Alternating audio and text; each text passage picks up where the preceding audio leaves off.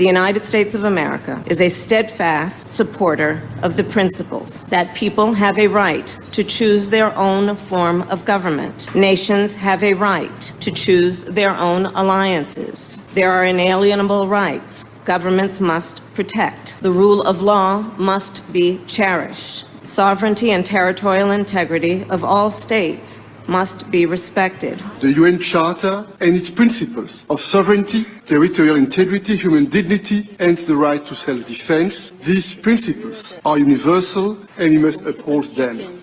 International law must be protected always and everywhere, without any ambiguity, in Ukraine, in the Middle East, and everywhere in the world. This is our global responsibility. Self-preservation must be protected at all costs. Today, the Biafra Liberation Army have neutralized dozens of these terrorists in our land, and we are proud of them. They will continue to go down. Our demand is very simple. Pull them out of Biafra land. Remove every checkpoint. If you do not dismantle all the checkpoints, they will continue to die. We will continue to excel. We will continue to deal with Nigeria, and Nigeria will never ever remain the same until Biafra exits from Nigeria. A government that uses violence will be responded with the same and equal measure of violence in self-defense. So I told them, oh my God, here is not taken, I will turn to a beast and Biafra will come. Nigeria has no rule of law. Their rule of law is gun and bullet. And we have come to resist it. My fellow Biafrans, the world leaders made it very clear that self-preservation is a must. They use the word must. And it should be protected at all costs. At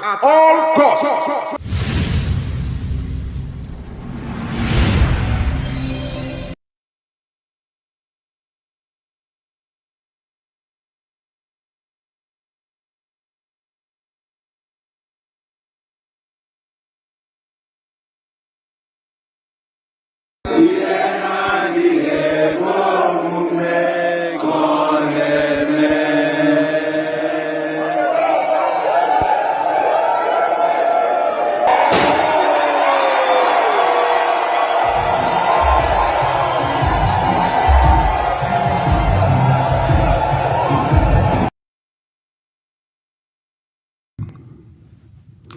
In search of excellence for Africa, my mission remains to create awareness, advance practical solutions, and transform mindsets via case studies. Together, let's midwife deliverance for our race, country, and continent. Please share this video. I am Dr. Israel Noyerem Davidson. Thank you. In 2001, US-led forces overthrew a Taliban-led Afghan government following the 9/11 attacks led by the Al-Qaeda leader Osama bin Laden. For the next 20 years, the US and allies enforced democratic ideals, built up Afghan security forces, and provided operational air cover. The Taliban continued to attacks.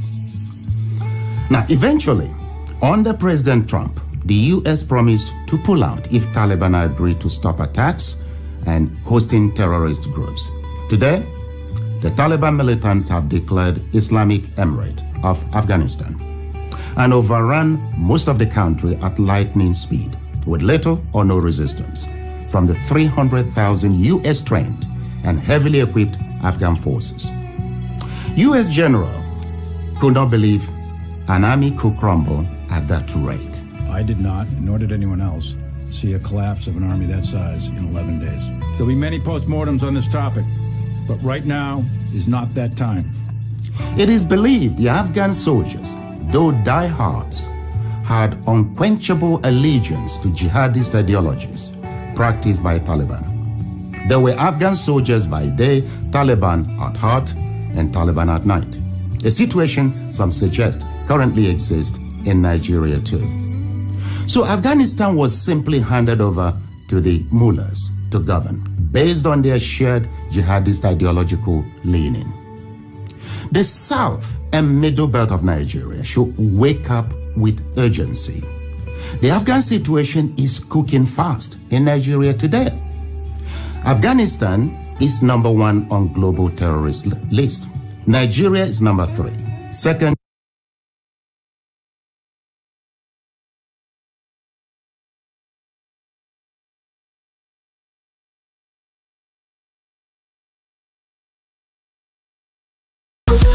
Mornings up, they rise up. We do take the back up.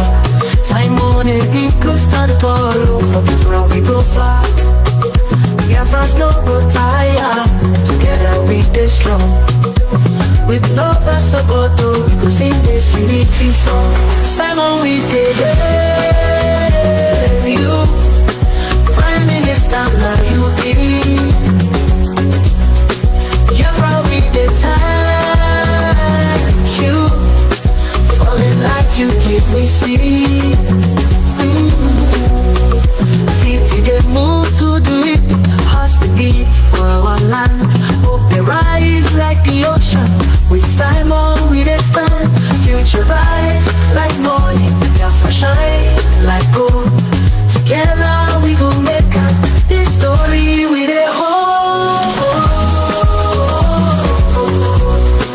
Simon, we dey hail you. Prime Minister, now you be. Biafra, we dey thank you. All the lights you give me see.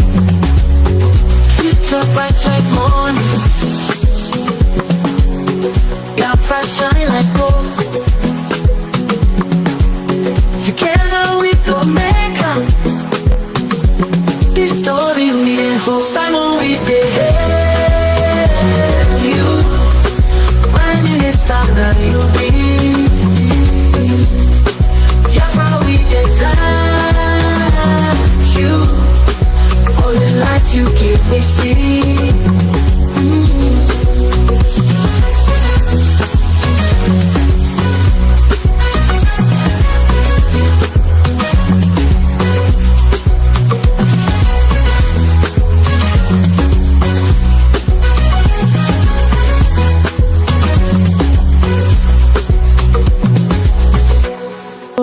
Thank you, my Prime Minister. Powerful, you stand so tall. Biafra will rise again. In your name we hit the call.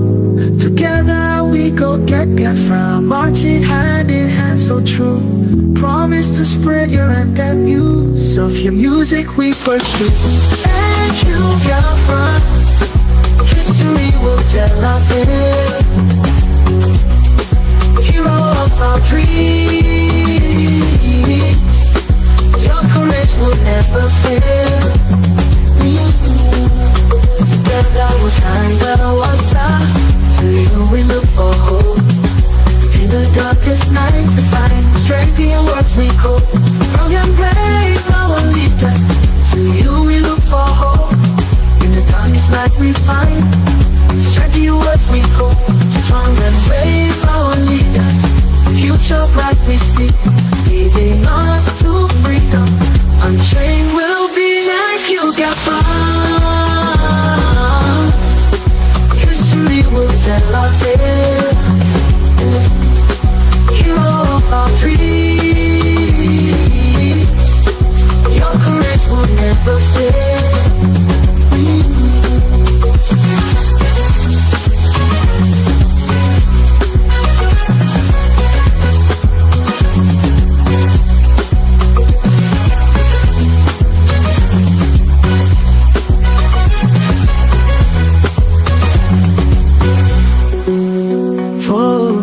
Strong and brave our leader, future bright we see, leading us to freedom, unchained will be. Thank you.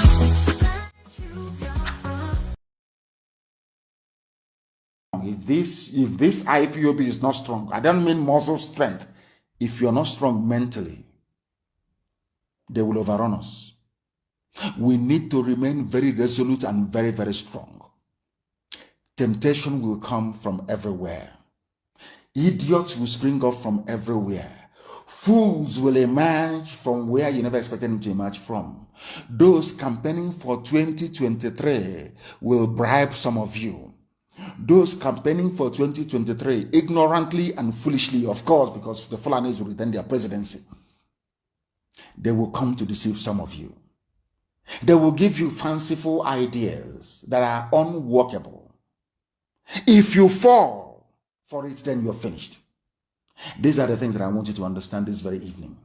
You can see their lies I want the world to understand this and to tell Facebook and AFP and all the idiots, the efulefus, the traitors, the backstabbing criminals, that they cannot stop Biafra. It is impossible. You can't stop it.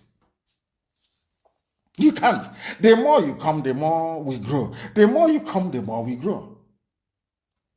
That is how powerful we are. Or that is how powerful Chukwu Kikabiama made us. Not by man. All I've been explaining to you was the reason why they went about recruiting people. Recruiting them to try. And they have tried everything and it has not worked. This IPOB is too strong. Every time, everything we've tried is not working. And I'm telling you, they may come to recruit some of you. They will come for some of you within IPOB. They will come for some of you because everything they have tried hasn't worked and it can never work. Never. Even if they buy over some of you, you are wasting your time. It can never, ever work. Never. This family is indestructible. Indestructible. Ask the Fulefus that went before. Those that thought they were too strong, they have to be. Or if not for us, what we are doing, everything was us. Where are they today? They are gone, and we are still here. The whole world is hearing about us to the point where the AFP took bribe from Nigerian government to run a propaganda for them against IPOB and my leadership. Has it worked? The answer is no. They are now even in more trouble. See the number of enemies we have. Now, from what I've just explained to this evening, AFP have taken their own money. A very powerful news outlet. Anything they publish is syndicated all over the world. They're against what we are doing. Facebook is against what we are doing. They are rich already. They're still getting money from the zoo. These are what I call the Luciferian Alliance. Those who believe in COVID-19 to use it to plant chips in people, to use it to inject you with vaccine, so our wives and our mothers will be barren. These are they are the same group of people. We know them very well. When the time comes, they'll be exposed. Do you see the number of enemies you have? Not just AFP and Facebook. Look at the names of these are Igbo names. Frederick Nwabofo is Igbo. Akujiobi, I'm sure that's his name. He's changed it to Ajikobi, so we won't find him. He's Igbo. They will come, they will buy some of you. Because some of you don't have any conscience. Some of you don't understand what Biafra means. All right. So we are reading from the book of Obadiah from chapter 1 from verse 10. He said, "For violence against your brother Jacob, for violence against your brother Jacob, shame shall cover you, and you shall be cut off forever." Are you all listening? Let me repeat it again. The book of Obadiah, chapter 1, verse 10, say, "For violence against your brother Jacob, shame shall cover you, and you shall be cut off forever." All of you have seen the way the people who claim to be fighting for Biafra, you know that this is a special week we are, okay? What has happened today? Some of them, all the things they have done in the past, they have gone back to it and start taking glory. They are taking glory.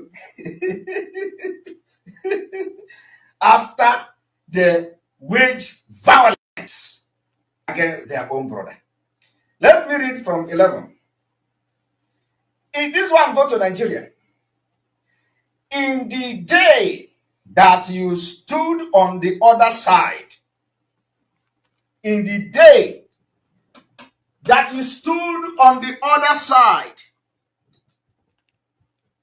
in the day that strangers carried captive his forces, when foreigners entered his gate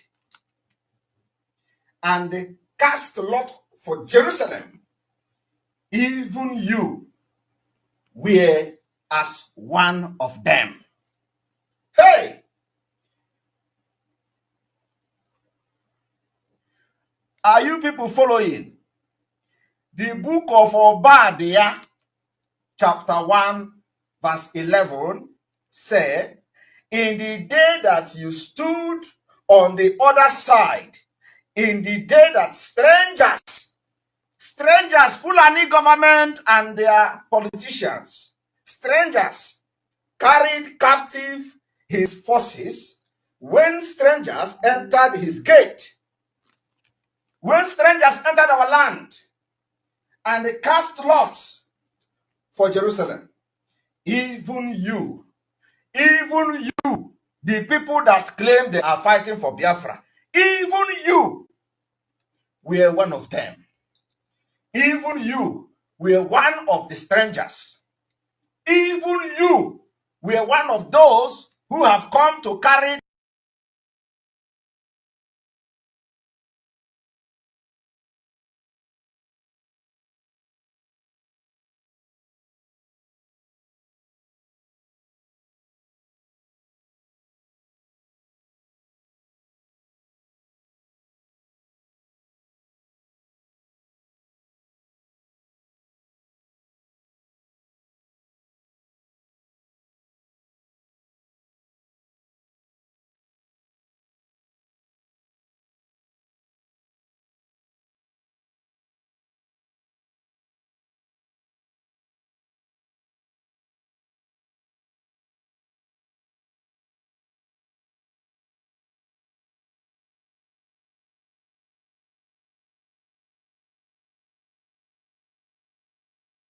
We have one thing in common, all of us that believe in Biafra.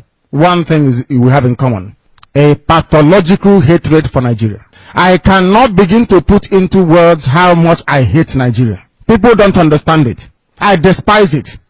With every drop of blood in my body, I will walk towards the total dismemberment of that zoo. That by the time we finish, Nigeria will no longer exist. That name, we wave goodbye to it. The same way Yugoslavia is gone, the Soviet Union is gone, that same way will the word Nigeria be obliterated from history books. Nigeria is a reminder that black people are stupid and foolish. Nigeria is a reminder that colonial mentality actually seeped into our bone marrows. As somebody reminded us this morning, when somebody from Nigeria pays and says, oh, God bless Nigeria, you are making a mockery of God. God can only bless something that it created. I learned that this morning. God did not create the zoo. Therefore, there is no way God can bless it. It's impossible. Impossible. That hopeless entity that people today say they are very proud to belong to was created by a white man. His name is Frederick Lugard. This man is not from Biafra land. This man is not Hausa Fulani. This man is not Yoruba. But there are some people from black Africa who are willing to go to war to defend what a white man created out of their own subjugation. The reason why the zoo was created was to subjugate you. You did not create it. A white man did. You asked the white man to go. The white man left and went back. But you retained every vestige of subjugation left in the hands of the tyrannical few. Those who can read and write, claiming they are PhD holders, but lack rudimentary, or what I would call common sense. They don't understand how to structure a society. Our forefathers were better political thinkers and philosophers more than the fools that gave us the zoo called Nigeria. They couldn't have come up with never in their lives. Instead, what they did was to surround themselves with the military and the police. Instead, what they did is to ensure the subjugation of their own people by bringing money abroad and banking it abroad. And people are wallowing in abject poverty. There are many things wrong with the way that a black person reasons that sometimes I wonder. I wonder if some of them are human beings at all or not. I wonder seriously. I don't think so, in my opinion. There is no need, there is no reason why they got independence from a country where the police do not carry guns on the street. Upon becoming independent, this band of vandals and animals created a police force. A police should be a civil service, not a force. It's civilian. They created a police force. They created mobile police, the riot police. They created the army. They created the navy. They created everything you can think about, the Air Force. They created all this rubbish in order to perpetuate themselves in power, in order to continue lying to you, in order for them to master everything that is to do with violence, to kill you and to subjugate you. The white man came, turned us into slaves, subjugated us, took away all our natural resources, and when they were going, they gave power over to a set of black people again, continuing even worse subjugation of their own people. And you're telling me these people are human beings? Is that what you're telling me? That somehow black people in Africa are normal people? Yes, is that what you want me to believe that? If they are normal, they have to prove it. The only way for you to prove that you're not a monkey is by going and getting Biafra. If Biafra doesn't come, you are an animal. Biafra is the only justification you have to exist as a human being. Anybody saying that he or she is a Nigerian, that person is worse than a fool. A journalist asked me this morning here, why do you call them animals? I said, because they accepted a name given to them by somebody else. Only a dog and a cat can do that. A white man came from Scotland, said your name is Nigeria, you accepted it without asking questions, which goes to show that your brain is not working properly. Had your brains been working properly, you would say no, that this is my name. After all, you answer Ahamefula. My name should not be lost. By answering Nigeria, you have abandoned your name, you have abandoned your traditions and your heritage. That is what Biafra is here to reverse. Everybody can gang up against us if they wish. But we want to make this victory in such a way that everybody who is a Biafran will worship God forever and ever. Because the delivery of Biafra from bondage, the extrication of the children of the Most High God, Chukwu Abiyama, from that very abominable entity, will indicate to you once and for all that indeed Chukwu Abiyama is a Biafran. The world is about to see something they've not seen before. That Biafra must emerge. We must come to exist. We are not going to ask for anything that doesn't belong to us. We are not asking for any territory or resources. All we are asking them to do is to leave us alone. The same way we were before the British came. We have the documentation to prove that we never gave the British the consent to form one Nigeria in the first place. We have the documents. The documents we signed with them was to trade with Royal Niger Company. We never gave them the consent to go and form Nigeria. This is one thing that the so-called band of Nigerian intellectuals never ever bothered to ask themselves, including the Yorubas, Weshonika in particular. Did we give our consent to Lugard to go and form Nigeria? The answer is no, we did not. Where did they derive the authority to go to form that zoo? Why did they hand over to a group of black men that continued the same slavish mentality impacted upon them by their masters? No wonder they are incapable of civilization. They are incapable of human development. Riowanu Lukman, I understand, is here. Is that not correct? Yeah. The son is here, dancing from one nightclub to another, making prostitutes very, very rich on your money.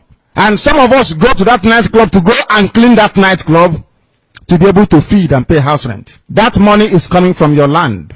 Riowanu Lukman is here in Austria with money stolen from Biafra. Him and the children are living it large, having fun. In the morning, we will go to the nightclub where the son went to party to go and clean that nightclub that we can get money to feed. Do you now see why I say that there's something wrong with us? Only an animal can allow that to happen. Not a sensible human being.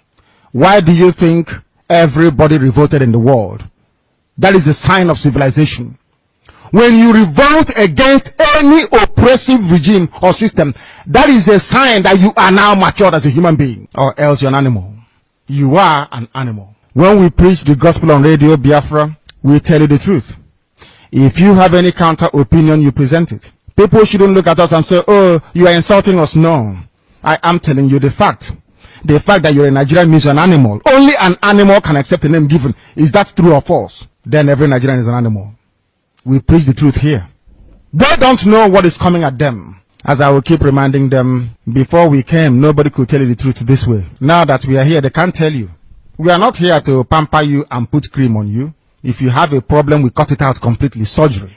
Cut out the problem. We don't dress the wound. We cut out the rubbish and throw it away and heal you properly. And you survive. Than nursing an injury or wound that never improves. We are here. Do you know how shameful it is for a grown-up man from Biafra land to abandon the father's compound? I am the first son of my father. My father never abandoned his father's compound, but I did in order to survive. If something happens to me abroad and I don't go home, what happens to my family lineage? My own branch is closed. Do you know why our land is the way it is? When the white man came, our forefathers never gave them the first son, because the first son is the custodian of our way of life. They always gave them second to the last. Second to the last, almost finished. We gave them all people that came, servants that came. You will be amazed. I don't want to make some people feel bad. Everybody in those days that acquired very high education is not Madiala. Number one. Number two, they are not the first son. Go and check it out. They went abroad and copied rubbish and brought home. That is why you're here today. If Nigeria is working, we will be here today. The fact that we are outside in such large numbers, including those I'm seeing today, means that the zoo is not working. It has not worked for over 50 years. When is it going to work? When? Somebody should tell me. When will it work? They say a fool at 40 is a fool forever. I don't know what is a fool at 50, what it is. Maybe a fool at 50 shouldn't even exist in the first place.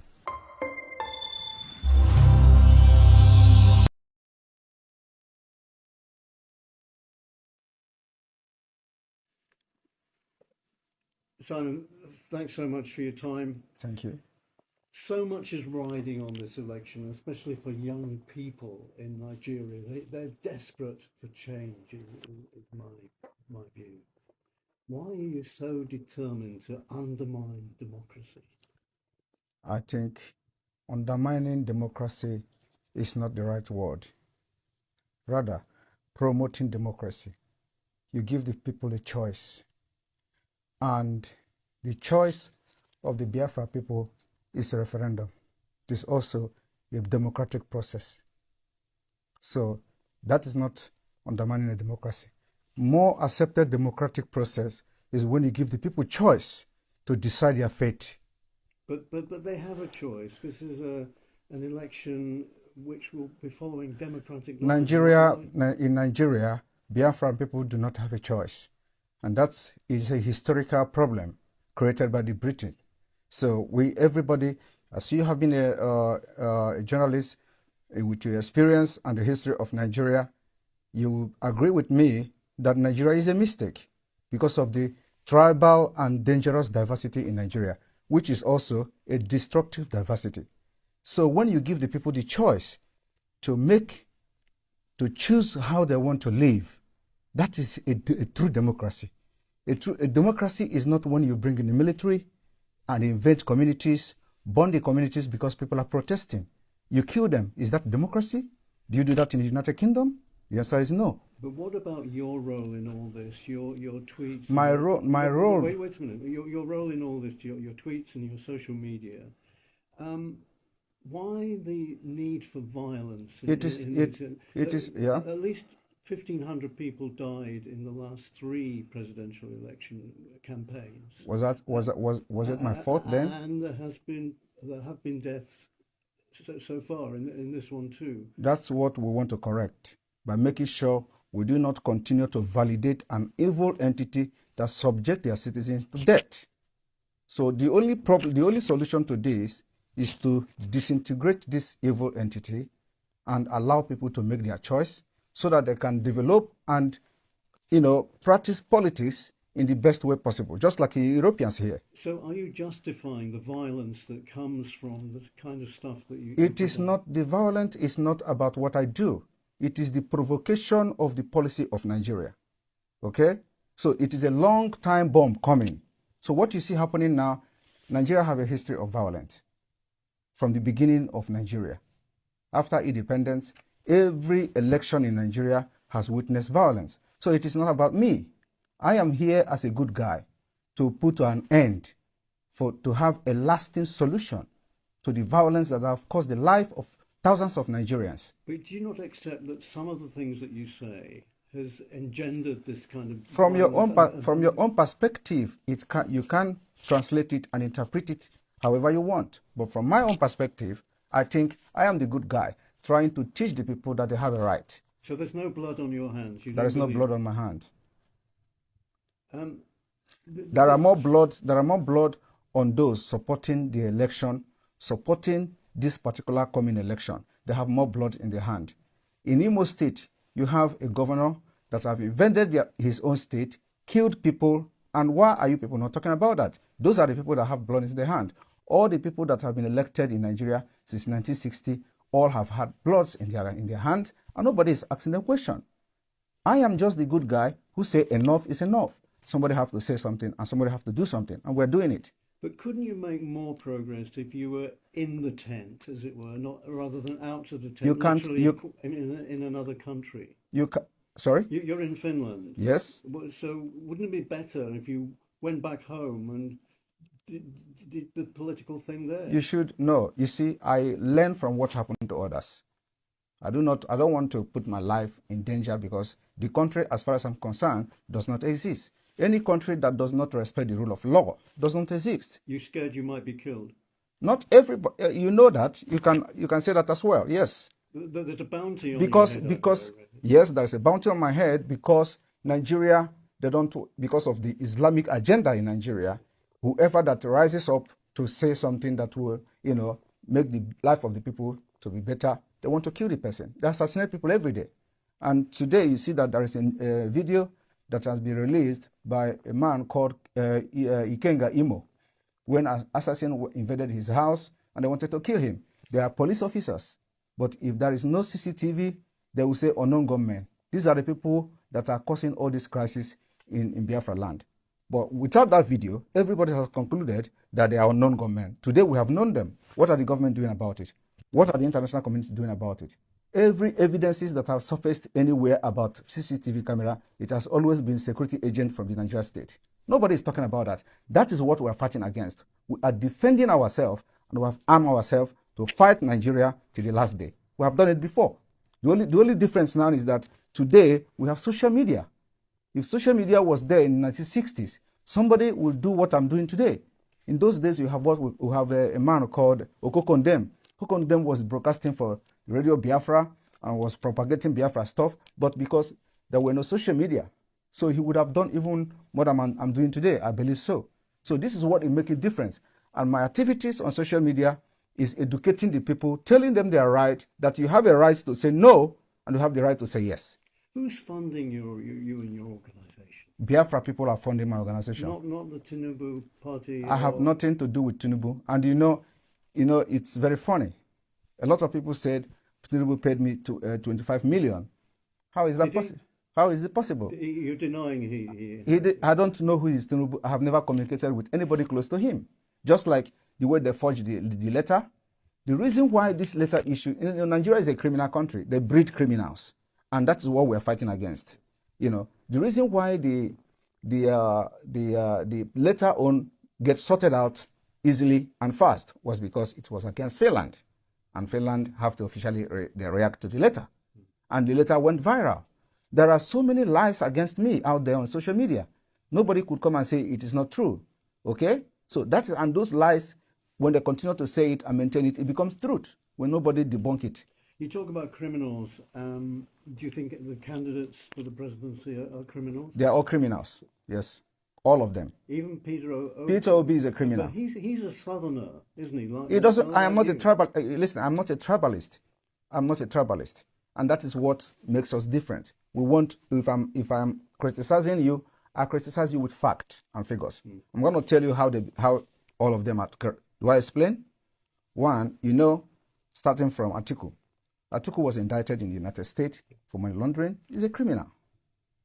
How do you think if Nigeria is a United States, Atiku will come back and start contesting with the criminal record he has to have for money laundering? Tinubu was indicted in the United States for drug pushing. The records are there. So it's criminal. Nigeria is being ruled by criminals, and they breed criminals. Peter Obi his name was in Pandora. He didn't deny it. It's also the part of money laundering, international money laundering crime. He has $15 million in offshore accounts. But surely Obi, being a southerner, is on the side of your people. That is the problem. Why must you have somebody that have to be in the side of my people? That is the dangerous diversity that have brought us this far, because it will never work. Everything about Nigeria is what favors my people. I don't want we want a Biafra where everything favors everybody. But when you have Nigeria, it is either Fulani. Now we don't even have Hausa anymore because Fulani have overshadowed them. So it is either you are fighting for Northerner as a Fulani Muslim, or you are fighting for Yorubas, or you are fighting for Igbo people. So how can you continue in that kind of system? This is why we must make sure that we do not validate Nigeria again. So let me just stay there.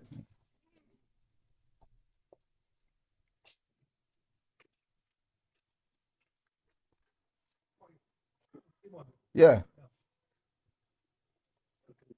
No. Yeah, cool. It's a meter. Yeah. Sorry, that's my security. Yeah. Right. What's your relationship with Mr. Kanu at the moment? Kanu is the leader of indigenous people of Biafra, and I regard him as my leader. Do you talk? Do you have contact with him? Well, we communicate somehow, but that's a confidential issue. Because you see, he's disavowed violence. He thinks he's made statements to say that everybody condemn violence. I condemn violence. Okay. I have always condemned violence.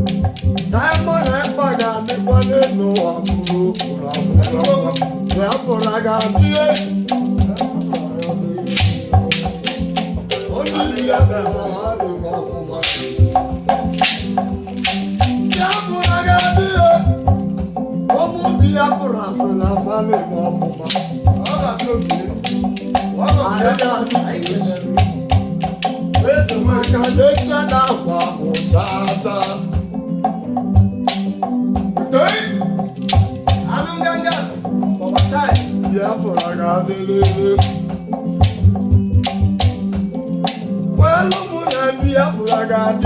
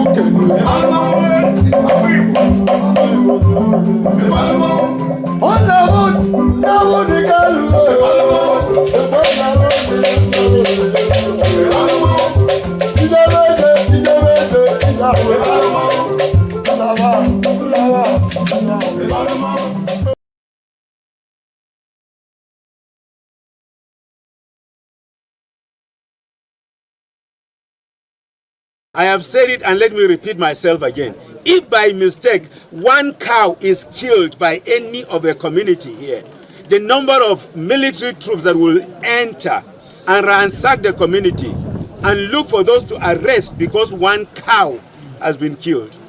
And now we have 33 corpses and a young boy of less than 5 years who has been beheaded. What has that young boy done to these evil people? We will not run away from our land. Even if they come tonight after us, we are killed, there will still be some people who will talk, and there will be young who will rise again. Amen. And so we ask that the government of Kaduna State and the government of Federal Republic of Nigeria, they should do the needful. They know what they should do to stop this evil. They know it. I have said it and let me repeat myself again. If by mistake one cow is killed by any of the community here, the number of military troops that will enter and ransack the community and look for those to arrest because one cow has been killed. And now we have 33 corpses and a young boy of less than 5 years who has been beheaded. What has that young boy done to these evil people? Several villagers could be seen packing their bags to leave the village. They are scared that the terrorists may return and strike again. The people of Runji village in Zango Kataf local government area feel abandoned by the government. They want the perpetrators.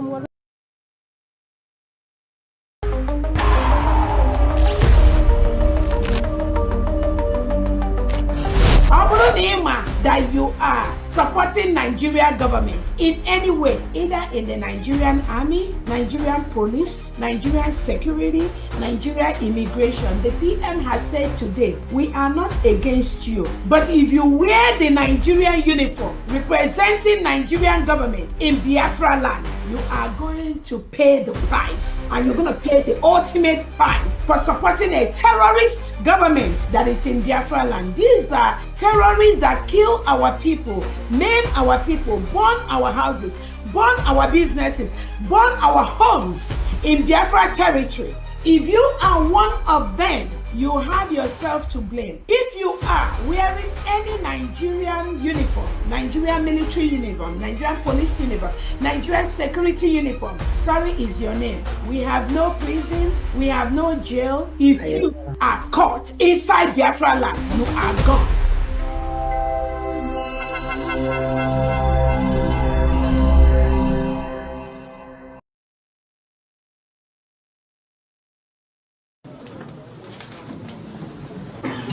And I said before I speak to them, I also give my conditions, which I know they couldn't meet. It's not possible for them to meet it. And I did it deliberately, because I didn't want to speak to them.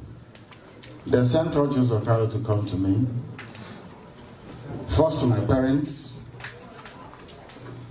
My father said no, my mother said no, that where I stand is where they stand, in life or in death.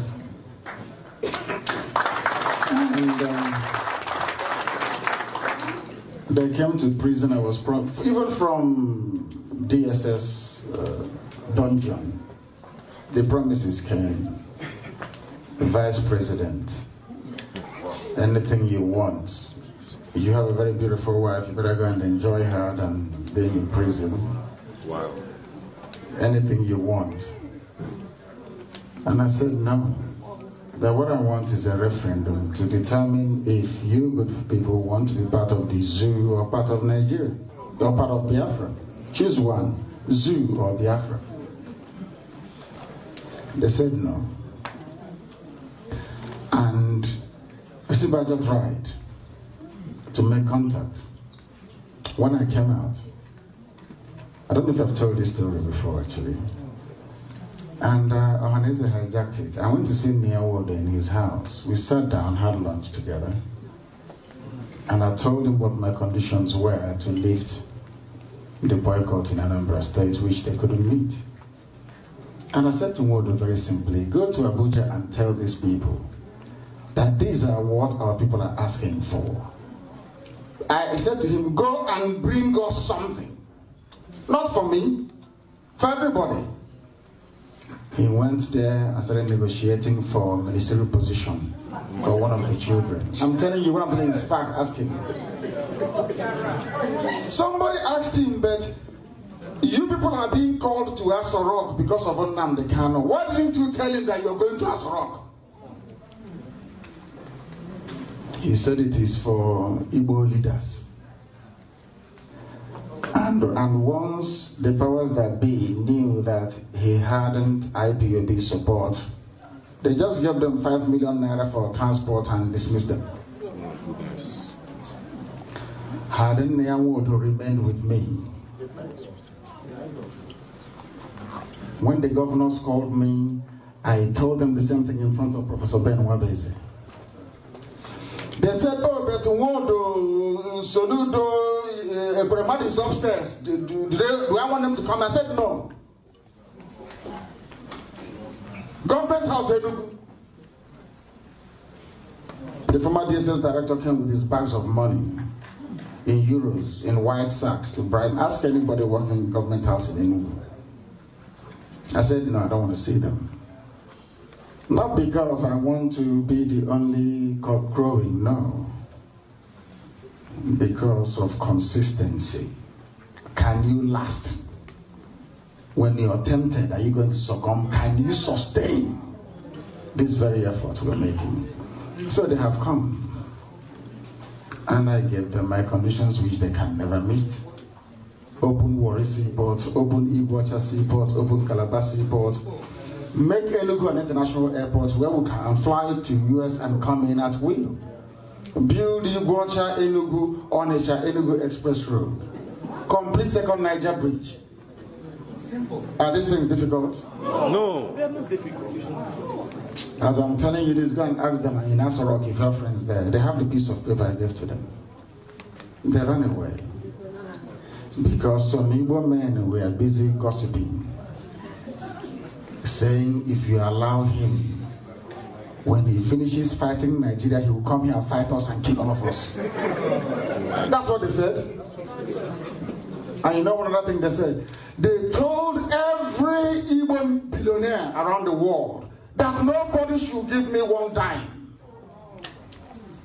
Ask them that if you give Nnamdi Kanu money, he will go and buy weapons. That nobody should give me anything.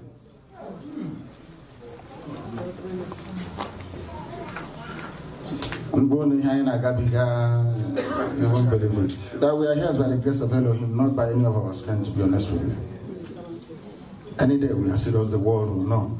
How do you want Canada to regard the Biafra referendum or even USA?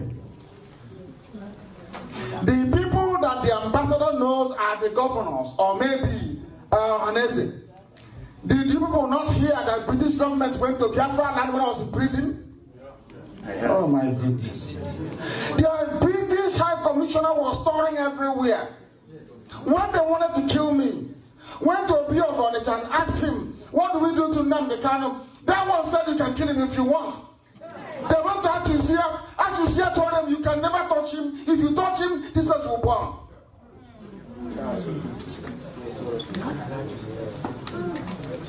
How many times has the US government been to Enugu? They go to Orabueze. I don't want to say it. They went to Orabueze and the governor. They asked them, what do you want? Oh, leave those rascals, leave them. Miscreants. We want restructuring. What they're asking for is untenable. But the same man said if there is no restructuring, they'll join IPOB to do Biafra, isn't it? Did he complete what he said? No. Is he doing what he said he's going to do? No. And you want me to work with these people? It's not going to work. I say, and I'm everything I do, I say it in the open. Not gossip. And those that spoke to Uche, I am going to Chicago to broadcast live to the whole world and tell them they're in trouble. I've told them every time they contributed to IPOB will be announced for the world to hear. Tell them there'll be no hiding place for gossipers, even as much as I'm concerned, because I know what I have committed to this very movement. Not that I'll become Biafra president. No. So that I can take Nemeka and Nnabike back to the land of his ancestors. To that same land that Chukwu Kabiyama said, you people must be here. And then my Mariano. I'm fighting for Biafra that we may be free. Thank you.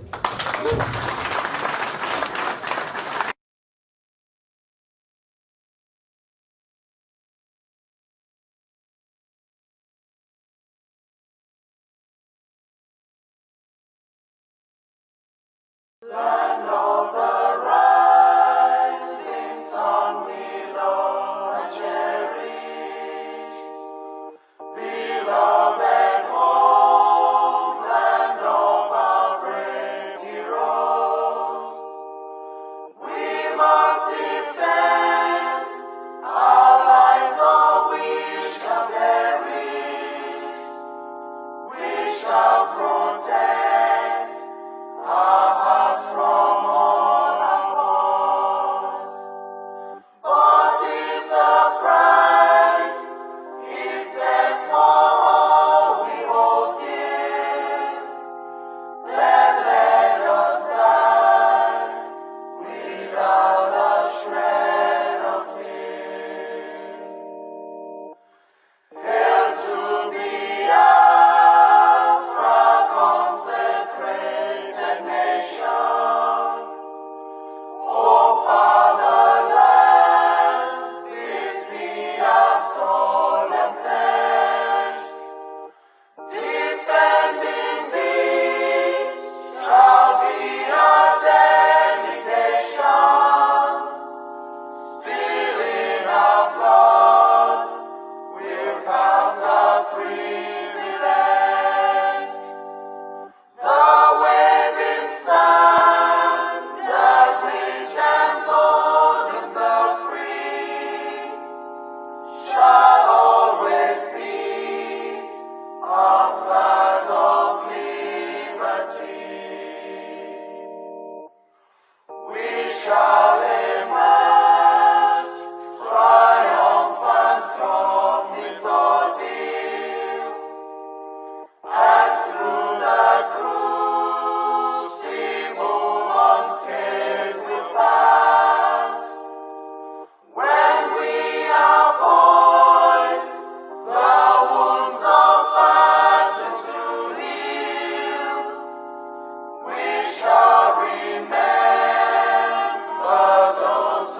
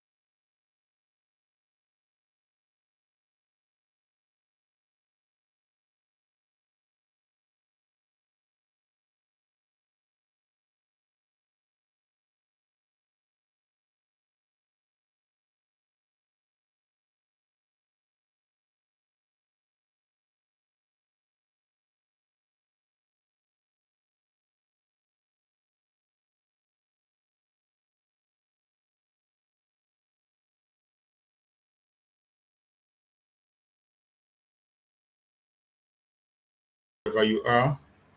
We welcome you for joining us on today's program. We appreciate you wherever you are joining from. On behalf of Dr. Agi, the Secretary of Information, Telecommunication, Postal Services Department, my name is Chuk Survivor. I'm serving the United States of Biafra under the Information and Telecommunication Postal Services Department.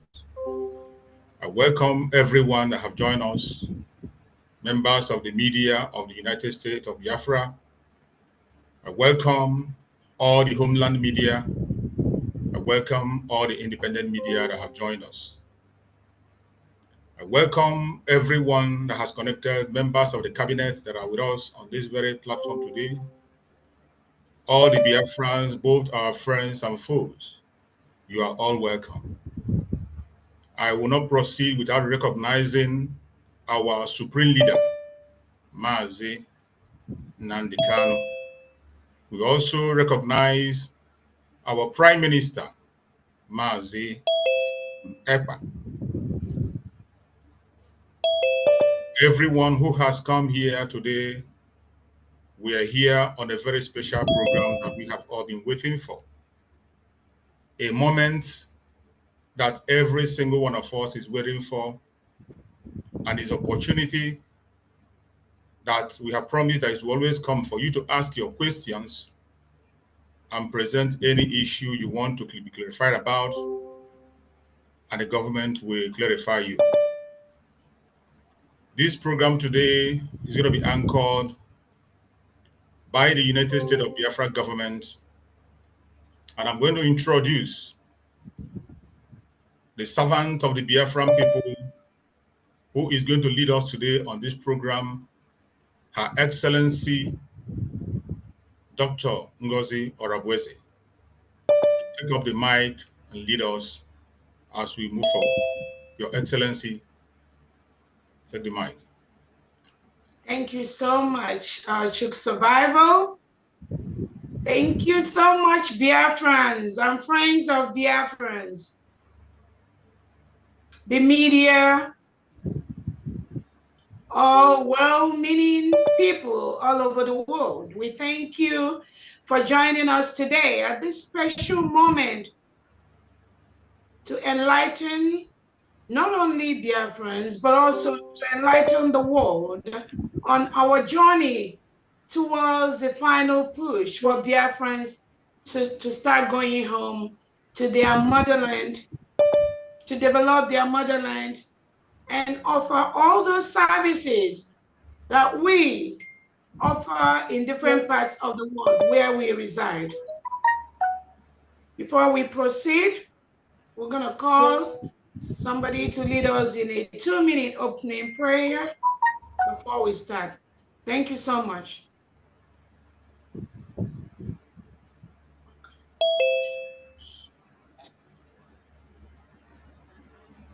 Our most holy and eternal. I continue? Yes. Yes. Our most holy and eternal Father in heaven, the almighty ruler of heaven and earth, the foundation of all existence, the origin of life, the God of the United States of Biafra, Elohim is thy name. We honor thee this day. We reverence thy name. We call upon thee, Abba, to come and take dominion and preside over every discussion, all the questions and all the answers. Because Biafra is thy own nation, and as thy little child, Father, we pray for anointings upon our leaders, our leader, Mazi Nnamdi Kanu, our Prime Minister, Simon Ekpa Njoko, and our Deputy Prime Minister, Dr. Ngozi Orabueze, the whole cabinet, all the officers, our defense forces, friends of Biafra, even our enemies will believe and know that this is our appointed time to march forth.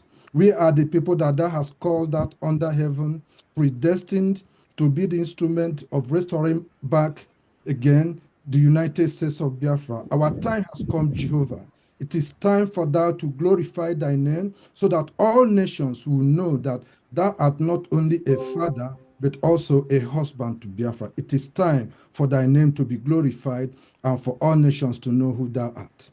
That's why we call upon thee to raise friends for Biafra, to raise families, to raise individuals, to raise heads of nations, to call all people from the four quarters of this earth to come and answer this day and set us apart under heaven as thy own nation, the last witness that will bring revival to all nations. This is our time. This is the moment that thou hast decreed. Let thy will be done. Take dominion, preside. To thy glory, O Lord, we pray. In the name of our Savior, Yeshua HaMashiach. Amen. Amen. Amen. Thank you so much, Honorable Apostle Steve, for that brief, wonderful prayer. Again, welcome everyone. My name's Dr. Ngozi Orabueze, the Chief of Staff and the Deputy Prime Minister to the United States of Biafra. Also the legal surrogate to our Prime Minister, His Excellency Simon Ekpa.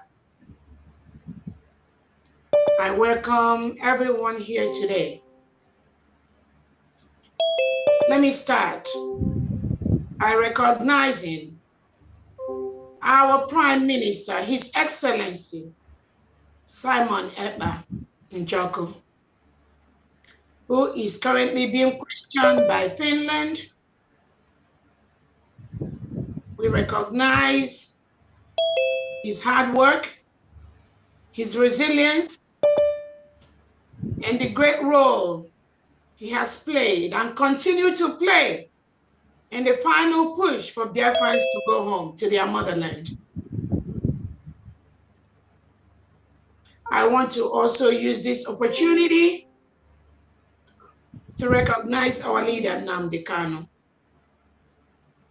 who is being held by the Nigerian state for almost 4 or 5 years, just for trying to lead his people to their motherland. Despite all the court rulings for the Nigerian state to release him and compensate him, Nigerian state has refused to do that. Our leader, Nnamdi Kanu,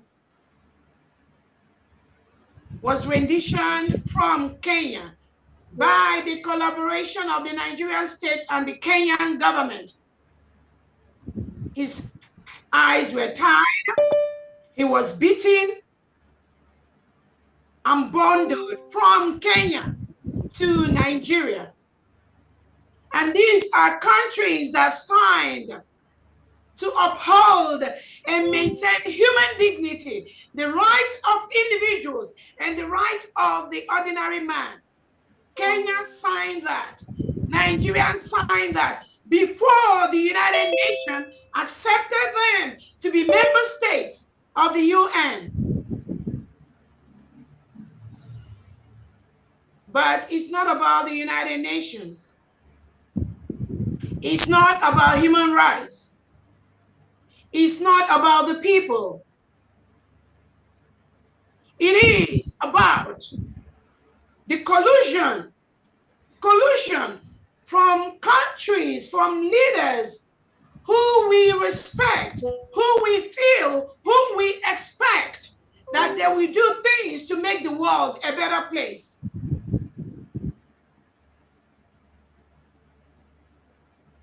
So they do everything to become member nations of the United Nations, but they go behind and continue to do things and do evil, commit evils against the people, against innocent individuals under their care. How else could you explain the plot and the plan by the Kenyan government to extradite a British citizen, our leader Nnamdi Kanu, from Kenya to Nigeria, where the Nigerian terrorist state is holding him as we speak? How do you explain that? About 3 independent courts well-constituted courts in Nigeria have instructed, have told, and have ruled in favor of our leader Nnamdi Kanu and told the Nigerian state to release Nnamdi Kanu and compensate him, because Nigeria basically have no modus operandi, no standing to try somebody who they rendition from Kenya, whom they abducted from Kenya and dumped him in Nigeria. No condition. No, you can't even put their mouth in that case. But did Nigeria do that? No. Today, Nigerian state, being headed by President Tinubu, is still holding Nnamdi Kanu till date, despite the court rulings. How do you run a country that does not obey the basic rule of law?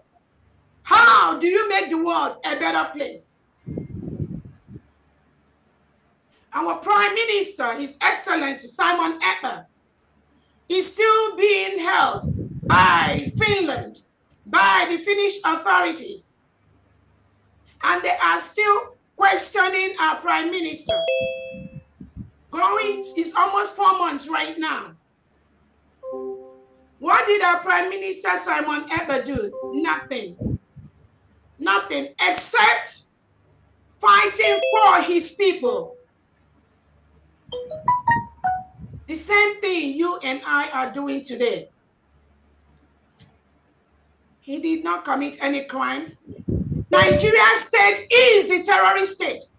But the European countries that collude with Nigeria, you refuse to see the harm, the killings, all the subjugation that Nigerian government, Nigerian state is doing to innocent indigenous citizens. You pretend you don't see that. You refuse to see that because you're more interested in the economic gain you will gain from our resources, the oil that come from our region. You prefer that to the rights of the innocent Biafran. Fellow Biafrans, I welcome you today. I want to also use this opportunity to recognize the secretaries of the different departments of the United States of Biafra, the cabinet members, the stakeholders, the 40 state governors of the United States of Biafra, and their commissioners. I also want to use this opportunity to recognize the head of missions of different countries under the United States of Biafra. I also want to recognize the Biafra Defense Forces in homeland that are protecting our land, protecting our women from the rapist Fulani terrorists that are invading our land, from the mercenaries hired by the Nigerian government that are shipped into Biafra land to kill us. That is what they have been doing. The Biafra Defense Forces have been protecting our people from these terrorists that are being sent by the Nigerian state to continue to kill and maim our people, rape our women, kill our children, burn our businesses, burn our homes, while they expect us to just watch. Just watch as our families are being killed by the Boko Haram terrorists that are rehabilitated and reintegrated by the Nigerian state. It is a policy of the Nigerian state to reintegrate non-terrorists such as Boko Haram, ISIS, ISWAP, all of them. The Nigerian state have a policy to reintegrate them. Give them AK-47, open bank accounts for them, and send them to Biafra region, where we do not want to live and cohabit with reintegrated terrorists that murder Christians, that kill them, and Nigerian state aid them, giving them homes, rehabilitating them, giving them guns, AK-47, different machines that they acquire in the name of fighting terrorism. All those arms and ammunition end up in the hands of these reintegrated terrorists. And they use that to come to Biafra land, or Oduduwa land, Arewa land, to kill indigenous Nigerians before we are Biafra right now. Kill us and chase us away from our homes, while the Nigerian state continues on their Islamization agenda. All of you watch the video where a sitting governor, before being guided by the Nigerian police state, openly tell the world that we want to Islamize the whole Nigeria. And this individual is being guided by the Nigerian police, supported by President Tinubu and the Defense Chief Christopher Musa. They never bother to say, hey, why are you going to make that kind of statement? We are going to remove the police orderly from you, because what you just said goes against the nation of Nigeria.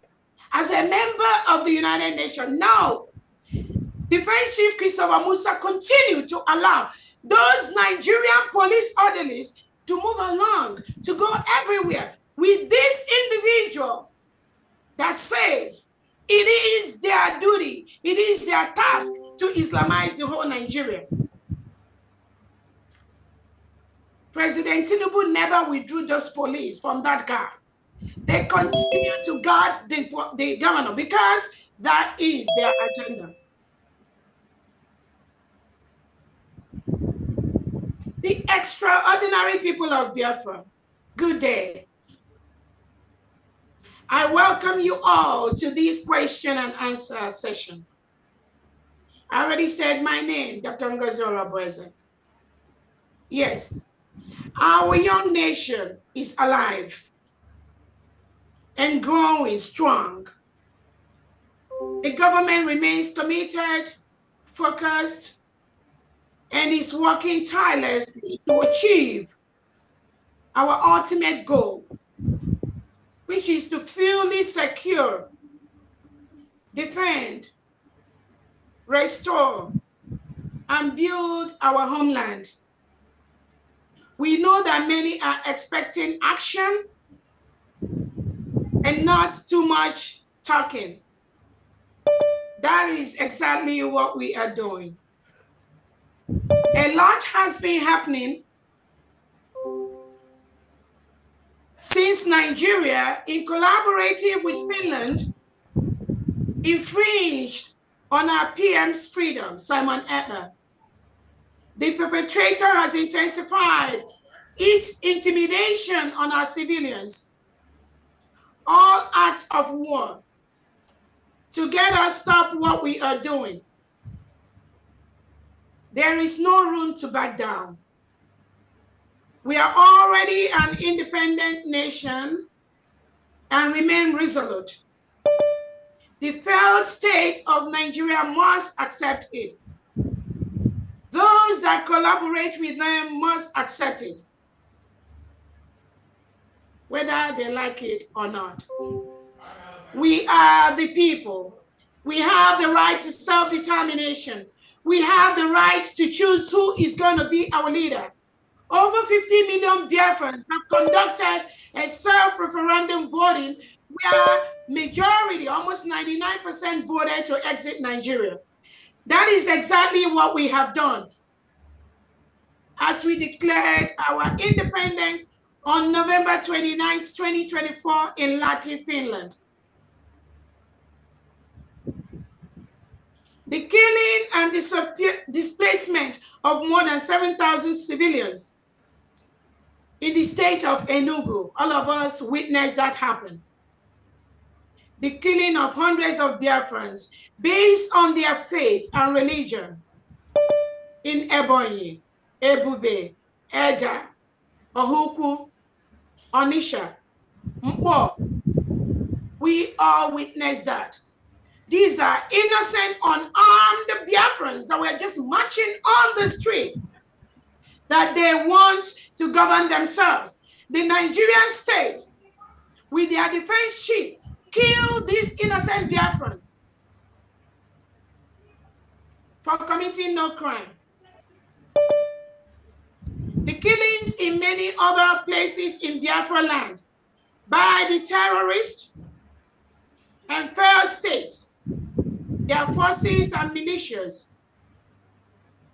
A young girl was recently gunned down by the illegitimate governors Udogachi, Onwugachi in broad daylight, by the delegitimized Governor Soludo of Anambra State, old Anambra State. There was the incidence of the killing of the only son, Ndubisi, by the terrorist insurgents, facilitated by the terrorist state. Mama Ndubisi, I fully understand. If you say that you've refused to be consoled, I, as a mother, I feel your pain. It's even hard to find words of consolation. My heart goes out to you and many more mothers in Biafra land who are today looking for their children, especially their male children. They do not know where they are because the Nigerian government picked up innocent Biafrans and locked them up across all the cells in Nigeria just because they say they want to live in a country where reintegrated terrorists are not carrying AK-47. We are working hard every day to hold the criminals to account. The horrific act will not go unpunished. The atrocities in Enugu, our women were raped and grossly assaulted, and their days of outcry for help from the zoo agent that receives resource allocation from the cake in our territory to protect the civilians. The criminals must leave our territory. Biafra is now a free sovereign nation. This is why we say, support United States of Biafra. My fellow women, sisters, mothers, daughters, I feel your pain and suffering. My team and I are working tirelessly to secure us all. The displacement of Biafrans since November, something which our Prime Minister spoke about on the 11th of November before his detention by Finland, that Biafra land is the only region in the lawless and failed state where the civilians are not in IDP camps. Today, we are seeing that happen.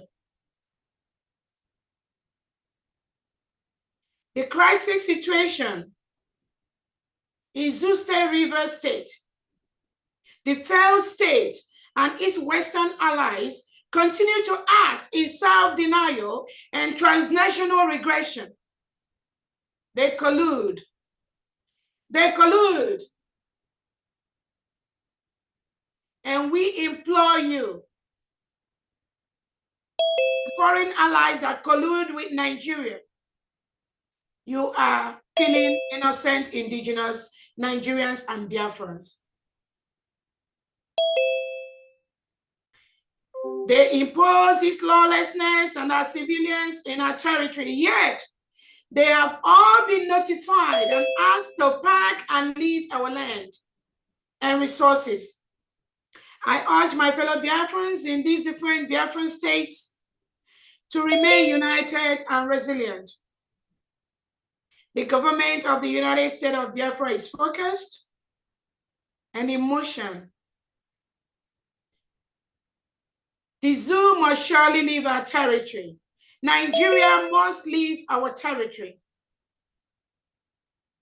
We've asked them to come to the table of talks to peacefully hand over the supposed affairs and responsibility towards Biafrans and Biafra land to us.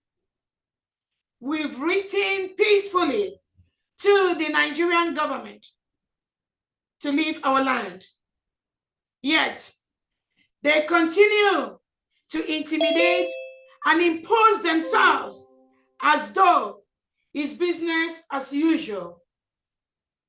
Far from it. We are on the matter. We have not ignored any of these incidents.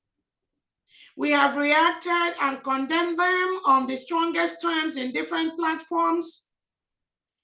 But I want to assure you all that we are challenging the criminal terrorist state, which has for long declared war against us. Nigerian state has been engaging in secret war with Biafrans for the past 2 years, killing our people, maiming our people, raping our women, and lying to their foreign counterparts. They need weapons to fight terrorism. There is no fighting terrorism in Nigeria. Nigeria is the terrorist state. All those guns you foreign countries give to Nigeria, it ends up in the hands of the terrorists that Nigeria government reintegrate and rehabilitate.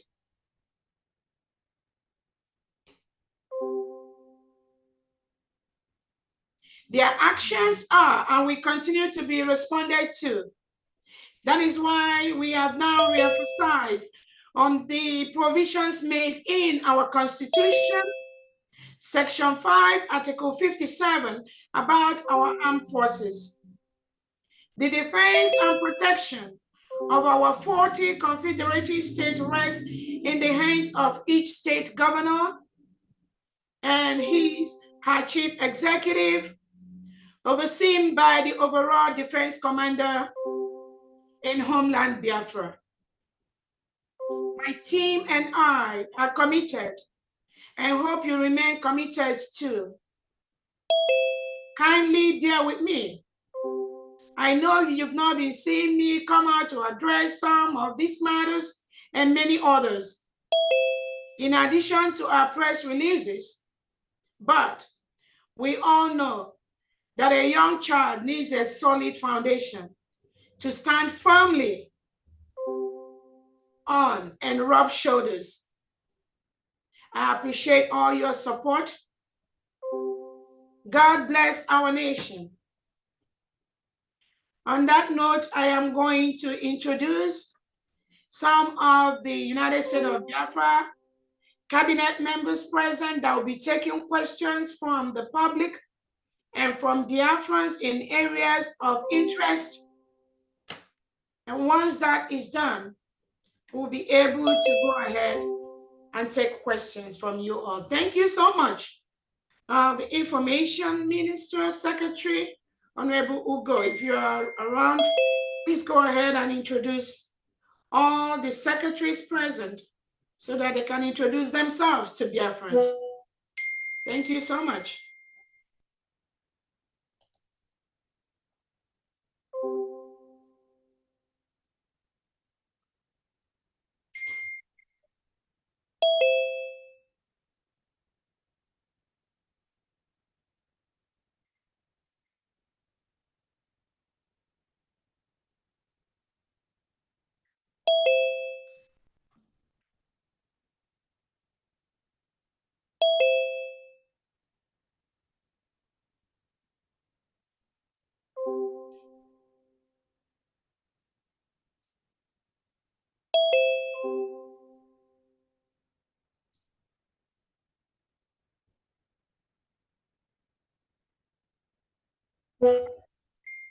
Yes.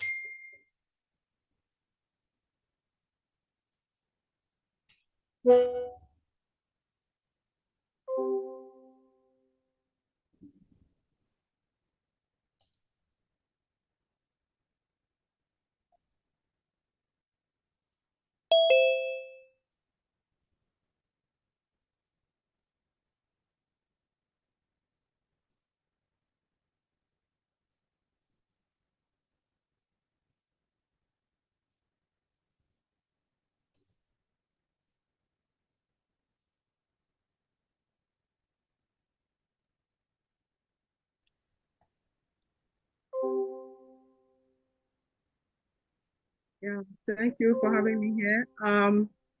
My Honorable DPM, Dr. Ngozi Orabueze, and members of the cabinet, Biafrans worldwide, thank you for having us here.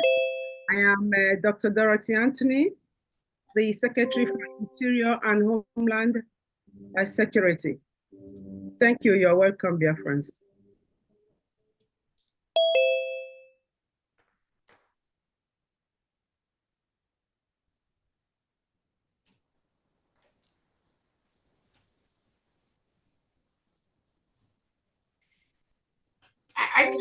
I can help if you based on the Ismail Zichuk's around. Let's go to the next person. Famdi, go ahead and introduce yourself. Take all this like 1 to 2 minutes, please. Thank you so much.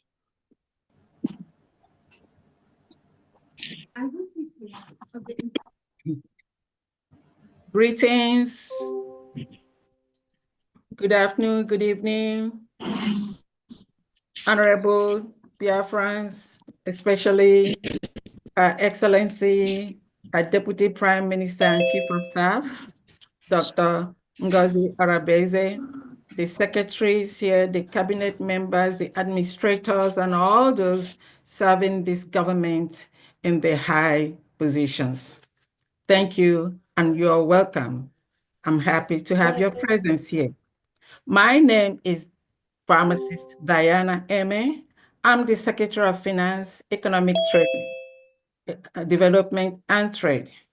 I'm here to make a genuine contribution in the freedom of my beloved people, Biafrans, by serving you and providing you with an appropriate, accurate, transparent, and financial standings and reports of United States of Biafra government.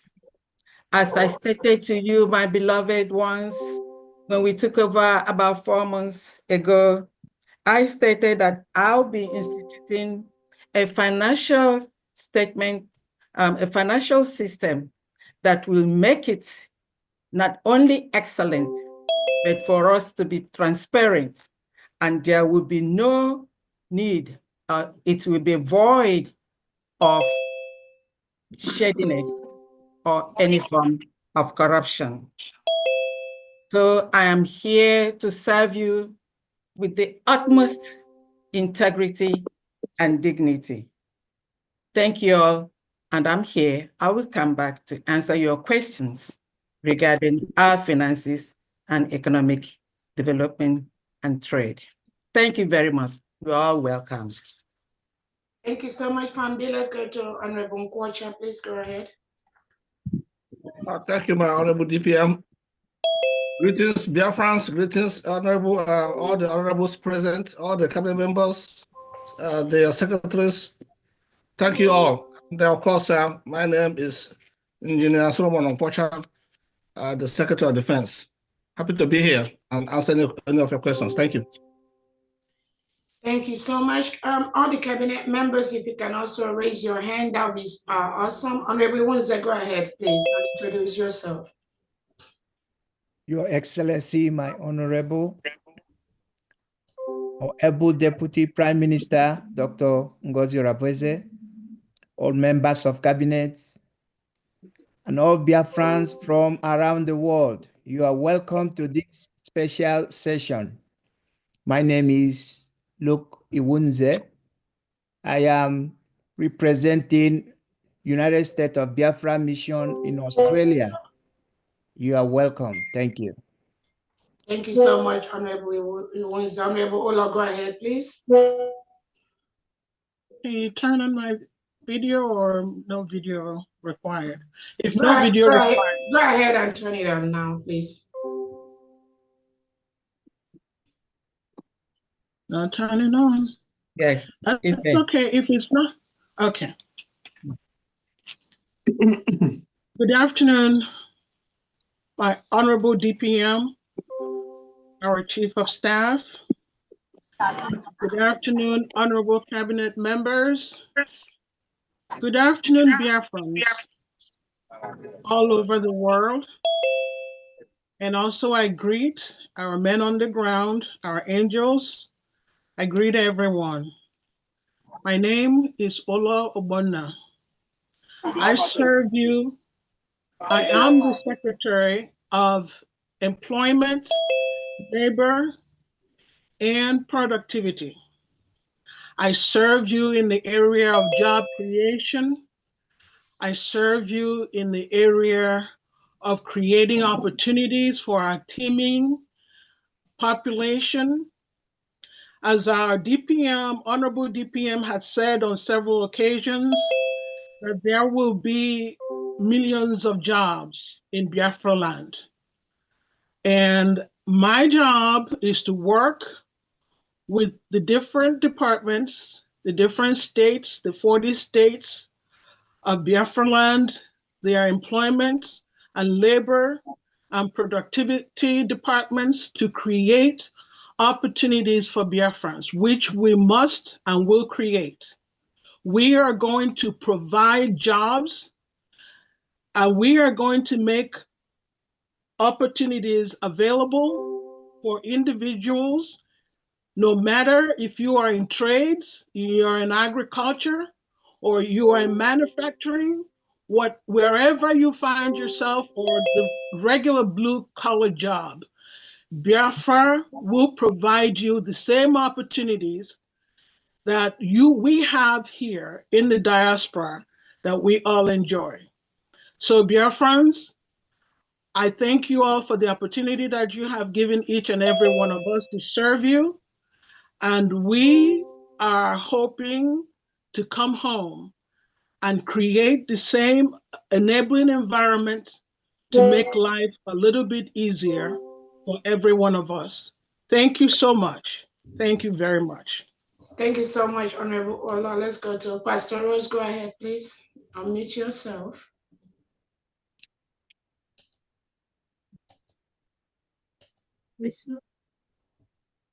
Good evening, Biafrans. Good evening, my deputy DPM. I want to use this time to say it.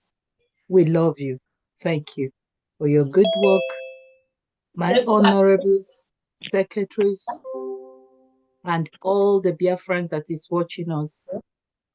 I want to say thank you for this evening, and thank you for honoring this invitation. My department is Department of Disabilities and Social Welfare, and I'm here to educate the Biafrans. In Biafran land, they have so much neglect disabilities. In abroad here we live, they are very important because they are special people and they can work with us. But that's why in this cabinet, we decided that whatever you want to ask about disabilities, I am ready to exploit it, because Biafra, everybody must have equal rights. And we are going to make sure that all the disabilities, both births, both by accident, both by incident, whatever it is, we'll make sure that they have what is due for them. And if you have any question, please, I'm here to answer your question.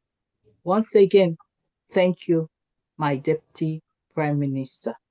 You are the best. Thanks. God bless. Thank you so much. Thank you so much, Pastor Rose. Let's go to Honorable Uduak. Go ahead, please. Good evening, everyone, and welcome. Actually, over here is the afternoon. Welcome, everybody, and good afternoon to all of you, both here and in the diaspora, back home, homeland. We welcome you to this seminar. It's a kind of seminar we need to be ready to ask us questions, and we are ready to answer you. My name is Uduak Iyoro. I'm the secretary for community and social services. What we target in this department is to make life easy for our people back home, because we are enjoying that here. Over here, if you don't have a home, the government of this place that we stay, they will find you a home. If you don't have food, they readily give you food. They give you a card to buy food. They give you a housing. They give you medical care. So that's what the kind of things we're gonna do. It's a broad field, and I'm so excited. It's actually like a calling, because it's a passion I have to help the needy, to help the underprivileged. So I'm privileged to work in this department, and I want to thank my Her Excellency, my DPM, my fellow colleagues in the cabinet, as all secretaries. I want to honor all of you. I want to honor all of you, and I'm ready to answer any of your questions. God bless all of you. Thank you so much. Let's go to Pastor Steve. Please go ahead.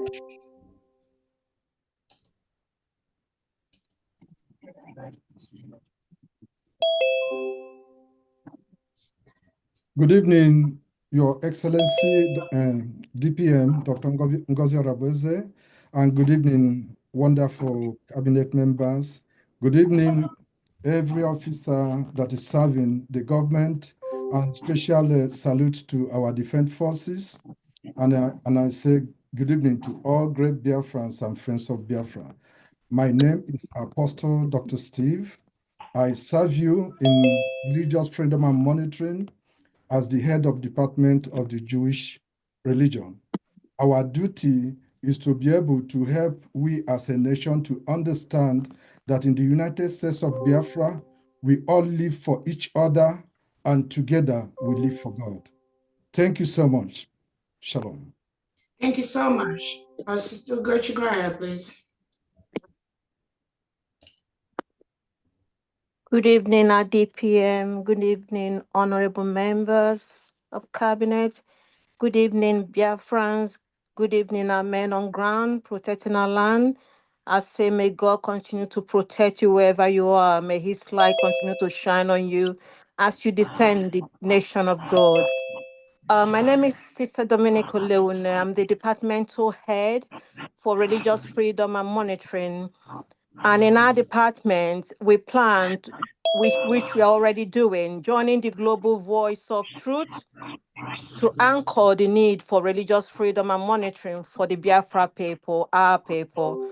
We work and liaise with all departments to bring back our chi to our people in all walks of life.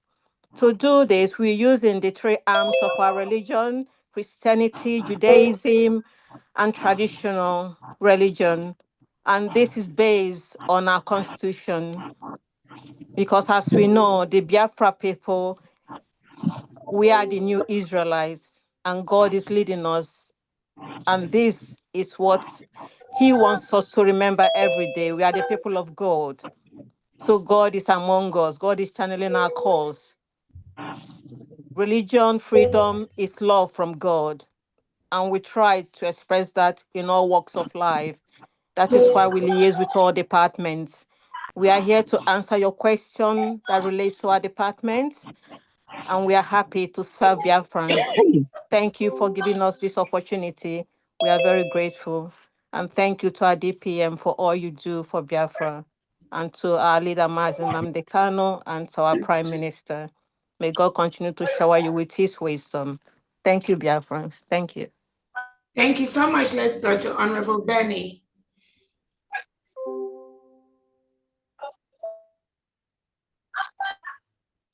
Thank you, Honorable Deputy Prime Minister. I'm sorry my video is Benny, muted. go ahead and start your video, Benny. Thank you very much, Honorable Deputy Prime Minister. I want to stand on existing protocols.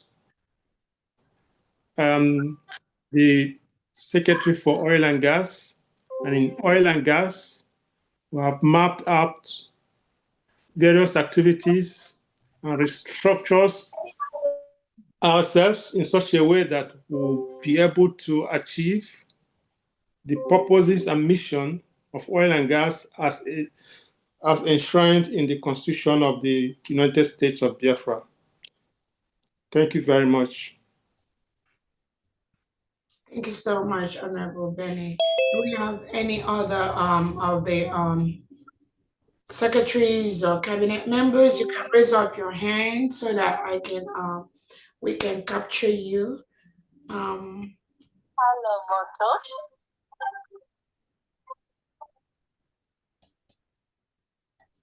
Letitia, Bara.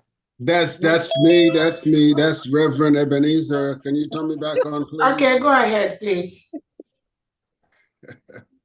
Go ahead. Is your video on? Can you go ahead? No, it's not. It's not. It's not. Okay, go ahead and start it. Okay, let me. I just pulled in and okay. Good afternoon, ladies and gentlemen, all Biafrans, all beautiful Biafrans. You can start your video, Honorable. We cannot see you. Okay, again, good afternoon. This is still afternoon here. Anyway, I thank you guys for selecting me, allowing me to come and speak to you.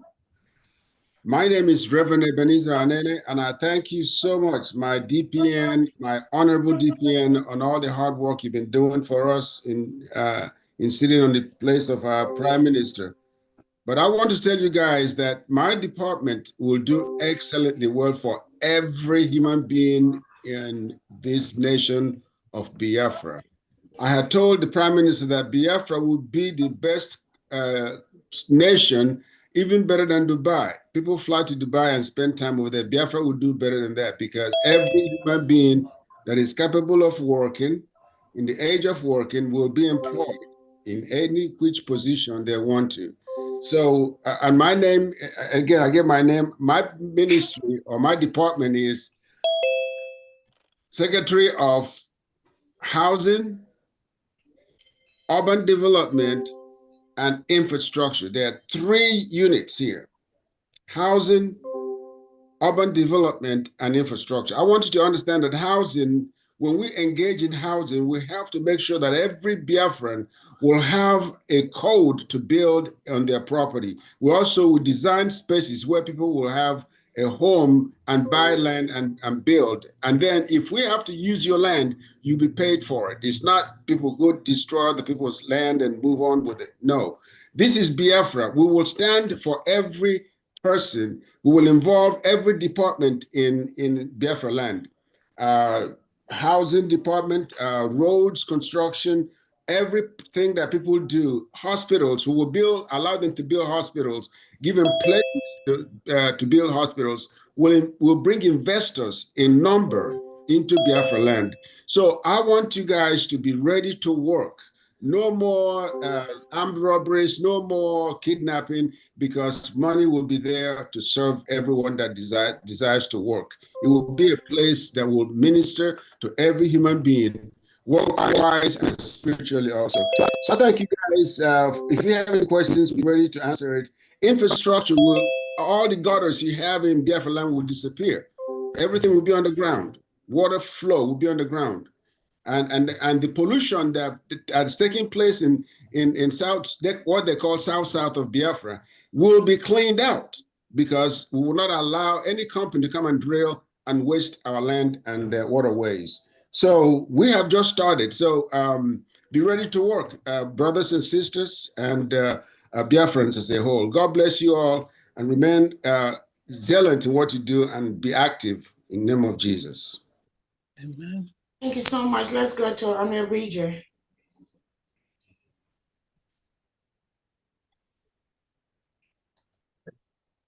Orabueze, go ahead, please.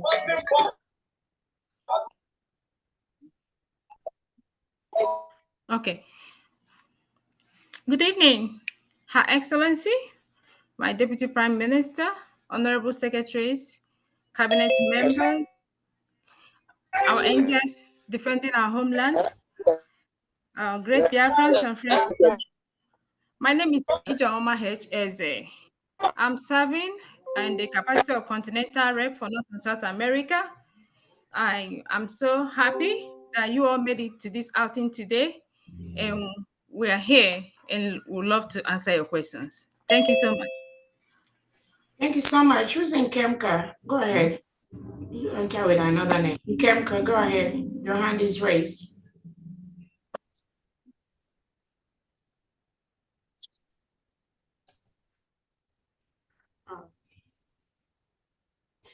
Honorable Henry, go ahead, please.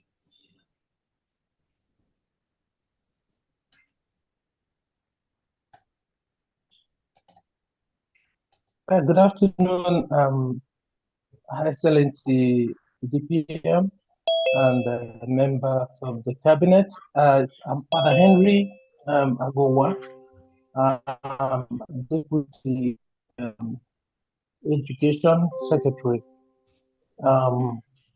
In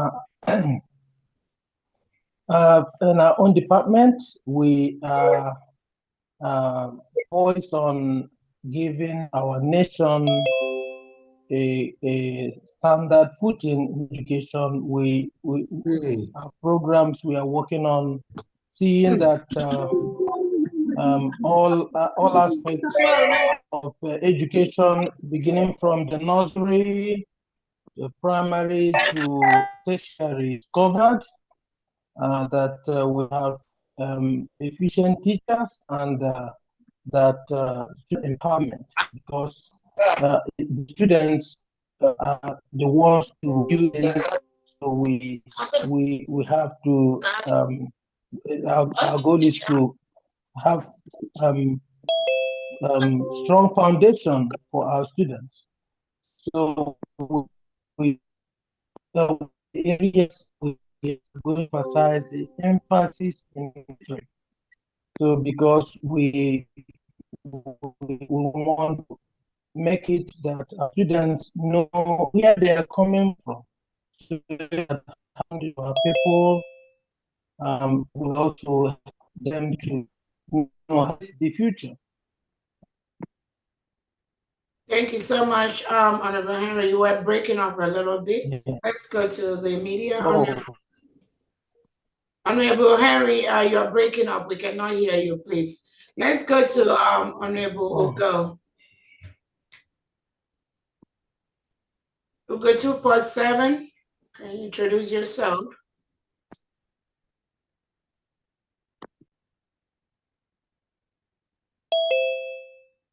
My greetings to every Biafran and all the cabinet members here today.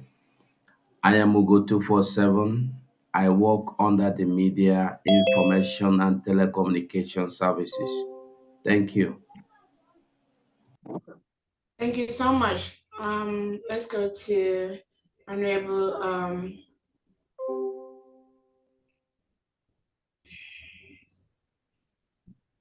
Festus. Go ahead, please. Festus. I see. Honorable Festus, go ahead, please. My mic, okay. Excellency, cabinet members, Vice Team, and all Biafrans are in this group. Thank you very much, and you're welcome.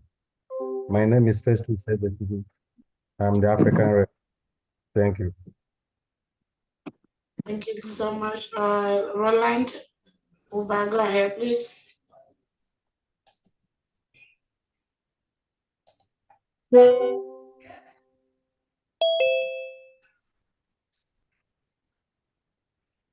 Kemka, go ahead.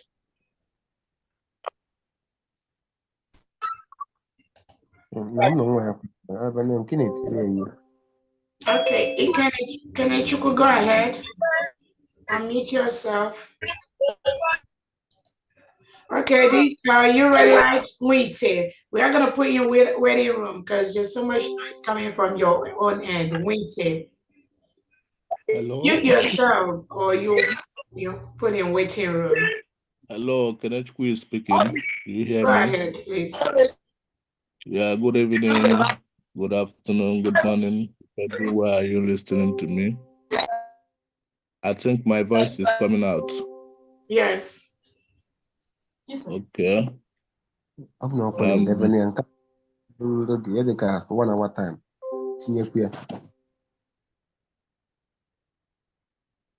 I have a question to ask. No, not yet. Not yet time for question, please.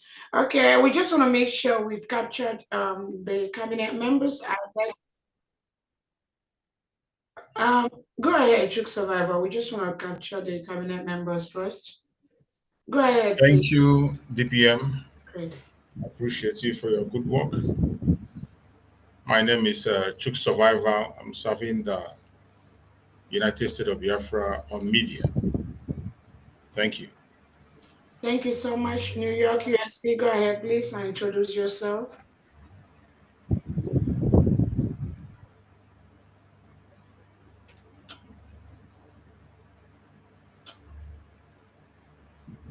Okay, Dr. Nana, go ahead, please.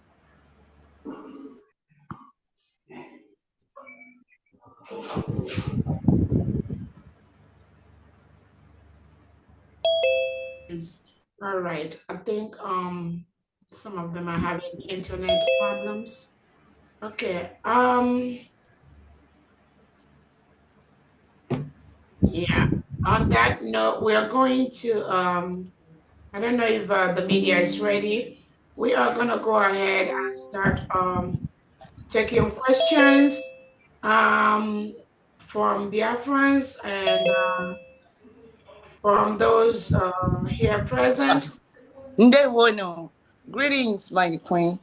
Sorry, I couldn't access my mic. My name is Shadi Bay from New York, USB. I serve United States Biafra by the admin of the New York. Thank you. Thank you so much. So I think at this point, Honorable Ugo, we're gonna go ahead and start taking questions. So when you want to ask your question, you can direct it to if there's any particular secretary or department or member of the cabinet or a state governor that you want your questions to be directed to. Just let us know. Honorable Ugo, you can go ahead and let us start taking the questions, please. Thank you, DPM. Please, would like you to go straight and ask your question. Don't come to praise or say any, just questions. You have 60 minutes. I'm going to start from my left end on the screen. I have Biafra Gadi. Biafra Gadi, unmute yourself and ask your question. Biafra Gadi, unmute yourself. Hello, my DPM. Hello. Yes. Her Excellency, good day from here. Good day. Yeah, please, my question goes to you directly based on the last State of the Union address that you made. If I heard you clearly, you did say that you are making plans with some of the airlines that can fly directly to bring our people home. I don't know if I'm correct. Yes. Okay, my question now is this. Those airlines, are they going to fly into Nigerian territory or are they going to fly into Biafran territory? And if they are flying into Biafran territory, who are the people that are going to work at the airport as immigration officers? Are they our people or the immigration from the Nigerian side? That's my question. God bless you. Thank you so much. United States of Biafra is a sovereign nation. Any foreign body, any foreign security right now in our land, they are occupying a foreign state. Everything inside the United States of Biafra will be controlled by Biafrans. Does that answer your question?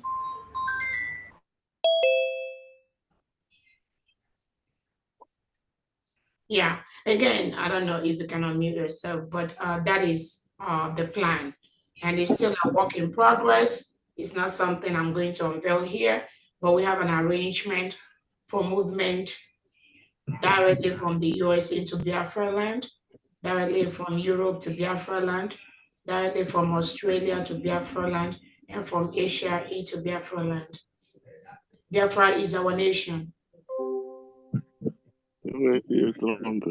Thank you so much. I will go ahead to the next person.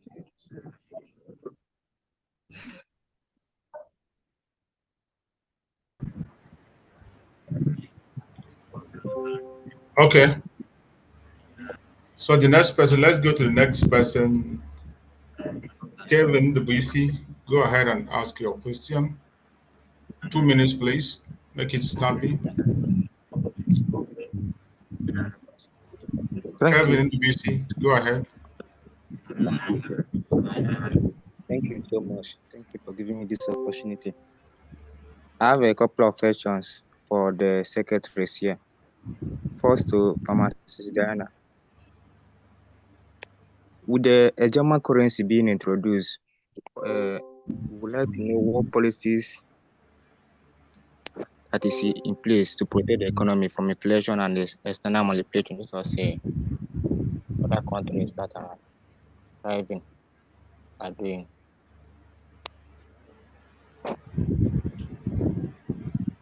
Your question is to the Secretary of Finance? Yes. Yes. Where's Famdi? Famdi, go ahead, please. I'm here. Please, can you repeat that question? I was just talking on the phone. Can you repeat your question? With the German currency, our currency, with the German currency being introduced, what policies will protect the economy from inflation and external manipulation? Okay, this is under monetary and then commerce. Is Pastor Benjamin here? Pastor Benjamin here? Is he here?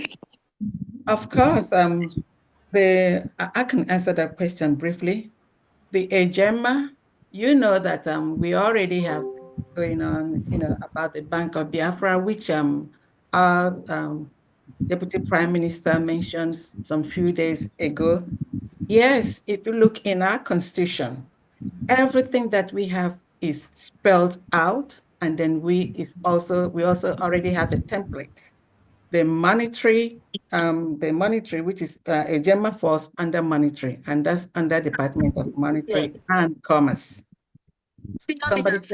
Somebody saying anything? And commerce. So we are just not doing things. Everything Please we're don't doing. unmute yourself if you're not speaking. Go ahead, Honorable. I continue. Everything we're doing is already a template on it, and then it's in our constitution. Yes, it is in our monetary policy. Okay, and then very soon, just like the DPM stated, our currency and then our Biafra, United States of Biafra Bank will be operational, just as the DPM stated. So you cross your fingers, so much good is coming your way. Thank you very much. Thank you. Kevin? Yeah, and Dr. Honorable Benjamin is not, I don't know if he's here. But again, I got my DPM, sorry to break. My DPM, he's not available right now, but okay. Media, can you control this noise? Whoever is making this noise, figure the person out and please mute the person. We got a couple of co-hosts here to control this meeting. Let me quickly add to what Famdi has said in area of the questioning inflation. We can control the, who is doing this? Which idea are you talking about? We can control the inflation by adjusting some of the interest rates in our money market. We can also help that in controlling the money supply. We have our agenda that is going to be out very, very soon. Yeah, we're very, very excited. Our Bank of Biafra will soon start online, will soon start being operational. And that way it's gonna help us to be able to do all regular banking services you can obtain in any online banking. So we'll be able to control that through the money supply and also managing the government spendings and taxation. I know we're going to be one of the best countries, one of the best, trust me, Biafra. Remember, we were a nation between 1967 and 1970, and with Biafrans that are scattered all over the world, doing the best in almost every department. We have the human capacity to make Biafra one of the most sought out country in the world in the areas of our currency. The strength of our currency at the moment stands at one ejema to $1. I promise you, in the next few months, one ejema will be very, very strong, stronger than most currencies that people are looking for on the international market. So those are some of the ways, in addition what Famdi said, that we're going to be able to control inflation in the Biafra market. Thank you. Thank you, my Deputy Prime Minister. Please, I wish to ask this question. Kevin, you have one question more? Okay. Among the key events on May 30, 2025, it includes the opening of the USB headquarters in the US and the Memorial of Biafra Heroes and Heroes. And the peace stands out as a crucial moment for Biafrans. What are the key objectives of this summit? And who are the expected participants? You said, what are the objectives of what? Yes, what are the objectives of this peace summit? And who are the participants? And what are the concrete Biafrans and Nigerians artists?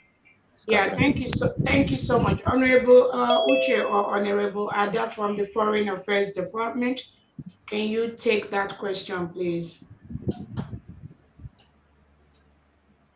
Honorable Ada or Honorable Uche, please go ahead.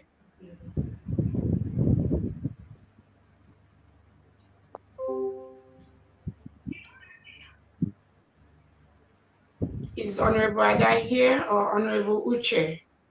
No. Sorry, my DPM. Honorable Ada is still at work. She just asked me to tell you that if there's any question for foreign affairs, it can be directed to Christopher, Honorable Christopher Okenwa. Okay, is Honorable Christopher here? Please yes, go I'm ahead. here. Good evening, everyone. But I would not go, run faster than my shadows. I'll let our Honorable Unika take that question. Thank you. Honorable who? Uche. Sister Unika is here.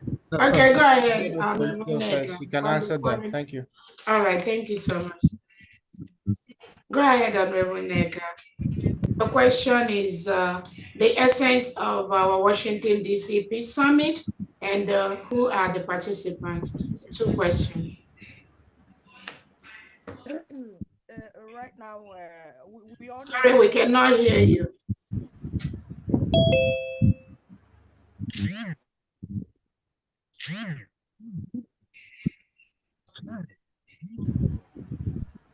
We cannot hear you.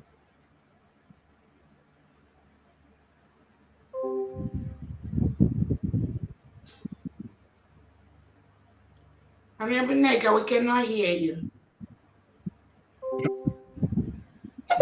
that the host has disabled me. I don't know. Hello?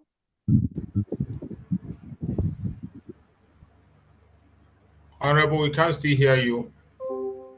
Host has disabled me. I can't.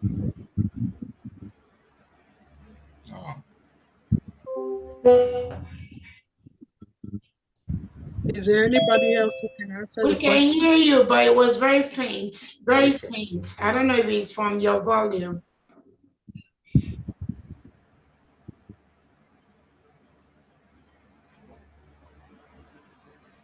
Now?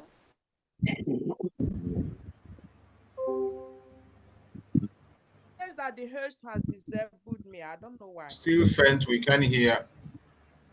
Okay. Then you can go on with the next question. I will file. Maybe I'll log out and in again. All right, thank you so much. Honorable Neka, I should be able to answer that question, but let me quickly let us know. The Peace Summit is to bring all Biafrans together. That's basically the essence of the Peace Summit. To bring all Biafrans together in one table to fill the gaps of anything missing. Now that United States of Biafra is a nation, one indivisible nation, the summit is to bring people together, just as you have in every country of the world. There are different people with different opinions, with different beliefs, and the United States of Biafra believes in forging one common front. And that is why we are organizing that peace summit, to bring everybody together, so we're going to be on the same table. Again, the participants on the question is going to be Biafrans cut across all walks of life with different opinions, the same opinion, and friends of Biafrans. Those are going to be the participants. Thank you so much. Go ahead. Thank you, Deputy Prime Minister. Kevin, I hope you are okay with the answer. Then we go to Chidozie. Mazi Chidozie, ask your question. Unmute yourself and ask your question. Thank you very much. Greetings from my side to the Deputy Prime Minister and all cabinet members. My question is on the Biafran ID.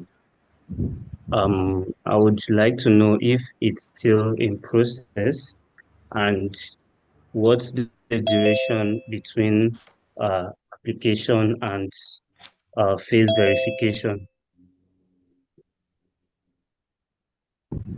So I think this is my question, because an application was put up, but it's been over 2 weeks plus, but there is no feedback. So I just want to know. Thank you. Yeah, I'll take that question. Am I speaking to Chidozie? Yes, please. Okay. Chidozie, did you apply for the ID? Yes, I did. Okay. Is it for the new diaspora or the old application form? I actually don't know the difference. I went to the website and followed through the application form and submitted. Anyway, just to continue with that, as we, Biafrans, I want to use this opportunity again to give us a little bit of encouragement and let you know that in this journey of our liberation, it is very, very crucial that we embrace our values and culture, and that for who we are, and that is what defines us as people. Actually, on that, let me use this again to talk about the ID in question. It is good we build our nation, and it's a duty, in as much as we are all Biafrans, to build our nation with integrity. Recently, we discovered that the records were mixed up with some passport photos wrongly placed, some appearing on multiple applications.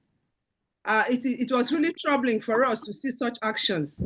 And no true Biafran should sabotage, the hard work of others.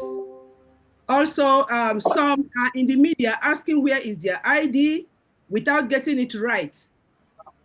So that people are, devoting their time.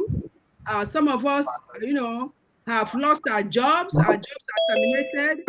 Some have denied themselves, of many things to serve Biafrans with all their hearts. So with these applications, earlier on we had the old application and the new application.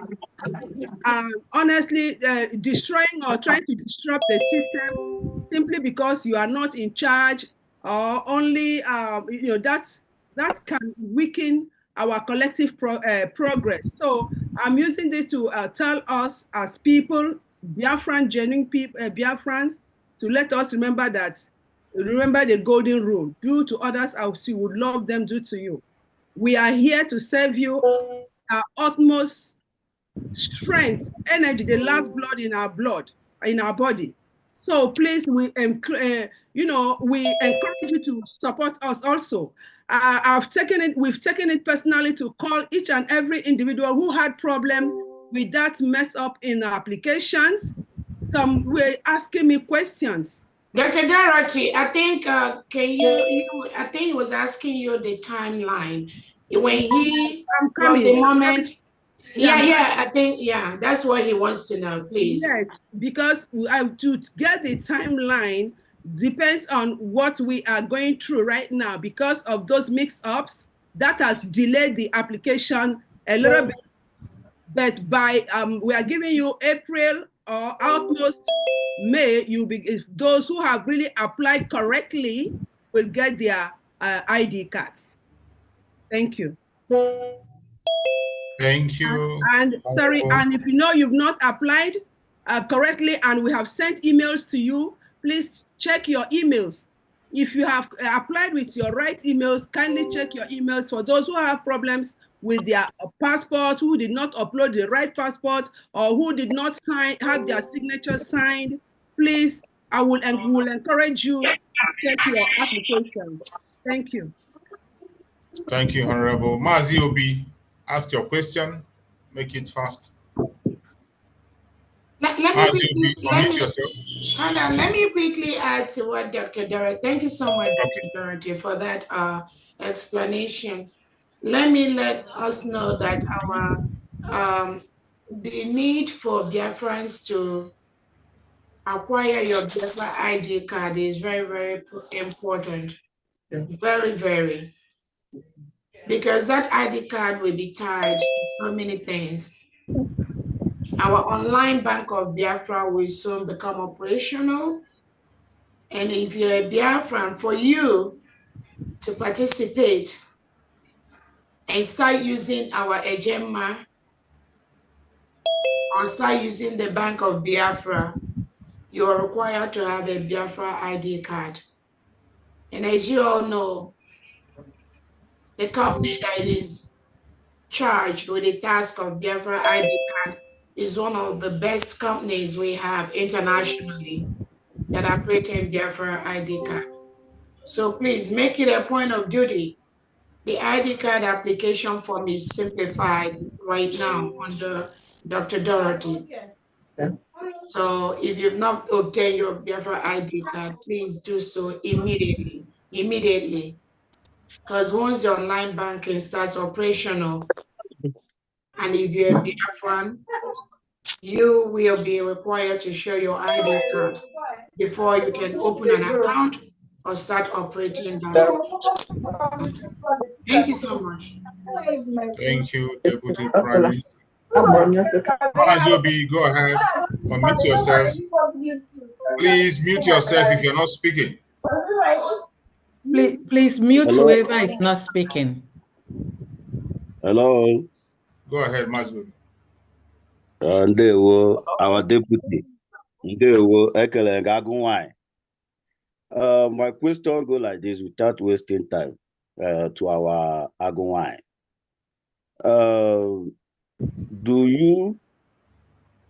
Did Caterpillar working for your government or not? Number one question. Number two, why is we are in government, we are in Biafra land, why is it our governors introducing themselves in the bush? Number three, why is it those companies that you say they are going to pay Biafra, have they started paying the money? Number four, those accounts. We can take, let's take the three questions. That's okay. We'll have a lot of people here asking questions, please. Okay, let me just repeat the questions. Just repeat. Caterpillar, is it working for USB? One question. Number two, those governors, why they introduce themselves in the bush? when we are in USB. Number 4, those companies have debt started paying those money, our DPM tell them to pay. And why is it they block LDO account? They didn't block DPM account of USB. Show your picture. All right, thank you, sir. Thank you so much. Let me start with the first question.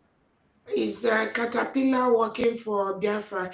Caterpillar is a Biafran citizen, and he has every right to protect his own state. Exactly.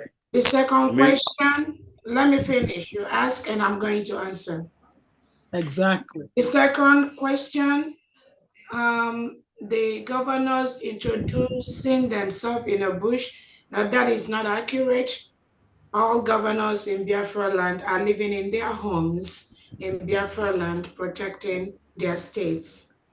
The third one, which company has, you say, has the company paid money? That question is not clear. I don't know the company you're talking about. And the last, I didn't get. You didn't get. So I didn't get the company you were talking about. Which company? Obi, which company are you talking about? Can you explain which company are you talking about?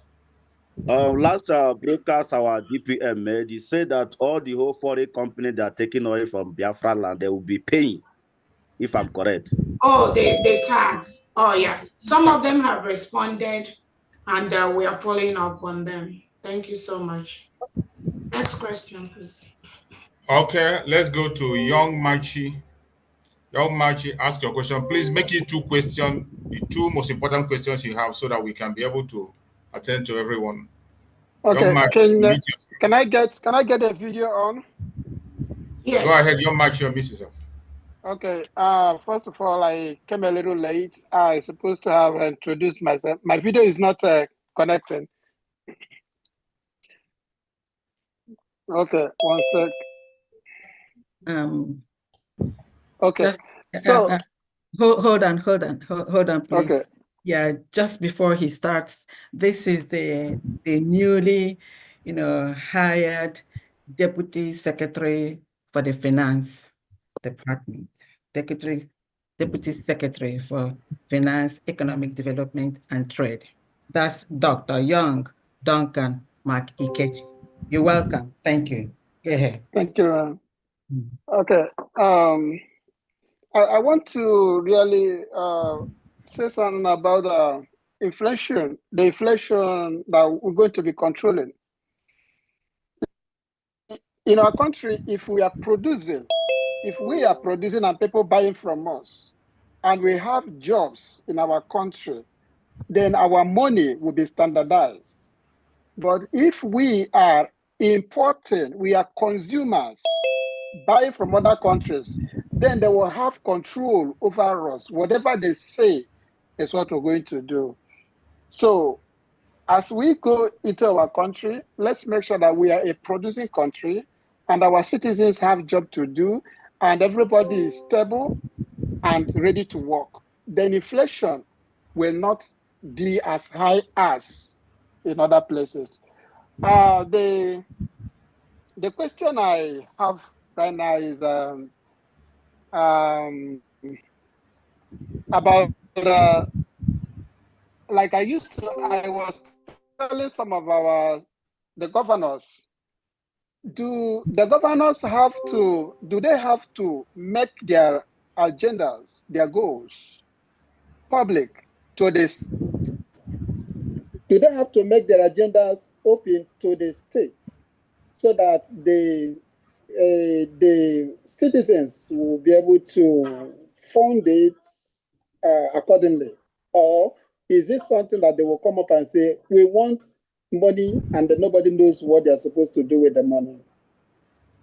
The state governors, they already are working with all the citizens of their state. So the agenda is very clear to the indigents of those particular states. Thank you. Did you get my question? Yes. Okay, thank you, ma'am. Okay. Did you hear what I said? No, please, can you say it again? Oh, I said that the state governors, they already have their agenda, which they are working collaboratively with the state indigenes. Okay. And yeah, thank okay, you. Thank you. You're welcome. Thank you. Go ahead, Let's go to Kenechukwu. Biafra is my home. Kenechukwu, Biafra is my home. Go ahead, unmute yourself and ask your question.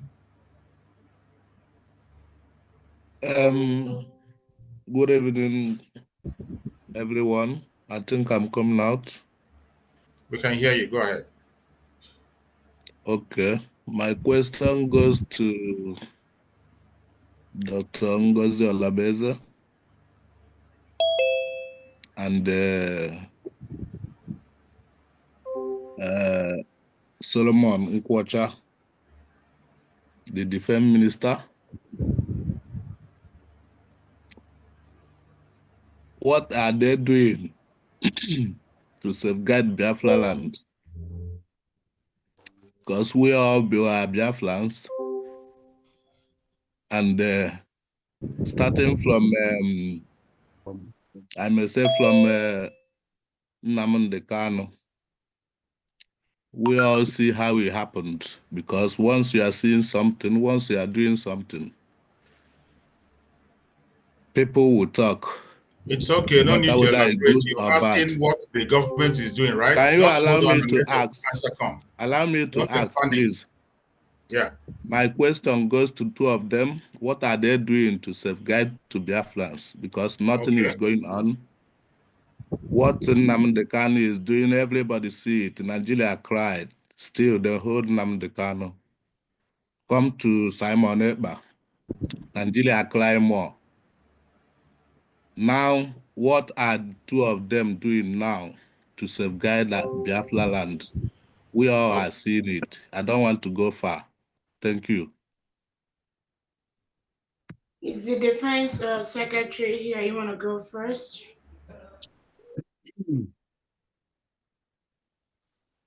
Is the defense secretary here? Yes. Go ahead, please. Can hear you. The Onyami or the defense secretary, is any of you here to take the question before I go, please?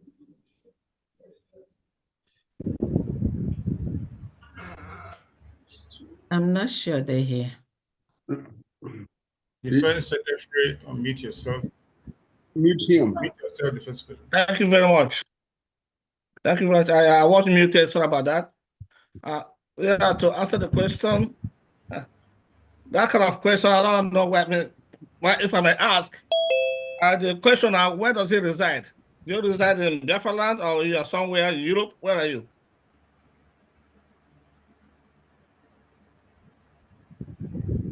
The question, are you there?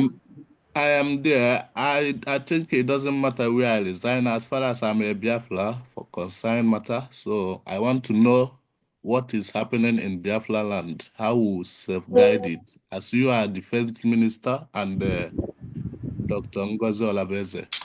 This is what I asked. Oh, I take it you don't know what's going on. You don't know what's going on. The defense I don't know what is going on, like how? Because Can you stop interrupting? You ask a question, just be silent and listen, okay? Don't know what's going on. So you just take you're not you're not following what's going on in Biafra land. You know, the defense is supporting this government and they're working very hard. It's somebody like you who just just talk about what is not, what you don't see, what you don't know about, but you're not supporting the defense. You know, we need support. The defense needs support. We have an arsenal of many enemies that we have. Look at the governors, all the Southeast governors.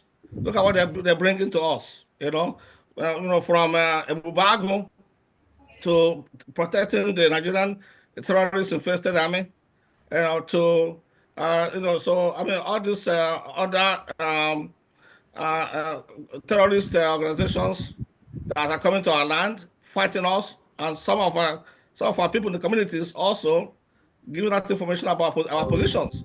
So we're doing everything we can. We just need more support. So for you, if you want to know what we're doing, why we're not doing anything, we're doing a lot, but we're not broadcasting it. I mean, so this is, we're different now, okay? What we do around, we don't broadcast it in the air. So I just want to let you know that we're doing something, but you may not know it, but we are doing something. Thank you. Thank you so much. You're doing something on the ground like DOS, or let me, Kenechukwu, I think you asked a question. Can you please allow us to address your questions? Thank you so much, Honorable Defense Secretary, for that answer. We cannot allow online all this online. If you cannot wait for people to answer your question, I think it's disrespectful to ask a question and also not allow the cabinet to answer your question. We are building a country that is where we have, where discipline is maintained. Discipline starts with us, regardless of what you feel, regardless of what you think. We Biafrans have to start cultivating that attitude of discipline among ourselves. Shouting does not change anything. It does not move anything. It is not who makes the loudest noise that makes the difference. To answer your question, Kelechi, building of Biafra land, security of Biafra land, the final push for us to go home depends on you and I. It is not the responsibility of Dr. Orabueze or the responsibility of our Defense Secretary to do. It is the collective responsibility of Biafrans to be able to make that push and contribute either in the fundraising, contribute either as those that are helping to push the terrorists that are coming to kill our mothers, kill our family in Nigeria, in Biafra land. Contribute in way of volunteering to be one of either a cabinet member, volunteer to be head of a liaison, volunteer to contribute your own quota in Biafra land. The rebuilding of our nation is a job. It's not about Dr. Orabueze. And that is the mistake people keep making. You think the restoration, the defense of the United States of Biafra is Dr. Orabueze's task, or Prime Minister Simon Ekpa's task, or It's not the task of any of us. It is the task of every Biafran to be part of this system. That is what we are doing. So we will continue to do that. We will continue to ensure that everything we are doing is in line, not just with the local standard, also with the international standard as a nation. Again, what we do is not what we come out online to be publicizing to everyone, unlike some of the things that we see before. There are rules of engagement. There are humanitarian laws we have to engage. There are code of conduct that our men on ground have to follow. And as a nation, we are upholding all that. So again, to answer to your question, we are doing everything possible as a nation to go home. You may not see that online, but we are doing all that. Thank you so much. Let's go to the next person. And let me add this is Reverend Ebenezer. So much for that very response. Please, as you're asking your question, try as much as possible to be civil while you're asking your question if you really want an answer. There's no point coming to ask a question at the same time you are not allowing someone to respond to you. Let's go to...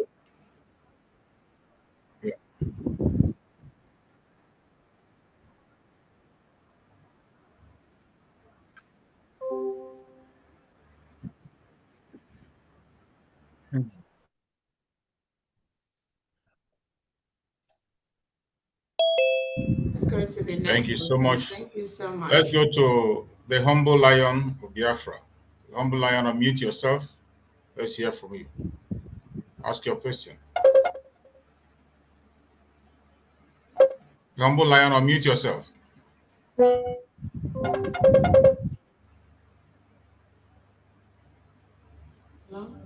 Hello, good evening. Good evening, everybody. Am I coming out? Yes, you Go are. ahead. Welcome. Okay. Yeah, ekene m onye ọbụla. Nwaanyị ka ibia, ekene dịrị gị. I greet you. So, please, I have my question. Please, before I ask my question, please, media, please, may not control the media very well because I don't like this underground noise I do here. Please, may not control well. So now my question, I have a few questions to ask.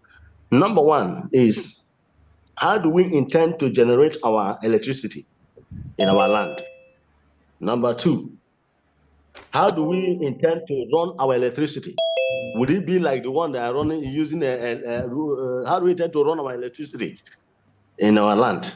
Number three, what are the government? What are the government plans? Our Biafra government plans. What are our plans to hunt all these evil people, all the evil, all these our saboteurs, all these people that are fighting, all these breakaway people that are fighting against the government? How do this government plan to stop their evil? Because I see a lot of people that are planning against our DPM. How do we plan? What are the plans we have on ground for how to hunt them? That answer may not be answered here, but do we have such? I don't want any explanatory because this is a confidential matter. But is there anything being put in place how to stop these evil people? That's my number one. That's my question. Okay, thank you for your question.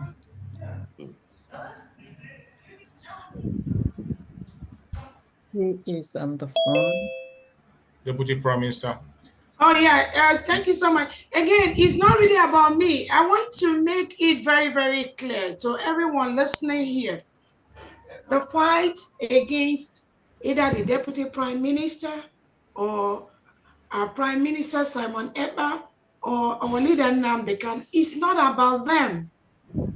Your question is great, but I want you to look at the bigger picture of these people that are doing these things. It's not about me. It is about the plot by the Nigerian state to stop the full restoration of the United States of Biafra. That is what it is all about. So even if it's not me, any other person that will be in my position tomorrow, the Nigerian state will plant internal Biafrans to still fight the individual. So what do? We just have to continue to ensure that the world knows United States of Biafra is a sovereign nation. We will continue to ensure that every security apparatus in the Biafran state right now, they are occupying a foreign land. That's why we are doing as a nation. We've written to them peacefully. We've told them to leave. They will leave. And we will also make sure that they leave our nation for us. Self-determination is our right. Self-defense is our right. And they can only do what they're doing so long. The mineral resources in Biafra land, we want to own it. We want to use it to develop our land and provide those basic amenities that the foreign countries provide to their people, such as sound education, such as good health, good hospitals, good businesses. We want our kids to go to school and not be kidnapped by reintegrated terrorists that the Nigerian state brought into Nigeria. That is the kind of Biafra we want to build. So it is our right to do what we are doing. Are they going to stop? No. As long as the Nigerian state want to continue to milk the resources in Biafra land, these individuals that are doing this thing, they will never stop.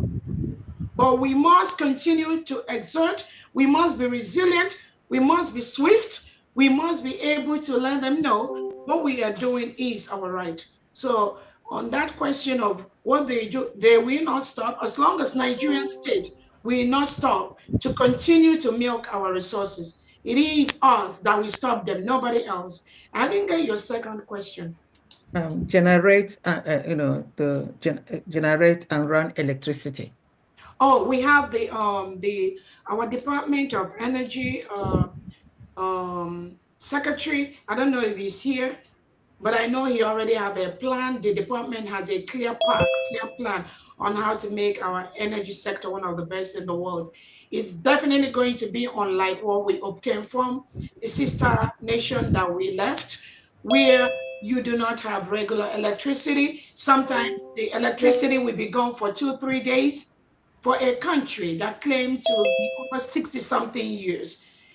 For a country that claimed to export those natural resources to another country, but they cannot supply the basic electricity 24/7 to their people. So I think we can continue. If the energy secretary comes in, he will make more clarity on that. Thank you so much. Thank you, Deputy Prime Minister. Let us go to Ogo. Unmute yourself, ask your question. Ogo, unmute yourself.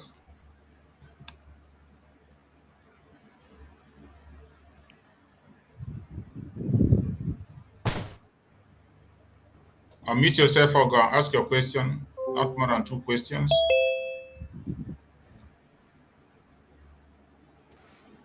Ogo is not there.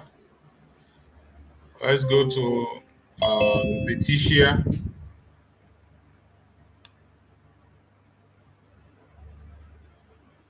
Letitia A, go ahead and ask your question. This is. I wanted to add to the question that was asked about the energy. This is Reverend Ebenezer.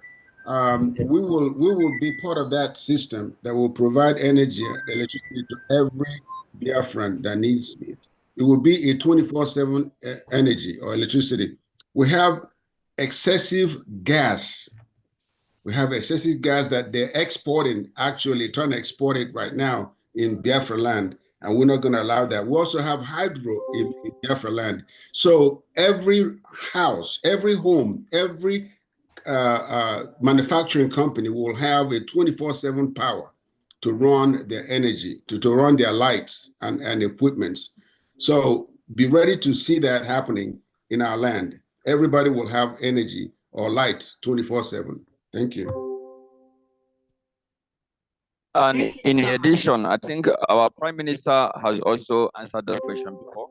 He said that we are going to construct what is called West Energy, which we are going to run for years, after which we are now going to go into nuclear energy, and which we are going to approach the international community for that.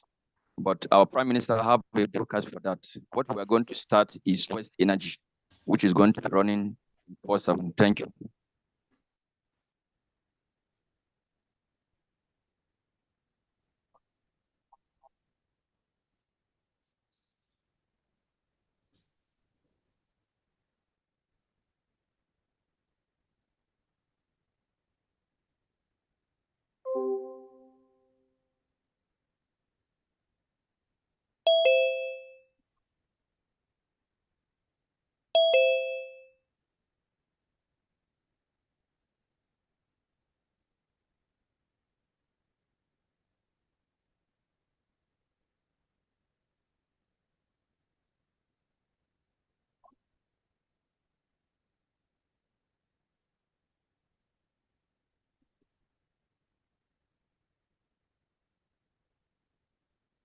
Meet yourself.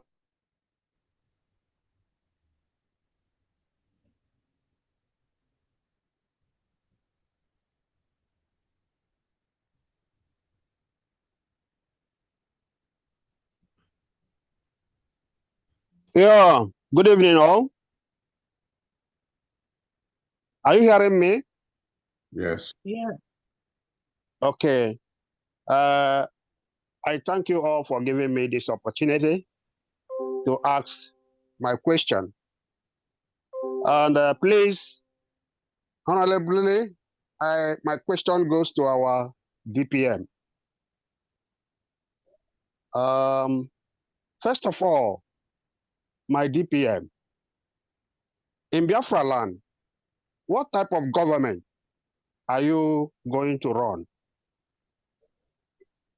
To conjugate these created departmental heads that have been created. 2, are you sure that by creating all the above mentioned secretarial departmental administration, all will fit or be in accordance with the system of government that you are going to be introduced? And lastly, This one goes to the religious departmental secretary.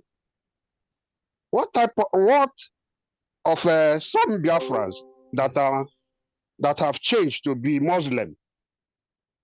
What will be their fate or their stand? Since your administration has only recognized 3 religions. One, you say Christians, Jewish, and what is the other one is ordinal or something like that. Tradition. So what will be the stand of those that have changed from our own religion, our normal Igbo or Biafran religion to Muslim? So what will be their stand? Thank you. If you can enlighten me on that. Thank you. Yeah, let me quickly take my questions, and then when you say what type of government are you running, I am not running any government. It is the United States of Biafra. Over 1,500 Biafrans converged in Latin Finland on November 29th to declare the independence of the United States of Biafra. We conducted a self-referendum, both electronically and physically online at homeland in Biafra land, where over 50 million Biafrans have voted to exit Nigeria. These 50 million Biafrans and over 1,500 are converged in Latin Finland on 29th of November to declare the independence. Our independence has been, all these individuals have been working towards what we have right now, the United States of Biafra. So I just want to quickly correct that. What are you, type of government are you running? It's not me. Biafra is a nation. We are running a confederate state, confederating state where the 40 states of Biafra are independent, at the same time interdependent in certain areas. Our constitution clearly states the structure we are running. And again, when you say, are you sure your government? It's not my government. I want to correct that again. The United States of Biafra, every structure we put in place represents the different ethnic and cultural diversity we have in the United States, 40 states. So everything that is put there, the Constitution was put in place by different people from different tribes, ethnicity that make up Biafra, and all of them have contributed towards our constitution, which was approved when we were in Finland on 29th of November. So everything was taken into place on the type of government that we are going to be running, which is a confederate. Before I allow the religion and freedom control to answer the question, again, United States of Biafra, we recognize 3 official religions in the United States of Biafra: the Christian, the traditional, and the Jewish. These are the 3 official religions in Biafra land.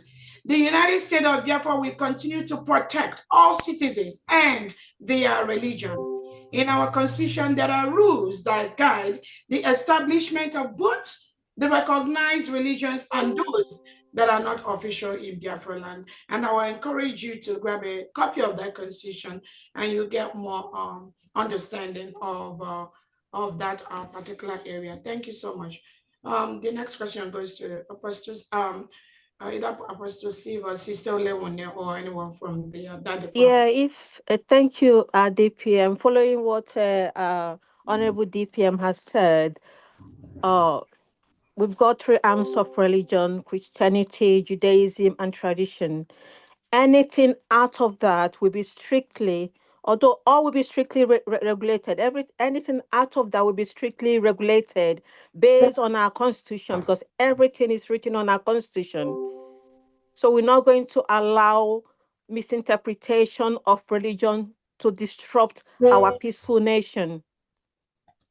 Everything will be taken according to how it is written in our constitution. The monitoring is going to be very strictly adhered to. As far as we have these 3 arms of religion, any other religion will be closely monitored. and you have to obey what the Constitution has laid down as far as religious monitoring is concerned. Because the situation we are in today is what religion has led us into. And that's not going to happen again. That is why we're going to release a very strict monitoring of our religion, bearing in mind our main three arms of religion. So it's quite detailed in our Constitution how this is going to be carried out. Thank you so much. Thank you so And much. also, we're going to be working very closely with Minister of Justice to help us channel what we've already laid down in our Constitution, very strictly monitored, so that we can't be using religion to abuse anybody, to kill anybody, to manipulate anybody. That is not what religion is for. Religion is peaceful, given to us by God Himself. Our Chukwu Okike Abiyama gave us religion, and it is beautiful. And people should not be allowed to use it to kill, to rape. All that is going to stop. Thank you. Much. Thank you. Thank you. Next person.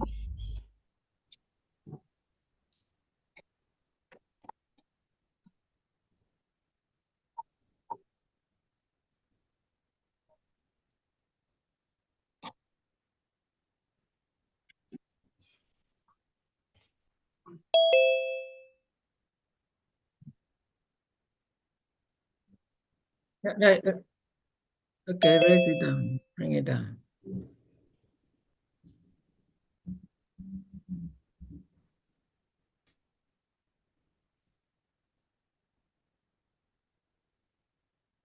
Thank you. Thank you. I want to open my camera. It's not coming up.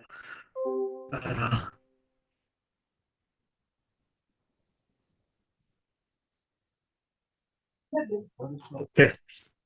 Thank you all. Thank you all for volunteering your time and your services to Biafrans, taking the bullets on our behalf. My question goes to the building department. The question goes like this: some of us have some properties we are developing now, and I know that it has been said that when Biafra comes to full functional, that there will be a sewage system. So my question is, some of us who are developing their properties now, is there any plan or instruction that will be given to us to include in the building now, so that when that system come to functional, that we can just connect to it and everything will be synchronized? Thank you. That's my question. Good question. Honorable Anene, go ahead.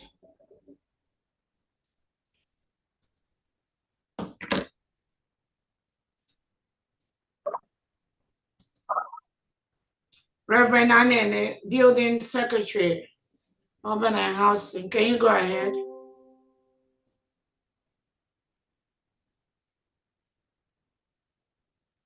Is he here?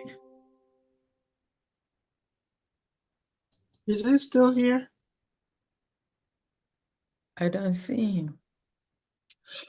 Okay, so Honorable Anene will be the best person to answer that question, the Secretary for Urban and Housing. And then we can wait for him to come back. And then Sylvester, you can ask that question again. Thank you so much. We'll go ahead to the next person.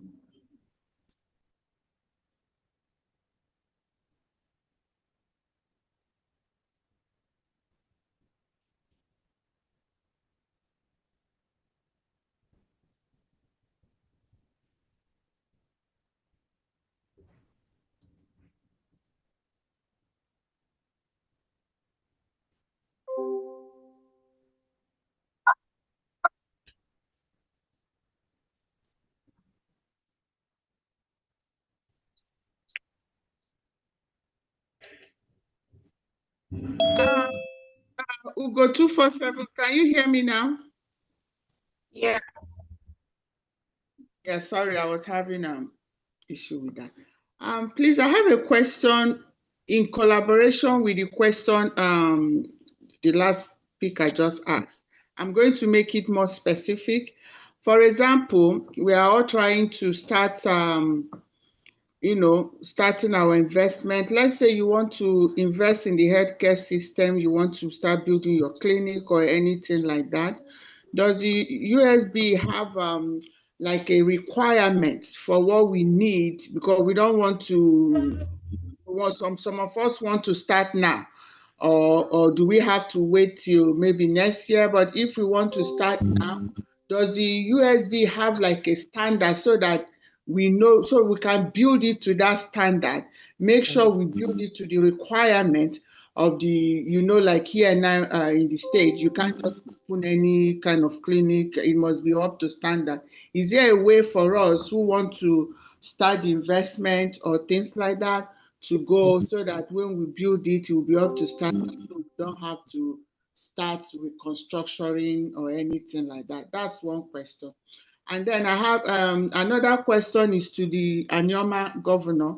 I want to know if he's here to be able to tell us how we can know what his projects are so that we can see how we can support and contribute in any project they have at hand at this time. And finally, please, we are a nation now, but we have come to realize that most of these people are using, this is for the defense now, are using these men on ground to dupe our people and request for sympathy. So we are a nation, and we don't we require a disciplined and presentable defense force, and we want to know what is the defense going to do to curb this issue of men on ground, everybody trying to have their own men on ground, because we don't, our military, our defense should be well respected, and we don't want what they are going to do to make sure that we curb all these excesses of using this word men on ground to deceive our people, but so that we can uphold a one front defense force for the United States of Biafra. Thank you so much for giving me this opportunity to ask this question. Thank you. Thank you. Thank you.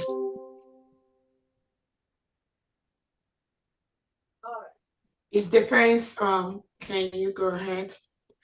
Thank you, DPM. So, yeah, to the lady that just asked the question, we are creating discipline within our ranks, our men on ground. I mean, I know you hear some of this on the media that unknown gunmen are doing this or that. That's not our men. That's not Biafra Liberation Army personnel that is doing that.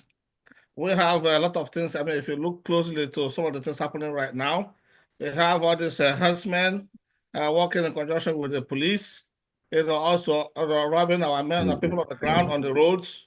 So we do have all those things being done, and then they claim that they are Biafran Liberation Army.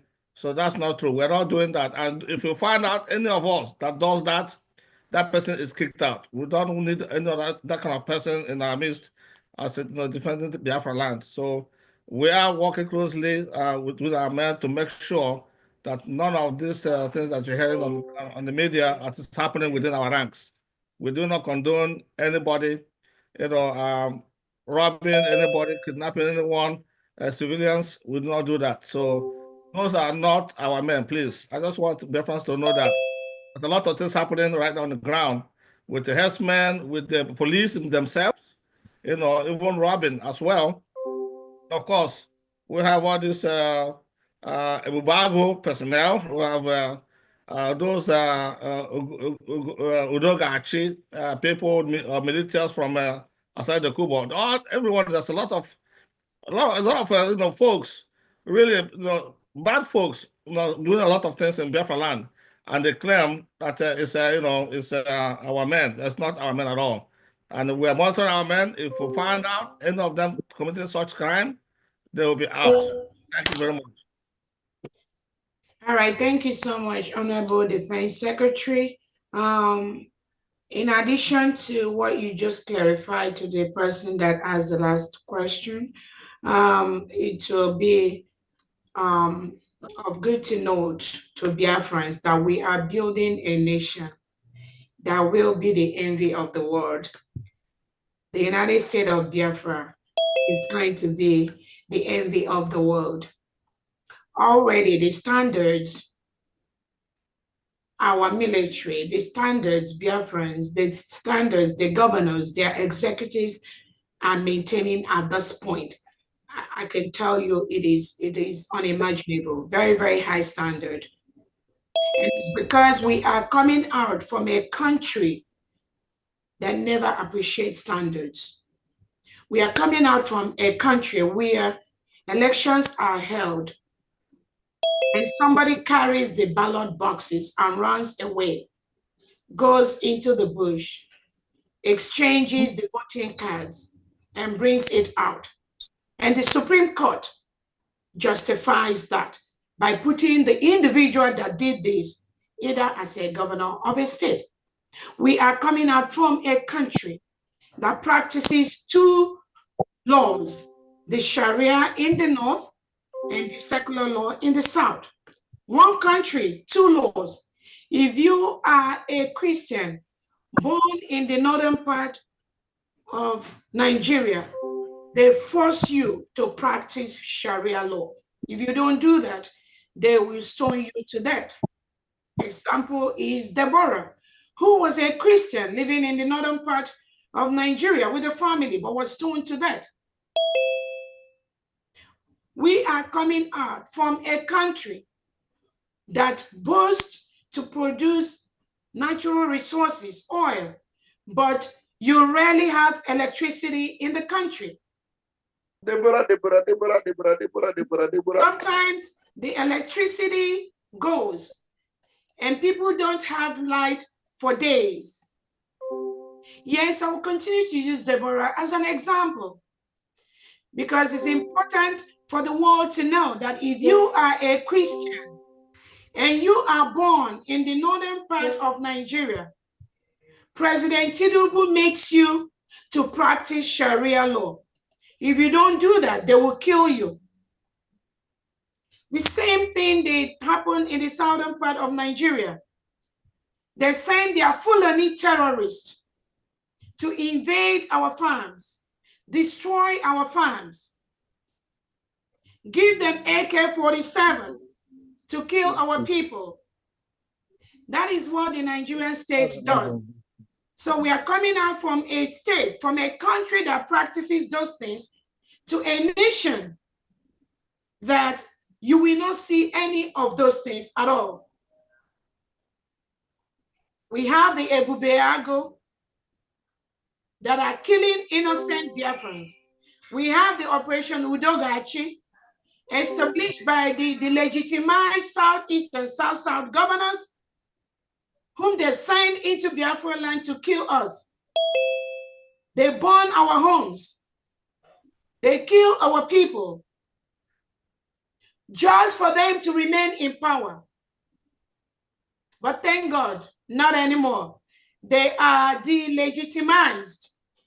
And they are currently, any Nigerian politician in Biafra land today, or Nigerian security in Biafra land today, you are occupying a foreign land. We told you to leave. You are required to leave immediately. We have the Fulani headsmen that are being sent by the Nigerian terrorist state to kill our people. And they are supported by these delegitimized Southeast and South-South governors who are Biafrans working for the Nigerian state. Yep. Then we have the special squads. These special squads that are sent by Nigerian Defense Chief Christopher Musa that kill unarmed innocent Biafrans that are marching for their freedom, for self-determination. They shoot them in close range. All of us remember the Aba massacre. They were killed, innocent Biafrans. We all remember the invasion of our leader Nnamdi Kanu's home by the Nigerian state, where over 30 innocent Biafrans, unarmed, were murdered by the Nigerian state just because they assembled in our leader Nnamdi Kanu's house just to support the self-determination process. They were killed for nothing. Till date, Nigerian state has not given any accountability or compensated the families of those innocent Biafran that were killed. Actually, we don't need no compensation because there was just no reason for that killing. So these are the kind of government, the kind of headsmen, the kind of leadership we do not want in Biafra territory. And as we speak, do not be deceived. There are still some Biafrans being used by the Nigerian state to stop the final push for the restoration of the United States of Biafra. They are doing that using some that claim they are following our leader Nnamdi Kanu, that claim they were following our Prime Minister Simon Ekpa. They are the ones they are using. Because without the insider operation, without the legitimized governance operation, the terrorists will have no power over Biafrans. We are a formidable people. Our people are the most resilient in the world. One of the most. So we are moving away from that state.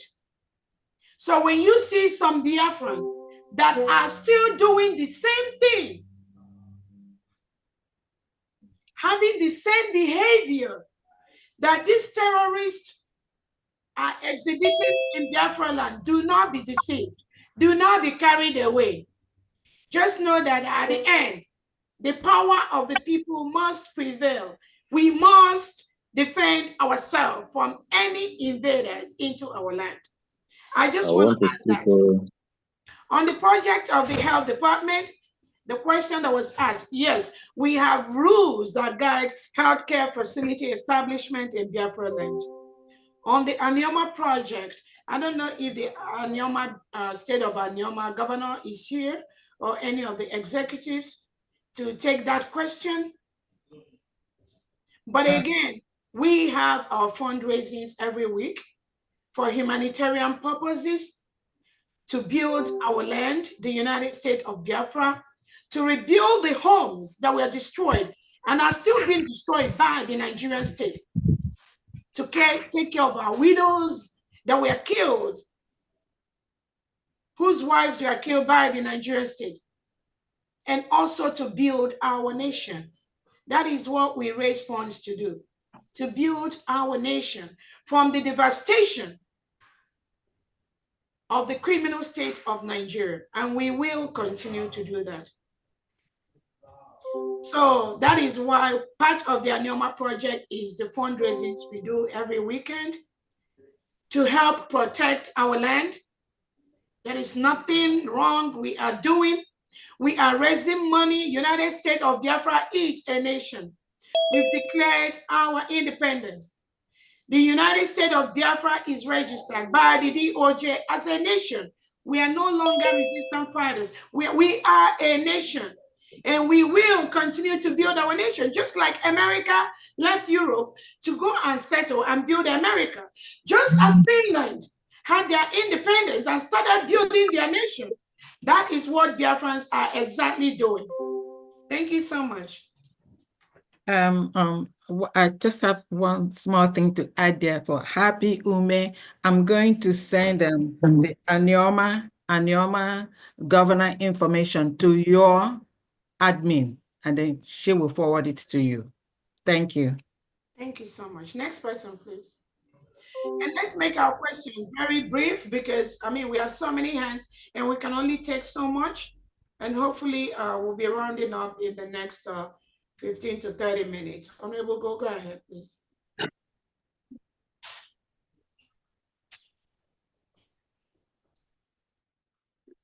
Okay, good evening, Biafrans. Mazu go 247. Am I coming out? Yes, you are. Good evening, Biafrans. Good evening, my DPM, Dr. Ngozi Orabueze. Good evening, Mazi Ugo 247. Good evening, all the cabinet members in the house. This is Emeka Ghana speaking. Before I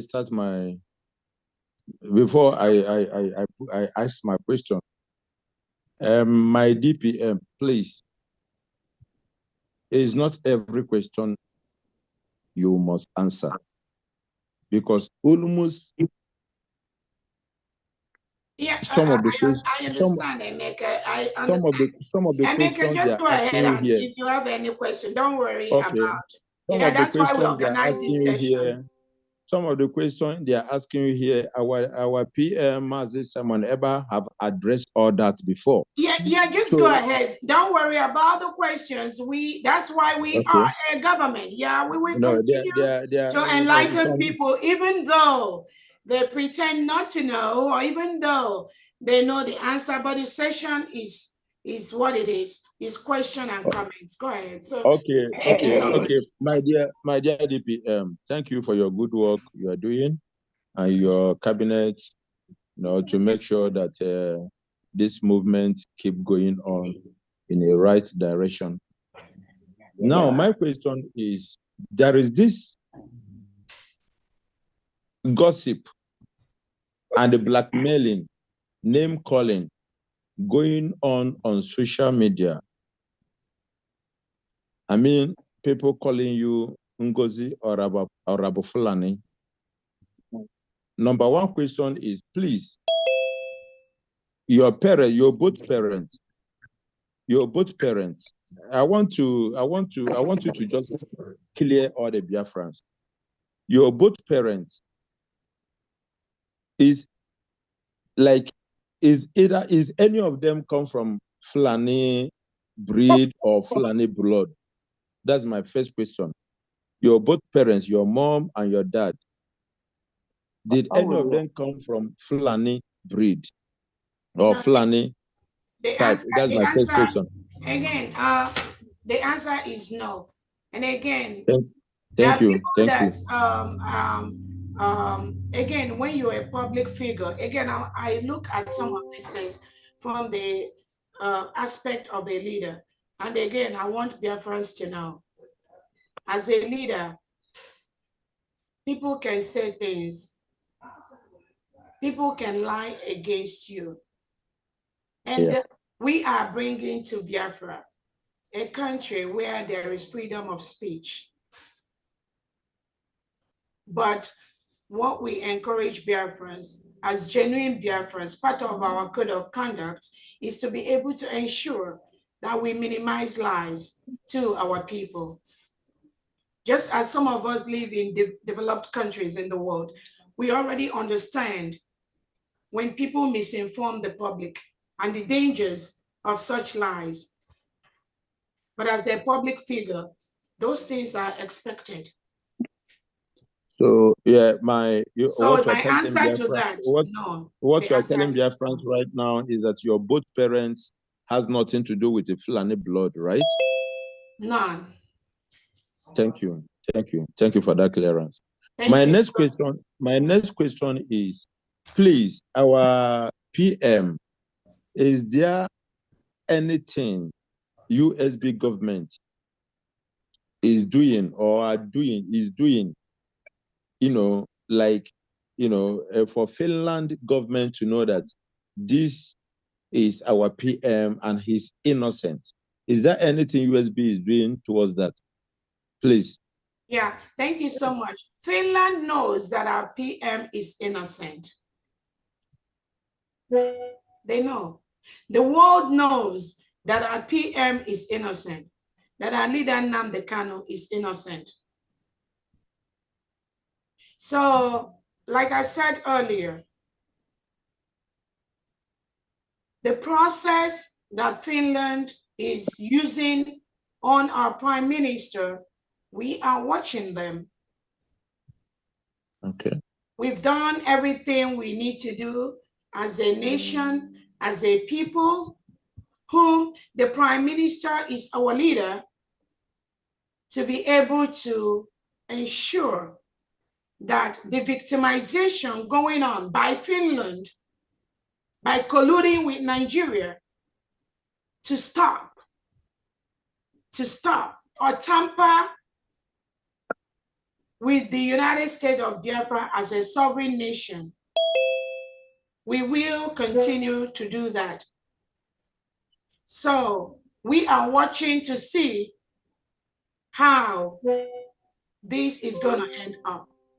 But as far as the other things that are being done behind the scene, those are not some of the things we have to bring up publicly. But yes, the government is doing everything possible to ensure that our leaders, both our leader Nnamdi Kanu, our Prime Minister, is free from the collusion of the terrorist state of Nigeria. Thank you. Okay, thank you. My last question, please, my DPM. My last question is, I think our defense minister is in the right position to answer this question. Our men on ground, first we've been hearing during the time of our PM, we've been hearing Musa crying. So now, my question, this very question goes to our defense minister. Please, why is Musa no more crying? Why is everywhere quiet? Is USB in good terms with men on the ground? Please. Yeah, thank you for the question. Short answer is yes. USB are fully in support of the government. I mean, the men on the ground are fully in support of the USB. So, I mean, for Musa crying or not crying, that's not our business. I know we're doing the needful on the ground, and we're building a defense force, so that is disciplined, that do not, when you see something in public sphere, all this media, maybe Musa will look at it and see it and start crying. But this one's where everything's on the ground, nothing's been happening, nothing on the social media. But believe me, we're not sitting idle by. We're doing something and we're building. We're still building. We need the resources. We need the full support. So that's what we need. Because if you guys want to see something happening quickly, please support us. Ask your friends to support us, and you'll be seeing something quickly. It's not that we're not doing anything. We are also building as well as we go. Thank you very much. Yeah, to quickly, Emeka, to quickly also let you know that, like I said before, we are a nation now. Yeah. We are a nation, and there are rules that guide the building of a nation. Exactly. Anyone that is saying Musa was crying, Musa was not, everyone knows that we are no longer Nigeria. We are the United States of Biafra. And what we do as a nation that will be one of the best in the world is following the set international and local standards of building our nation. But some are very, very ignorant of what it takes to build a strong nation. And we cannot, because these individuals are ignorant, now use that as a yardstick to measure the success of the government. It is okay for anyone to presume, what they think. Our job is to come out and answer specific questions that pertains to specific department on what the nation, what we are doing to build one of the best countries in the world. So we will continue to do it in that way. The Biafra Defense Forces are one of the best in the world, based on the trainings they've been receiving, the humanitarian laws, international laws. We have international diplomats training our military to be one of the best. And each of the step, each of the way, when they complete those training, they get certificate for that. These are some of the things Nigeria state is not doing. Nigeria has no rule of engagement. Nigeria does not know what it means to be peaceful. That is why they send their armored tankers in a sovereign state to be parading and disturbing the innocent community people with their armored tanks. They know they do not have right to be in Biafra land at this moment. We've told them to leave, and Biafrans will continue. We will start to defend ourselves. So our success is not based on the social media or what people think is happening on social media. It is ignorance that is making those people think that way. Thank you so much. Okay, thank you. My final submission, please. I applaud you, my DPM, and your cabinet for the good work you guys are doing for Biafrans. And I want to also continue by saying that whoever that is irrelevant in that cabinet should be kicked out. We are no more in this thing. We are in USB, United States of Biafra. Whoever that is irrelevant, constituting nuisance, that person should be kicked out immediately. That person should be kicked out immediately. Thank you very much. Thank you so much. I hear my Thank mic. you. Yeah.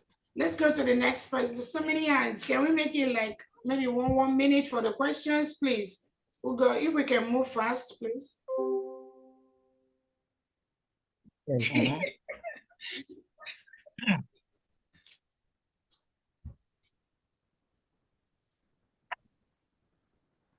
Yeah, I greet everybody. I greet you, my honorable DPM, Dr. Orabueze. My name is Mazi Victor Ganobi, the media right under the Information Telecommunication and Postal Services.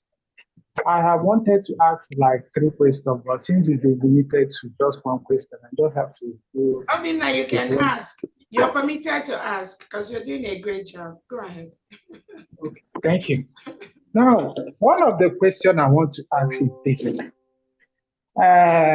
Now that we are an independent nation, sovereign nation, and one of the things that will help boost our economy is agriculture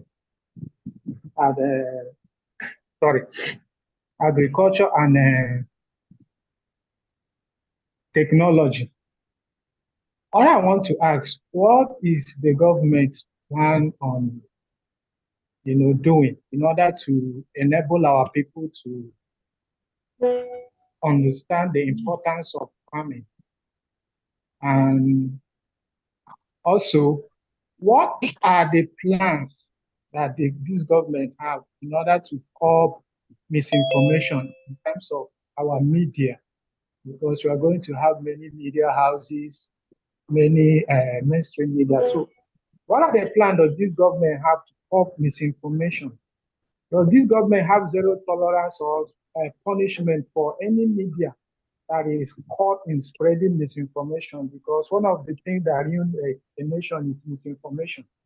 Once the masses are fed with misinformation, it causes a lot of chaos. So these are the 2 questions. I have like 4 questions, but let me limit it to this question. Number 1, what is the government plan on our agriculture and technology sector? Yeah, and let the again, agri secretary, please, and the information secretary. Can you answer those 2 questions? Let's move on quickly. Let's make our questions real brief. Information secretary, can you please go ahead and take the question on misinformation of the public? And then agricultural secretary, if you're here, Ferdinand, take the question about agriculture. Thank you. Thank you so much, Mazobina. Regarding what should be done to people that misinform people, that comes into the country legal system. We all know what happens when you try to misinform people. There is a process to control that. So the legal system will be applied. Thank you.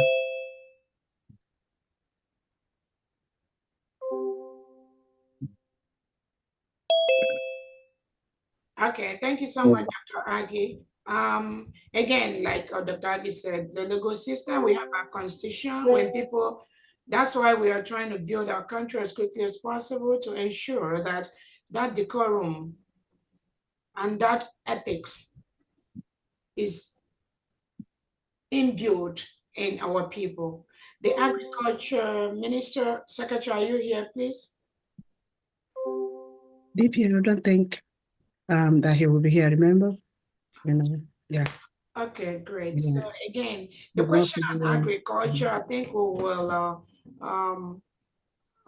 put it down for if our Secretary of Agriculture is going to come in and answer that question. So let me support the agriculture. Go ahead, in please. my department, urban development will provide land in cases that people may lease to farm, and we can go to mechanized farming if they're capable of doing so.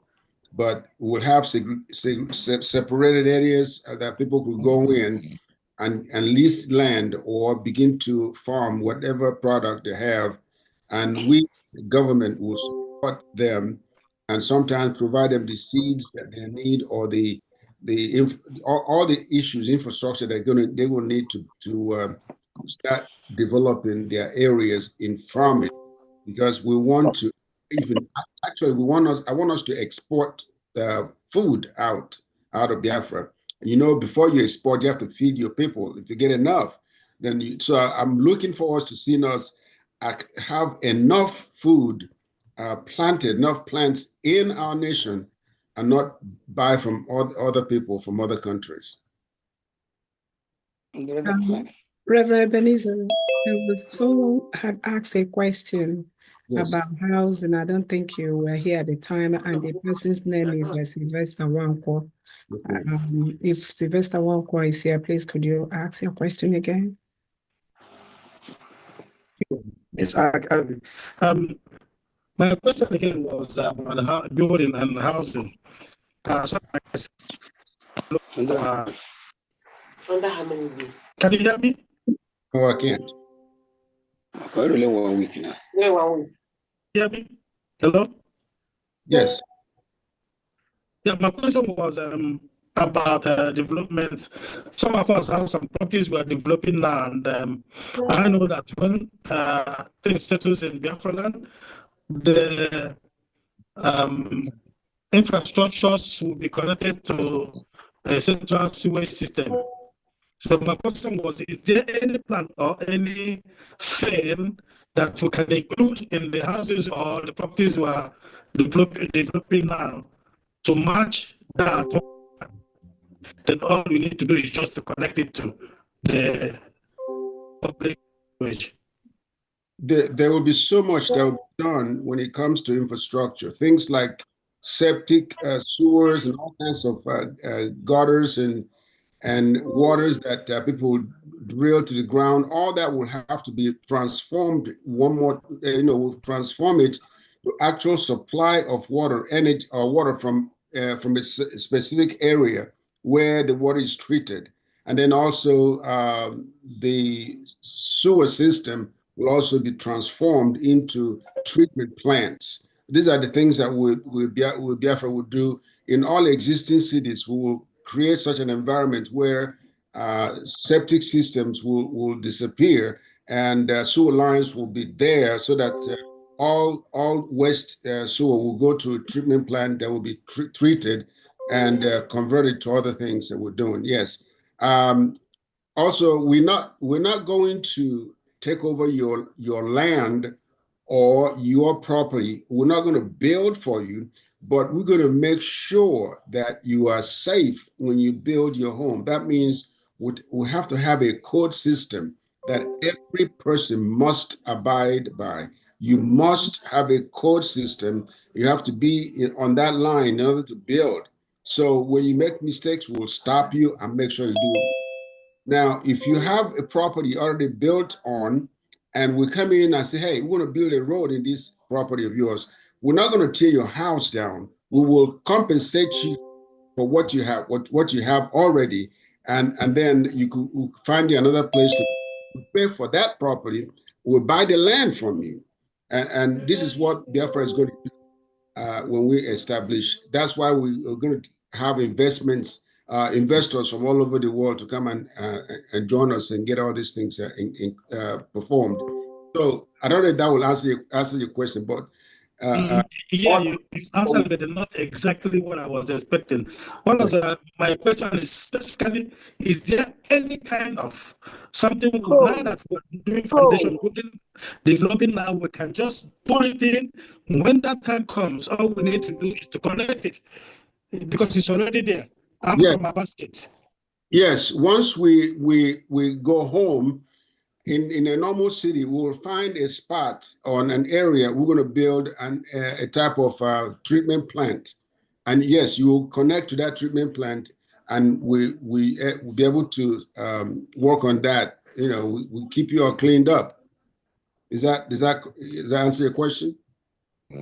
Let's just leave it like that for now. But I was thinking that would be a kind of say, get this type of pipe or underground something, get it prepared, lay it there.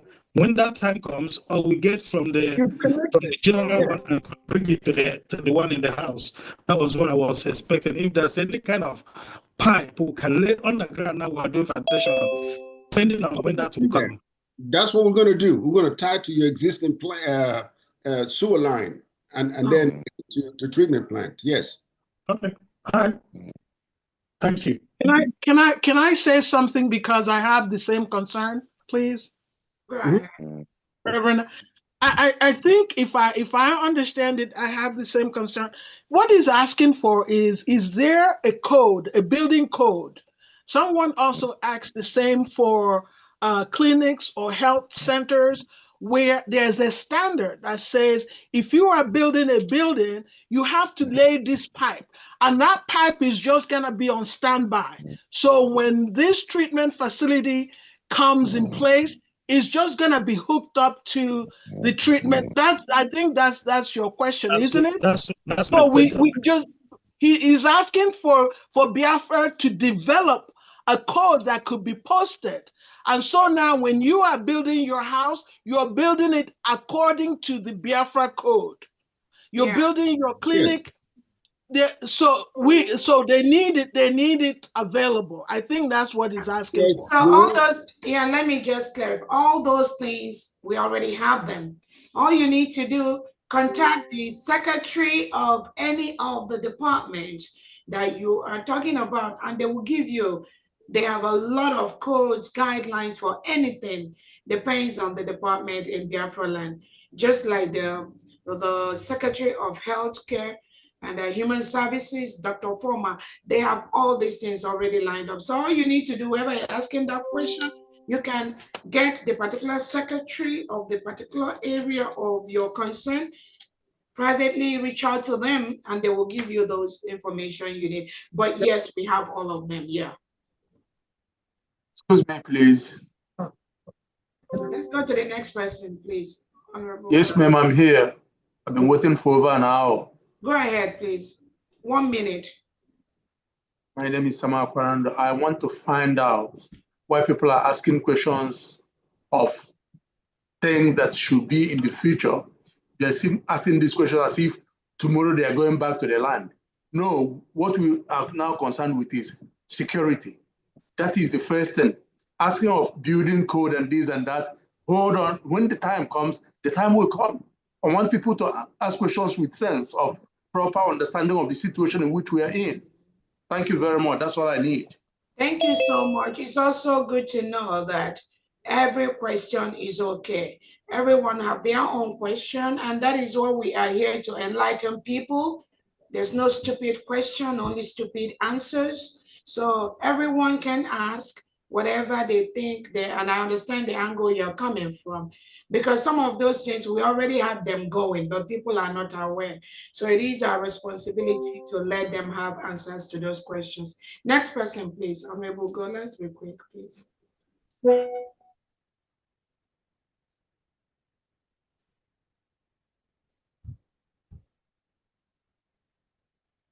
Everyone.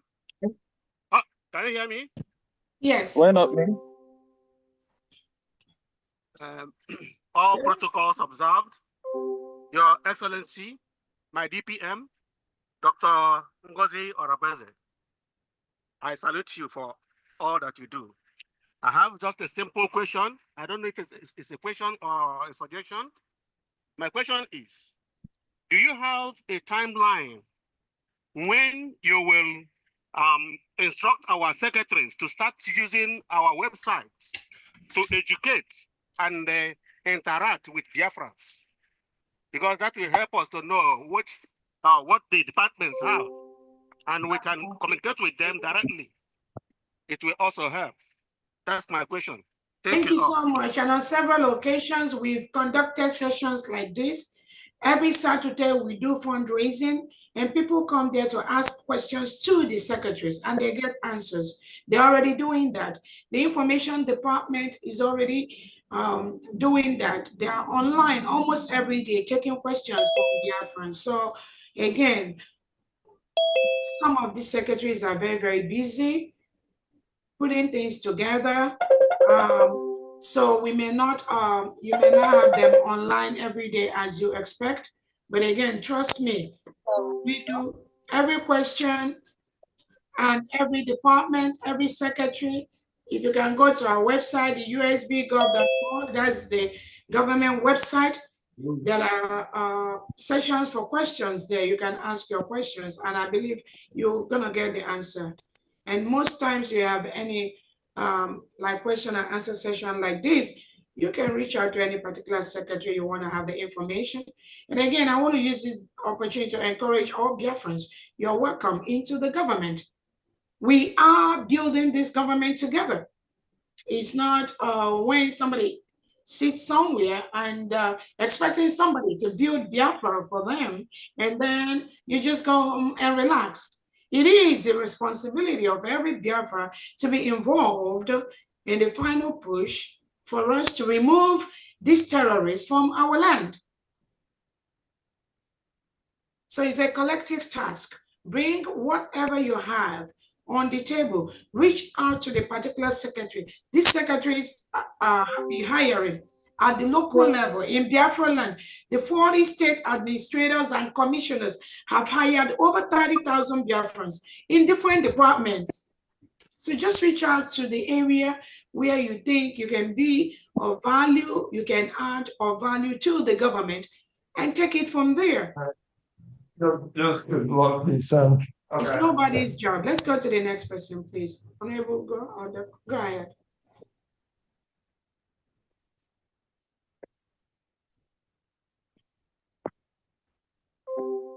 Thank you, Go, for giving me the opportunity of serving current protocol. The question I have has to do with all these NGOs, non-government organizations that are mostly Nigerian NGOs that are coming to Biafra land.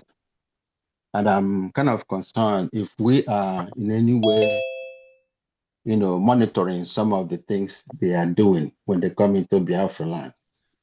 I saw security people that were deployed by an NGO for one of their employees. And these guys have tags on them that I believe that if they were close to where our defense forces are, it might spark up something because they're not friendly. But they were just running around a village that is close to mine because they are escorting a UNCF employee. So the same question also goes to our men of God, who also have their own securities as well, that are Nigerian army or whatever, or police. If our intelligence people could find a way to find out what these people are doing when they are working as escorts.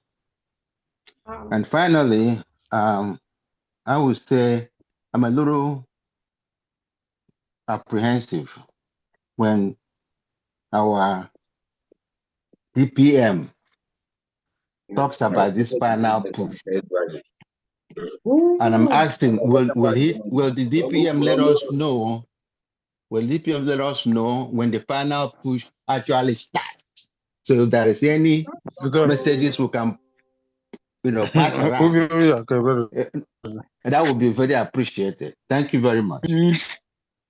Thank you so much. As far as the securities, the only security we have right now authorized in Biafra land to defend Biafra people is the Biafra Defense Forces and the Biafra Liberation Army, the Air Force and Navy, nothing more, nothing less. Any other security outside this is not approved or is among the terrorist groups that we've already declared. That is one. The second thing, the second question about the push, again, the Foreign Affairs Department of the United States of Biafra have been informing many countries of the independence and the sovereignty of the United States of Biafra. Our declaration was done in Finland on November 29, 2024. We are a sovereign state.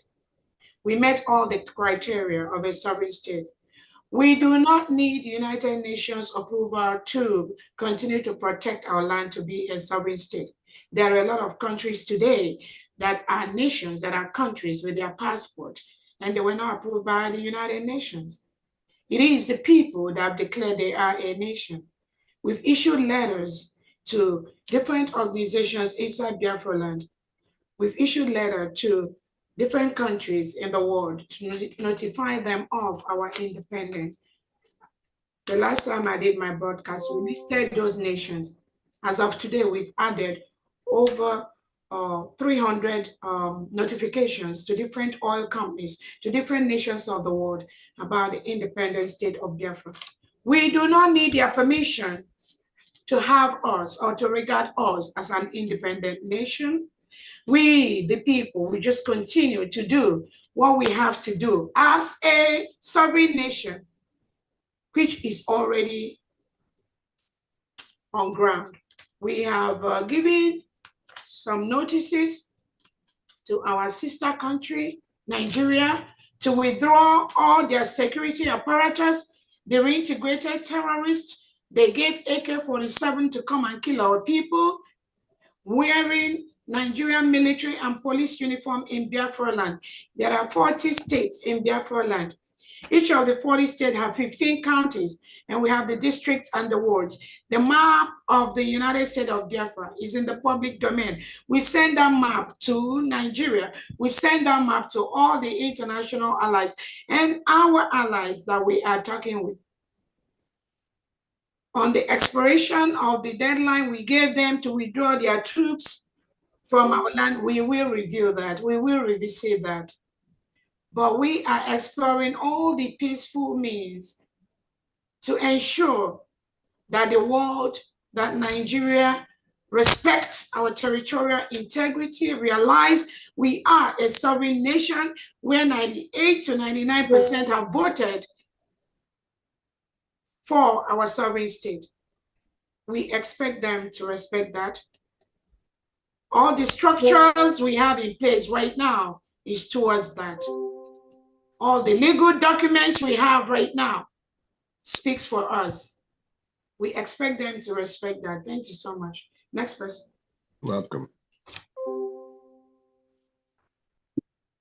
In addition, when time comes, we will build a 25 feet high fence on the northern part of Nigeria to avoid any people sneaking into our nation. We will build, just like here in America and Mexico, we will build a high fence for our borderline to protect our land. Thank you so much. Go ahead, Ugo.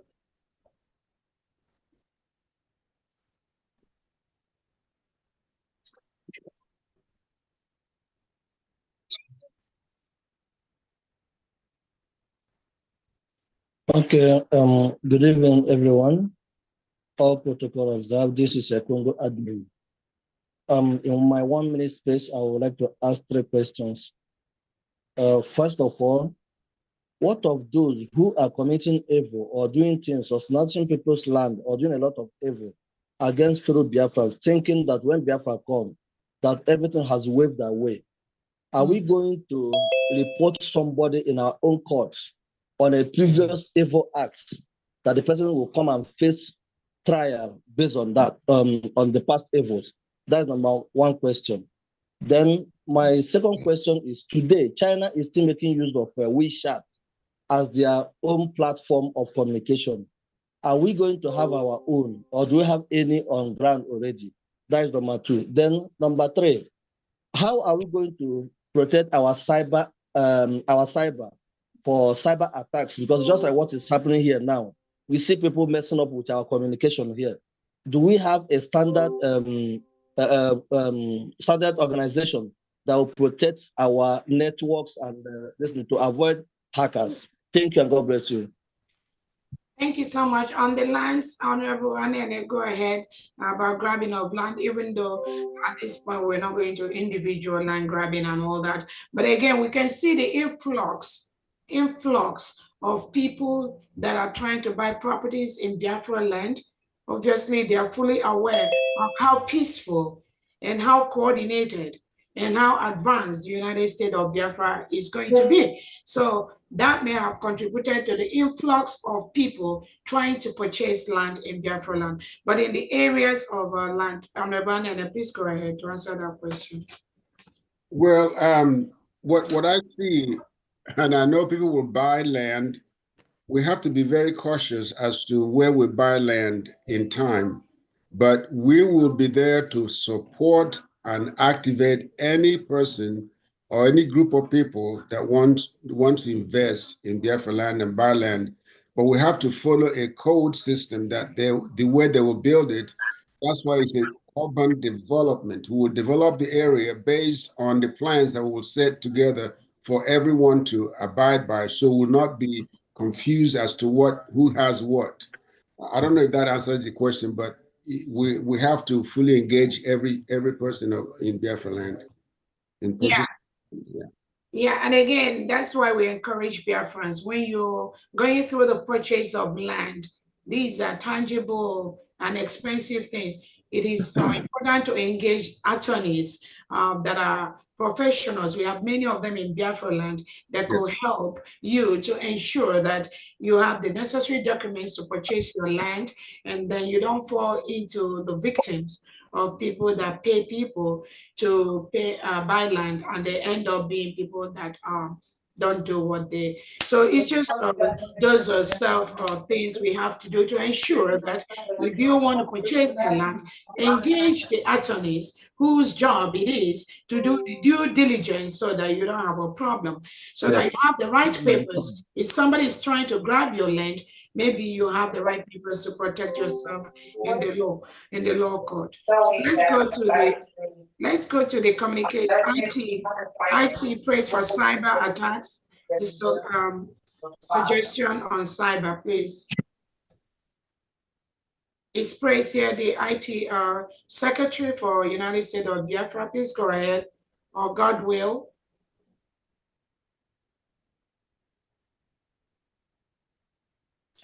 Is Honorable Praise here?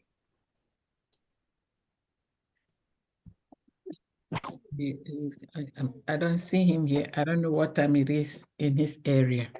Okay, is Honorable Godwill here in the area of cyber attack?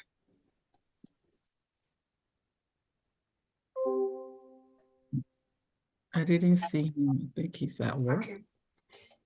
So hopefully we wait. If any of them comes in, they will be able, but I know they have a robust program to prevent our country from attack through cyber or any other means.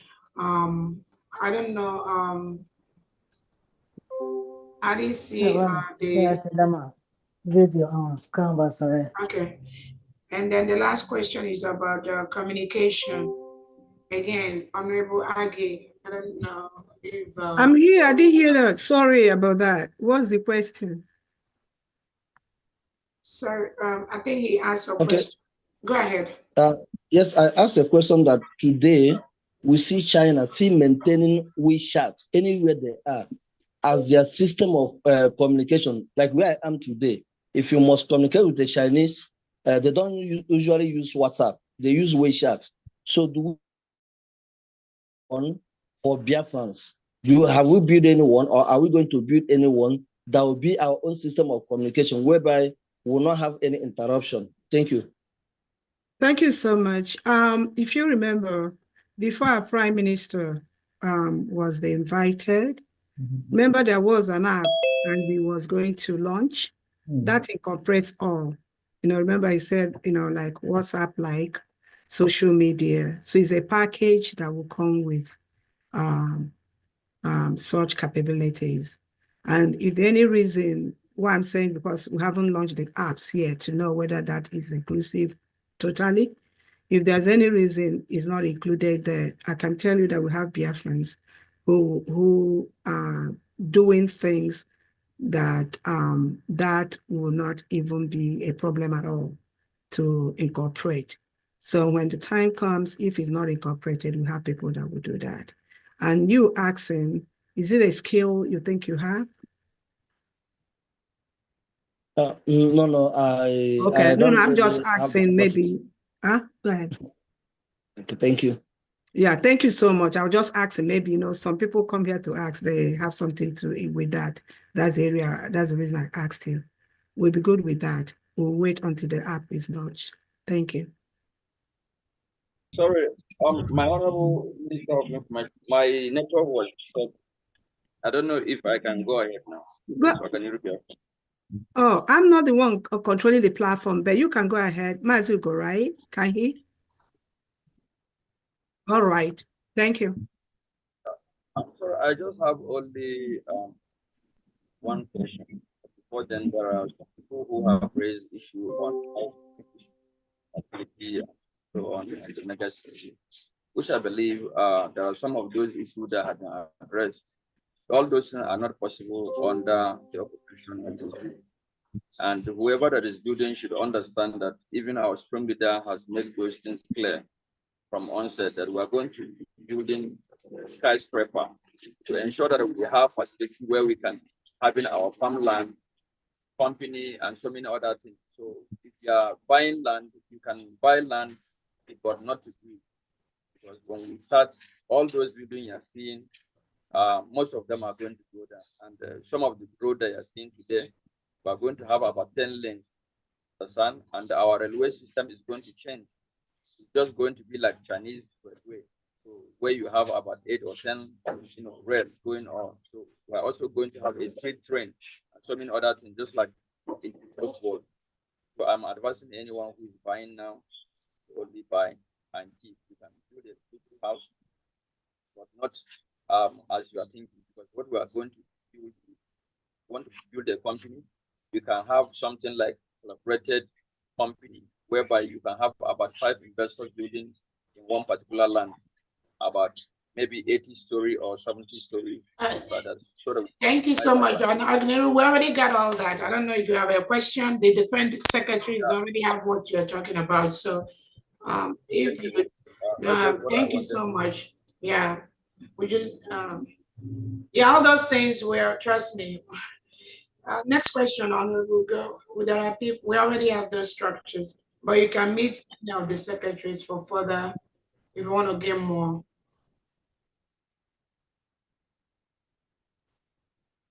Your Excellency.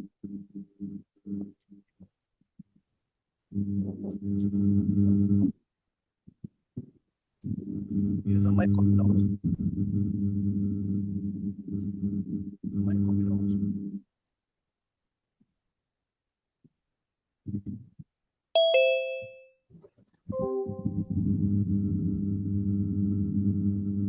Am I coming out?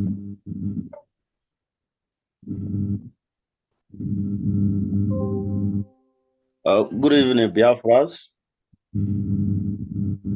My question go to our DPM. Please, why is it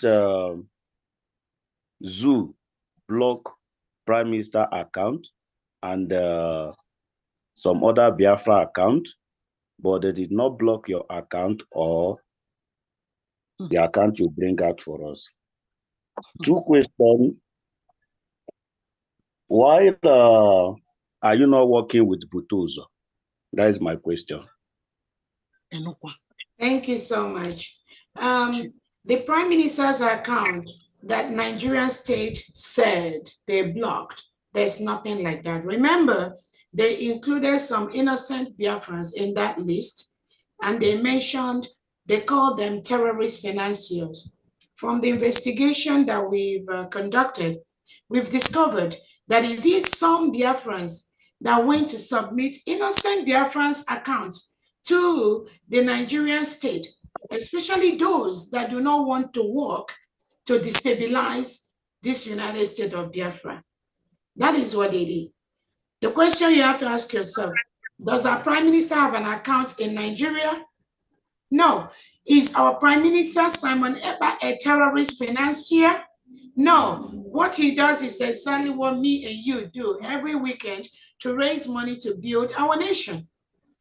But Nigerian terrorist state went and gathered innocent Biafrans and listed their names as terrorist financiers. So who are you going to believe? Are you going to believe the Nigerian state on what they did, or are you going to believe the building of the United States of Biafra? The choice is yours. The second one, why was my account not blocked? I do not have any account. I have all my accounts where I live, and none of them is blocked. I do not have any account to be blocked. Or do you want them to block my account? Okay, I know you don't want that. Then the second question, the United States of Biafra is working with all the 40 states of Biafra. We are working with all the Biafra military, the Biafra Defense Forces. And if anybody tells you that he or she is not working with the United States of Biafra, please feel free to send that message to me or that video to me. Thank you so much. Next person. Thank you. You're welcome. Thank you.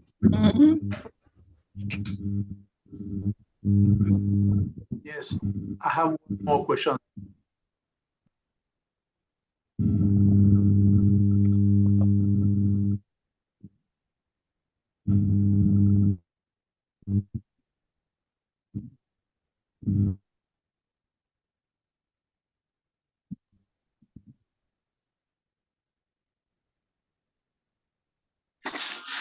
Yeah, thank you very much, Ugo 247. Thank you also, all the media team. I also want to thank you, our Honorable DPM, Dr. Ngozi Orabueze. In fact, I didn't want to come out to ask some questions, but there was a guy who came up here and asked some questions that really put me off. And because of that, I raised my hand to come and ask questions. And I want to direct this question to the same guy and to people like him who are in this platform who don't believe in our government. It is said that for 4 or 5 years now, we've been contributing money and for our financial secretary, and he has that money with him. And just a few months ago, 2-3 months ago, we started contributing money for our USB. And people are asking the USB, what are you doing? Or what have you been doing? But they don't ask the same question to people who have been collecting money for the 4 or 5 years. There are some people who came out to boast that all the men on ground are for them, and that Ngozi Orabueze does not have any men on the ground.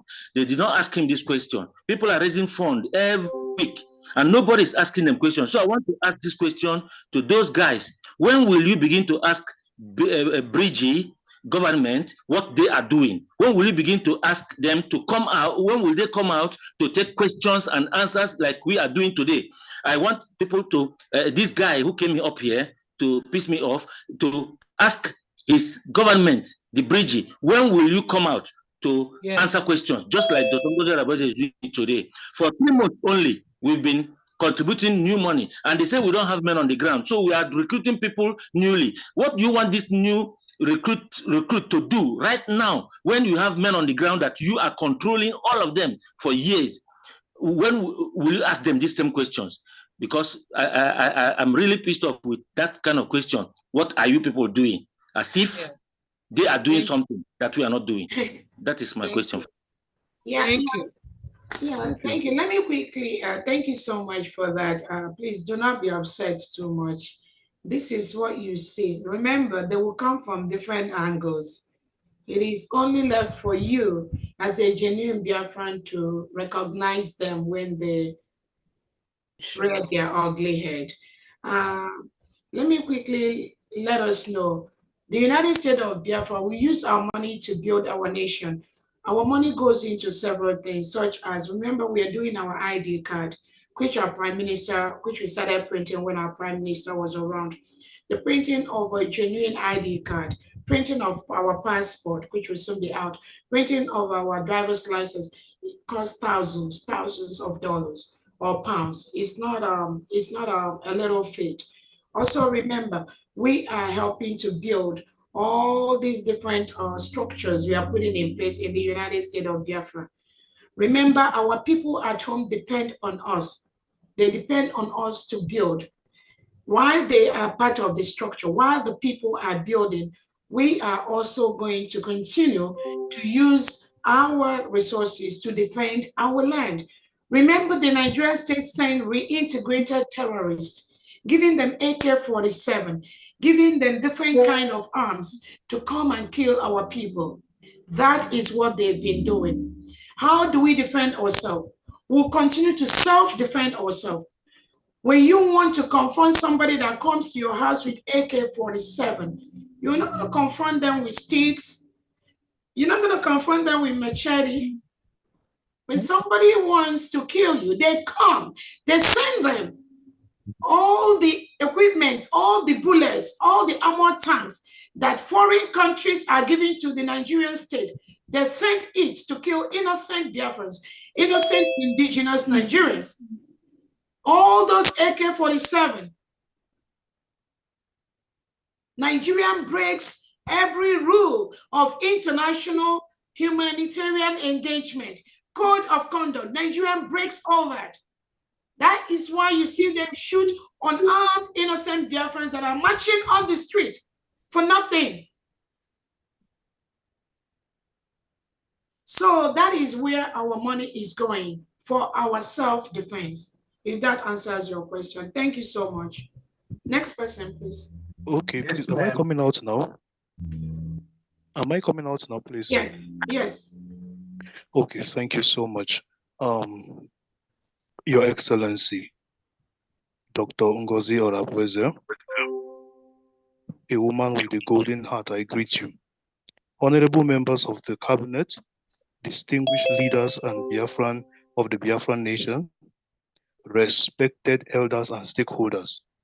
To the secretary, I salute your resoluteness. I have three major and pressing questions to ask. It's in regards to drug abuse. Drug abuse has made a lot of our people to think upside down. When you listen to them on space, some of them are speaking under the influence of hard drugs. So my questions are as follows. What are some effective ways to provide support and rehabilitation services for drug addicts in this nation?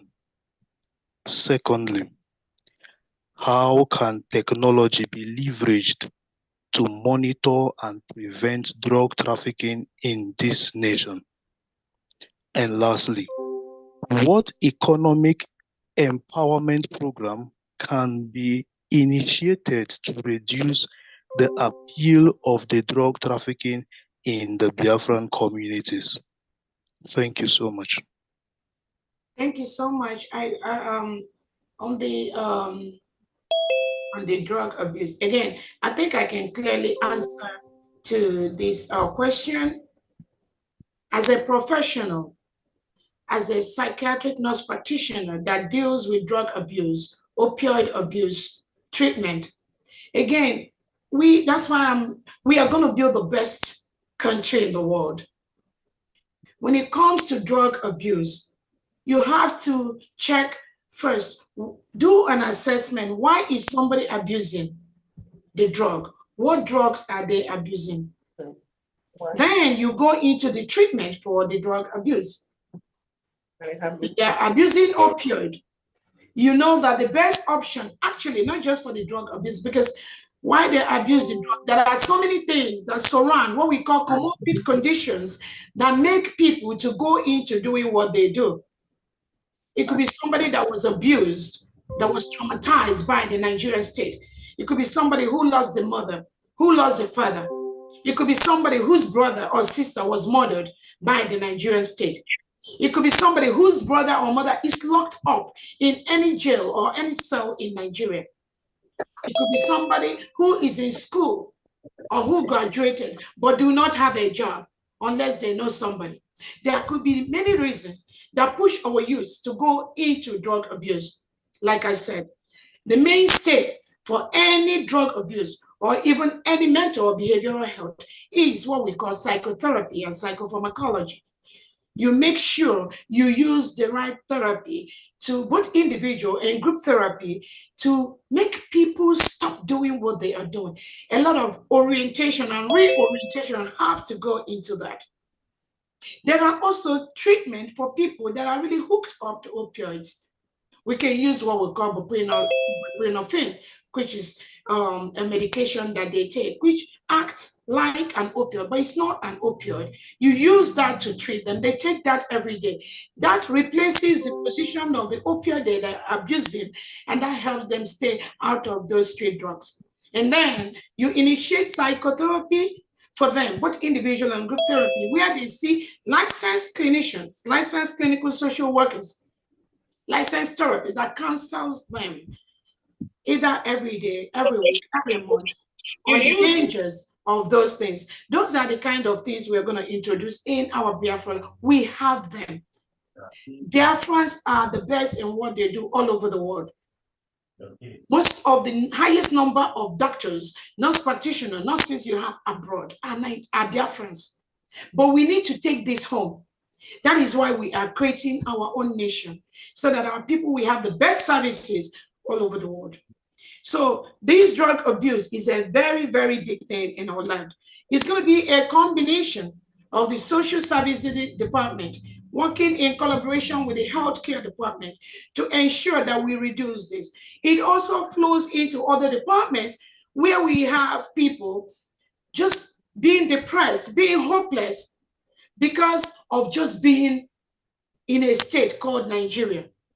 We have so many youths that die every day because of hopelessness and helplessness in the state called Nigeria. When you have a nation that force youths, force young girls to study Quran, and these are Christians, how do you think those kids, those Christian kids, how do you think their life will be when they become teenagers? So you have to find the root of these problems, and then plug in the appropriate professionals to continue to engage those kids, engage those youths, and ensure that those things they go through, we take care of them. If it's those that are helpless, homeless, we find homes for them. We invest in social security. We invest in different programs that we make them have homes where they will feel belonged. If they have other mental health illness, which in our country is just like a taboo. Sometimes you see in the Nigerian state, when people have mental health problems, they chain them from one individual to other, and they're parading them on the streets. These are individuals that are supposed to go to hospitals, go to clinics, receive the right medications. If you have schizophrenia, you have the psych doctors and the psych nurse practitioners prescribe the right medications for you. If you have bipolar, you have the right medication that cure all this. If it's mood, if it's depression. These are things that we do not have in the country where we just left. And I promise you, those that belong to our sister country, they will come to Biafra land to get the best medical care and the best health care for these things, because they will see the difference, and the difference is going to be very, very clear. Yes. So for the trafficking, our immigration department is just top notch. I don't know if Dr. Dorothy is here to talk about that, but we are going to build a nation where those things will be a thing of the past. We have all that in our constitution. Again, once you start having access to our constitution online and start going through them, we address this in different portions of our constitution. And that will definitely take care of the influx of these drugs into our country. Thank you so much. Yeah, can I say something a little bit? Go ahead, please. In fact, you're really giving a comprehensive answer to all these things. And my great Biafran, honestly speaking, there is no gain saying that we will do the best we can to make sure that Biafra is one of the countries that people will be wanting to come in and visit. So it's like, I'm not saying we are wasting time, but it's good, you know, it's like we are in you know, to rub together. Yeah, to rub minds together when we are in such a discussion or such a you know, a conversation. I'm telling you, keep your how will I put it? Let's first thing first. Like there is one speaker that said that. First thing first, let's get home first. And what is going to make, you know, going to take us home? Let us do our contribution. Yeah, together. We are in such we take it from there. When we get there, then you hold the government by their words. That definitely they said or they stated that they were going to make Biafra the best nation in the world. So, you know, if we are talking about, already we have the templates on ground. What there was a question he answered I needed to talk about. We have all those templates on ground to keep to hit the ground running. We don't need to come and start talking and talking and talking. I mean, you know, it's like I said, it's good for us to talk, but bear in mind that the government has promised you that we will do the best to all the Biafrans. You will never, when we get home, you will never dream of even visiting the next neighboring town out of Biafra land. So please, let's do the first thing first, and may the Almighty God bless us not to sabotage our government and help the government, you know, to actualize our respective dreams. Thank you so much. Support, support, support. And Dr. Dorothy, what is that first thing first, man? Could you just be direct? You know, I don't understand parables. Money. Oh, money? Yes, support. Money to really secure our land. That's the first thing right now. So each time we are coming here to do some or to organize some question and answers, let the question and answers be, what is the first thing to do? I mean, how do we secure our land? That should be what we should be talking about. Thank you. All right, thank you. So Biafrans, the first thing she is talking about is that you should support us financially. That's with money, apparently each problem will be solved 99.9%. So money, kudi, ego, owo. So that's what we're talking about, Dajon. So just give it to us. Pesa. Thank you. Let's continue. Mazuga, I think I can assist from now. The next person from my own end is 332562. 332. Biko, can I do no ajụjụ biko? Anọ m na Biafra land and then we network problem. Okay, Mazi, go ahead. Mazi, go ahead. The one Kemka, go ahead, please. Okay, ana m ekele onye ọbụla biko ka nkele unu biko okwu Igbo ka m ga-eji azụ because that's good. Unu ga-enye m aka ime ya tụgharịa ya na okwu oyibo biko unu. Ajụjụ m chọrọ ịjụ onye isi gị nwa ka m ga-ajụ ajụjụ ya biko. O nwere ife nnụrụ anụ m na gị na Diana unu si na ọ bụ na onye ndupụta onye isi pụta prime minister pụta na unu ọ bụ na ọchị idozi ka udo dị n'unu ga-apụ gịnwa sị mụnwa nkọ unu gị apụkwa biko ịpụ ọkwanụ ka ekwana ise ka anyị mee so saa anya ajụjụ ahụ biko ọ na-enye m nsogbu since m nụrụ ya biko. Should I answer? Let me quickly, I don't know if you want me to answer in Igbo or English. Again, we are. He understands English, but can't speak English. Go ahead with English. There's no Igbo person that doesn't know how to speak English. Or pidgin English. That's exactly what I said. I said that he understands English. English. Again, please. No, this is international, okay, sir? This is not meeting one kind of. This is international. People are watching. Thank you. Go ahead. Okay, please. This is government. We don't dwell in gossips, please. We are very, very focused. We are very, very busy. And some of the things we do is what I know we are supposed to be doing at this moment. We have just one government, the United States of Biafra, one leadership. The leader is Nnamdi Kanu. Our prime minister is someone ever be represented by my humble self. That is the only government we are focused on right now. Those are the footpaths of those people we are taking right now.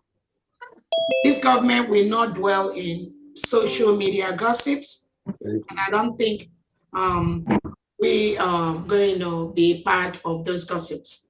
If anybody plays any message and they say that it's from me or from Diana, I want you asking this question to listen to that message from beginning to end. And hopefully you will understand something from that whole message. So it's not just asking a question that suits you. You also need to listen to the whole message and ask questions on the whole content of the gossip. Like we said, we're not going to engage in gossips. There is only one government. And our prime minister knows where he left this government, and that's where we are. My DPM. I have a question. No, please, let's go according to Reverend after you. Please. I want to, No. Jasmine is not your turn yet, please. Jasmine. So you never get to my turn here. Please, let me call. The next person is 332562. And those from Homeland, we can also give them a preference because they have internet problems. Biko. DPM, even if you have to give them, they are from Homeland, they have to, No, you don't understand. What I'm saying is that those from Homeland, sometimes their hands are not up, but like the last person that spoke, he said he's been wanting to ask questions for 1 hour. We never just one question. So if they are from home, please can you give them we don't know they are from home. So, but it's so noisy. No matter where you're coming from, it still has to be organized. I'm from home. Okay, but what I'm saying now is this. If you are from home, if you are not from Homeland, please put your hands down, please. No, Dr. Agi, let them stay. What I'm saying is, I want to give you a cup of tea. Oh, please. What I'm saying, Dr. Agi, is those that are from Homeland, and I just want us to. You want to correct your head. That's how do we know they are from Homeland? That's why I want to ask. Because you may not see their hands up. I'm from home. Because they do not have access to do that, because they don't have internet in Nigeria. Their phone don't work in Nigeria. So that is why. When you see me, I lower your head again, okay? Yes. I just want only one question I have. Hold on. The last person that asked the question, I hope we answered your question. Then we go to Jasmine Tag, please. Go ahead, Dr. Adi. Jasmine Tag, I think it's from, I don't know if Reverend Ebenezer, if you are from Homeland, please, after Jasmine Tag. My question is this. My DPM. Go ahead. Okay, thank you for all you do for we Biafrans. We really appreciate. You understand? We really appreciate you and your cabinet members. We appreciate our leader Mazim Nandekano and our Prime Minister Mazim. We appreciate we go to for true survivor. May God bless you all. My question is, we give the zoo 60 days. I don't know if that is still effect or. So how you doing, man? So I hope it's still. Yes, I'm picking up over there in the morning. Can you hear me? I heard you. Again, I've answered that question before. Maybe you were not here. At the expiration of that 60 days, we're going to revisit it again. We are building our nation. Go home empty? Yeah. Okay.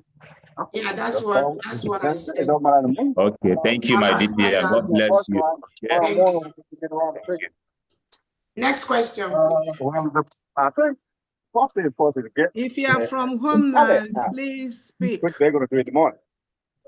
Otherwise, I'm going to When call. I tell my dispatcher or whatever, they tell me what I'm going to do. DPM, please, can you mute Mazi? Next question, please. Okay. Next person is Ijoma. Good evening. All protocols observed. Thank you so much for letting me speak and giving me the microphone. DPM, more grace you're able. I have two questions, just two questions. One on power and the other one on infrastructure. My question on power is, knowing the country we are talking about, where we are blessed with a lot of water, sun, wind, just name it, that we can use to generate power. What is the plan of our government towards that power? Because whenever I hear the power secretary, energy secretary speaks, it's like we know we are going to have investors. Is the investors going to be foreign investors, or is this going to be built by Biafrans indigenously when the time comes? Yeah, which energy secretary did you say you hear him talk? I don't know their names, I'm sorry. Okay, he spoke now. I just want to clarify because our Honorable Ebenezer is he just chips in for the energy secretary. The energy secretary is actually not here, yeah. So all right. But again, he's not here to take the question on energy. Hopefully, we will write that question and send it to him, and he can reach out to you in the area of clarifying your concerns, or you can also reach out to the information department later on so that they can get that question across to the Secretary of Energy to give you an answer. So I don't know what your second question was about. Okay, thank you. About infrastructure. Somebody mentioned skyscraper, 80-story building, 1 million story building. And thank God you are a doctor, so you will know what I'm about to say.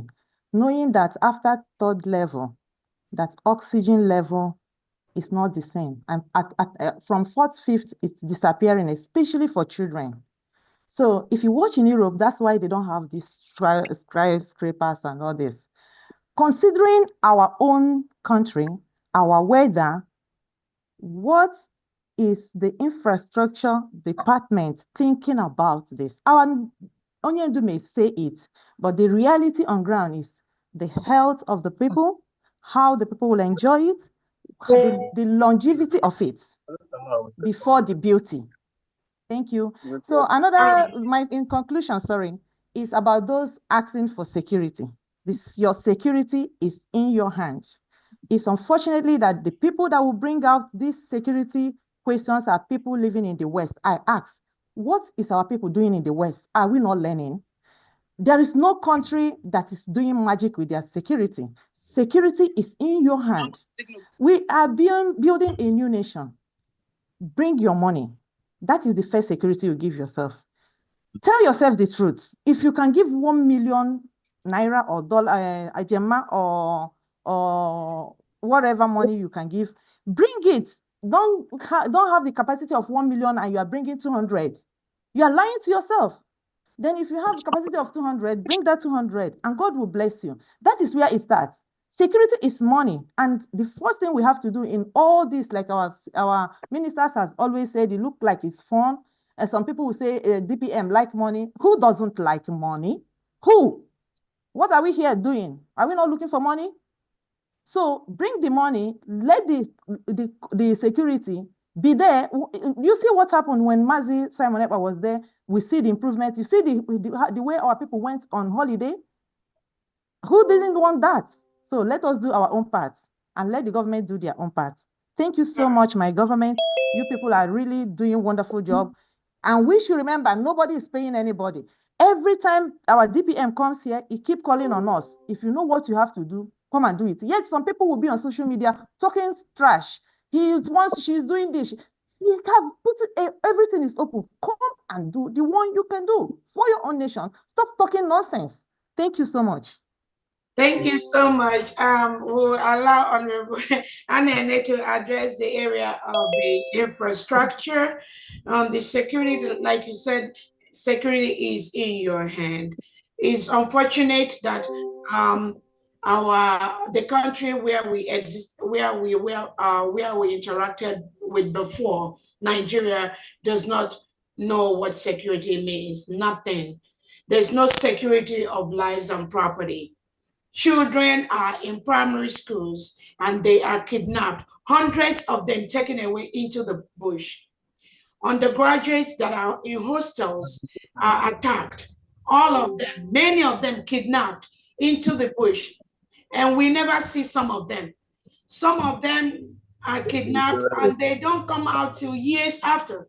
Some of them, even as young kids, they grow up into teenagers, they grow up having children, becoming pregnant in the terrorist den. There is no country anymore. Nigeria is a failed state. Anybody that thinks there's anything left, that person is just dreaming. There's nothing left. That is why the United States of Biafra is a nation today. The security we did not enjoy when we were in Nigeria, those security we are going to enjoy it in Biafra land. We already put in the structures in place. All the security apparatus that are going to help our people to enjoy the things they enjoy in the countries where they live abroad. All of them, we are going to have them in Biafra land. We have a very secure, top-notch data system whereby if you commit a crime, even if it's in Aba State, and you run to Zamfara State, it will only take the United States of Biafra intelligence less than 48 hours. We are going to track you. We have the trainings abroad where we live, and we are going to apply the same system in our land in Biafra. Unlike in Nigeria State, where young children are kidnapped from school, 100 days, 3 months, nobody. They are still telling the Nigerian state, come and bring bag of rice, come and bring palm wine, and we will release some of them.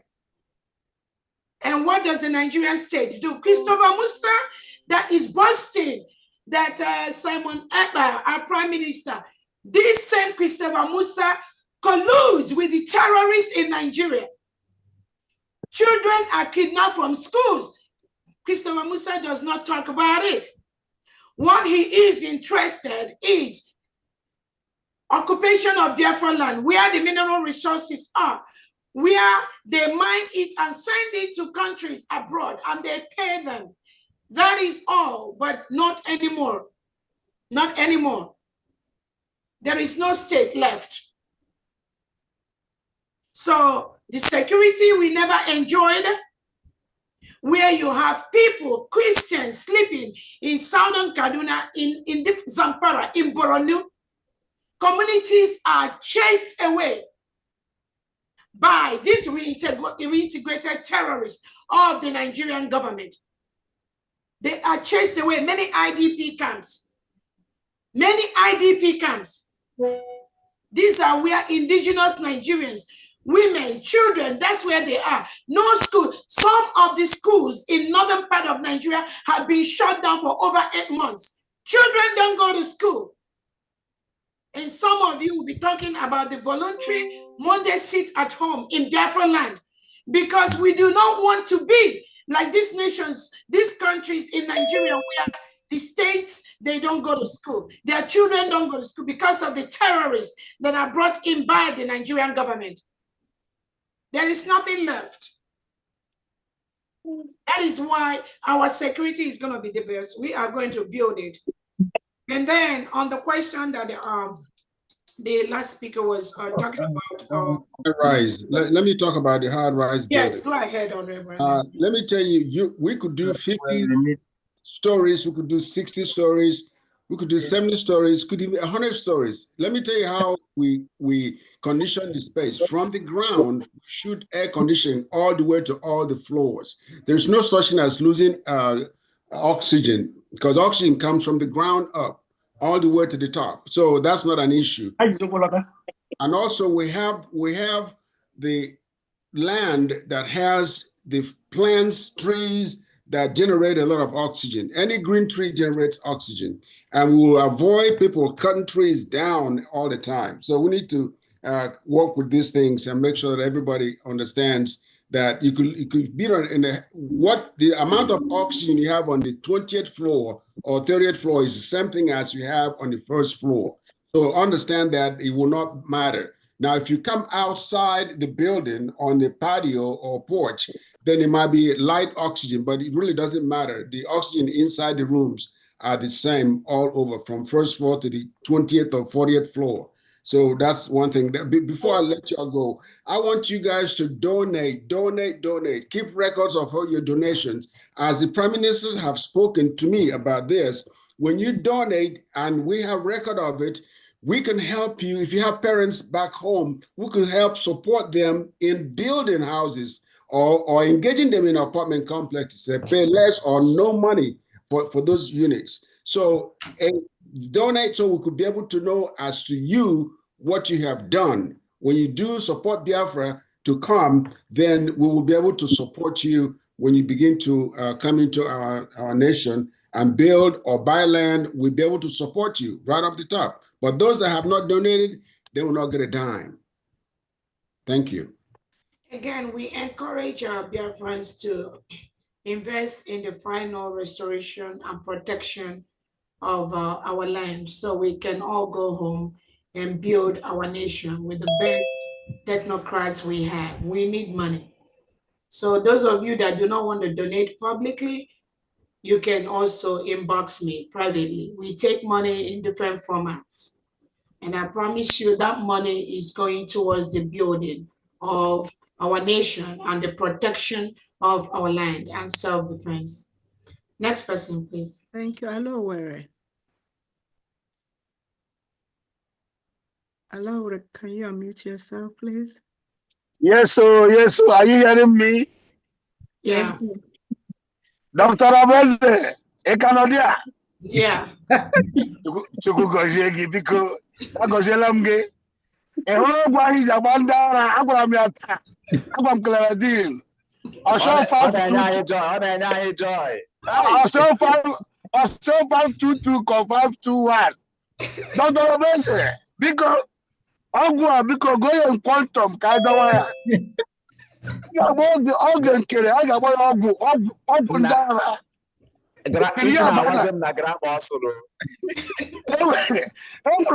Enwere anya m said ebu ya na-akpọ afọ inye ogbugbo.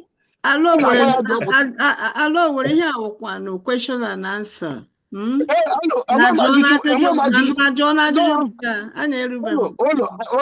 don't have question. I want to tell her that medicine 522 or 521 kit with container.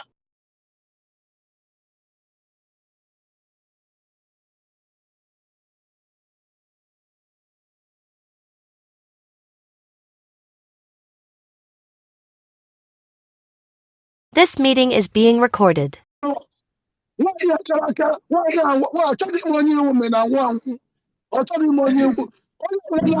with Indishinarema. She knows that to treat Biafrans. Dr. Orabueze, because the chick in Kabulagi, get tired, God is your strength. The God of Biafra will continue to be your strength. You shall never fail. Success belongs to you and Biafrans. We shall not continue to cry in the land of Egypt. We must go back to our home. God bless you. Bless your cabinet. Bless us that are supporting the agitation. God bless you. Thank you so much. Good night. Thank you. Mazugo. Mazugo, you're back. You can go ahead. This one is too much. Mazugo, are you there? Yeah. Okay. All right. You can continue then.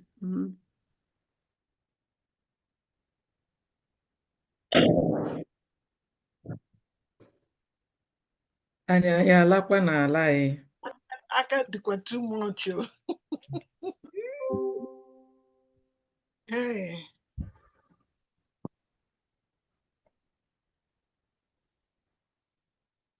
Okay. Good evening from here. Are you hearing me? Yes.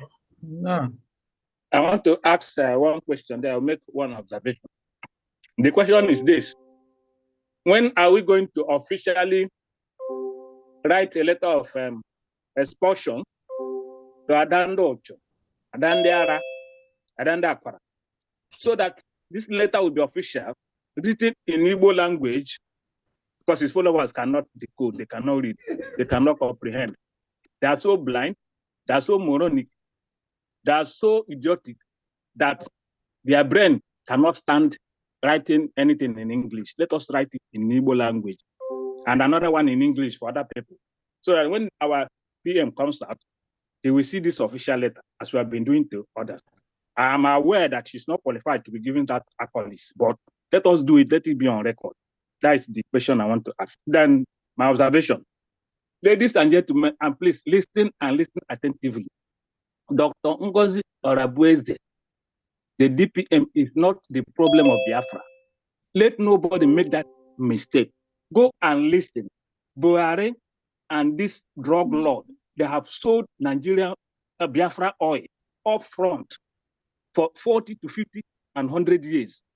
Our generation now, those yet unborn, have no future in terms of the oil, or except we get this freedom. This oil has been sold. Let people tell those who are on air. We have men on ground who are our military. We have men on air who are hungry, like Remedios and Adando Ocho. These people, let them get it clear. Dr. Ngozi Orabueze have nothing to do with the problem we have in Biafra. Our problem is that our resources have been sold ahead. Let us get it there. So when they declare the state of emergency in a particular part of Biafra land, they have a purpose. They want to protect the interests of the globalists who are now the beneficiaries. When they are sharing them $10,000 dollars to come and say, "Yay, hi," over a section, over everything. Okay, I made my point. Thank you very much. Thank you so much. And we already said it here. Those that are thinking that it is about Dr. Orabueze. And again, that letter you talked about, I think the Education Secretary, that is something, please, let's do that and submit it in the language that they do understand it. We have an Education Secretary that will do that. Again, this, like he rightly said, it's not about me. It's not about me. It is about the terrorist state of Nigeria, milking our natural resources and trying to stop the final protection of the United States of Biafra. But they failed woefully. They failed woefully. And when they know, like the Prime Minister used to say, when the Nigerian state knows that they cannot send their army in uniform to kill us, they send the mercenaries, the Fulani terrorists that are not wearing Nigerian uniform, Nigerian military uniform, but they supply them with the AK-47 they need to kill us. So that's what they do. That is why only the Biafra Defense Forces, the Biafra Liberation Army, the Navy and the Air Force are the only group allowed as security in our Biafra nation. He is absolutely correct. It's not about me. So those of you that are online, and Dr. Orabueze is the restoration and the struggle that our leader Nnamdi Kanu told you to do, and our Prime Minister Simon Ekpa told you to do. When you leave those major things, fighting the terrorists that are coming to kill us, and you make Dr. Orabueze your topic of the day, it is very unfortunate. It's very unfortunate. But what I'm telling you, Biafrans, genuine Biafrans, when you see those individuals that leave the struggle, the restoration that our Prime Minister have prepared for since almost 2 years, for us to get these documents we have now to go to court with the Nigerian state, when you see those deviating from this one government, just know that there are those paid by the Nigerian state to disrupt what we are doing. And we are not going to allow saboteurs in our land. That is not going to happen. It is left for we Biafrans to discover them once they rear their ugly head and ensure that we defend our land. We defend our people from these individuals paid by the Nigerian state, the Southeast governors and South-South governors, to disrupt and distract what we are doing. Unfortunately, they are failing by the minute. Thank you so much.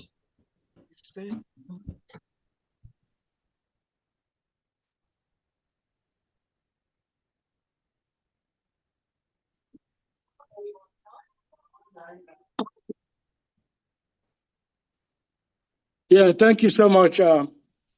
I greet everybody. 247, my DPM. Greetings to you. I can see my fellow comrade, Dr. Dorothy. I greet everybody. I am not the type of a praise singers. I don't, all I do is, we all have eyes. We know who is who, and we know what we're doing. But today, I just wanted to ask you 2 questions, please. One is in regards to 30th May. I want somebody like me, I want to know, I don't know the address. Is it the space? Is it big enough for whatever we're going to do that day? Or is it open and then, for example, to a different place like the way you do wedding in the church, you go to reception? I just personally, I want to know so that, maybe, you never know, maybe so that I can plan whether I'm going to sleep over, get a place to sleep, or I can fly in and fly out the same day. That is my question on that, please. If I can get that, then I will ask the next question. Or should I go ahead and ask the second question at the same time? Yes, go ahead, please. Okay, and the second question is not really more of like a question, but I am more particular about this when it comes to education in a Biafra land. Very, very, very particular about that. Growing up, I have the option. I went to India. I went to India, Kaduna, just for some time. I dropped out. And that time I have an opportunity to go to technical schools. There are a whole lot of technical schools that time that teaches different things. My little sister went to commercial school. Is it a question or is it a suggestion? Because I don't want to ask a question. All of you guys are doing a lot.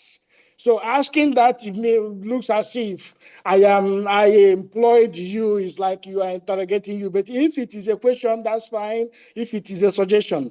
These 3 things, technical school, and commercial school, and special schools, I hope it is in our school curriculum.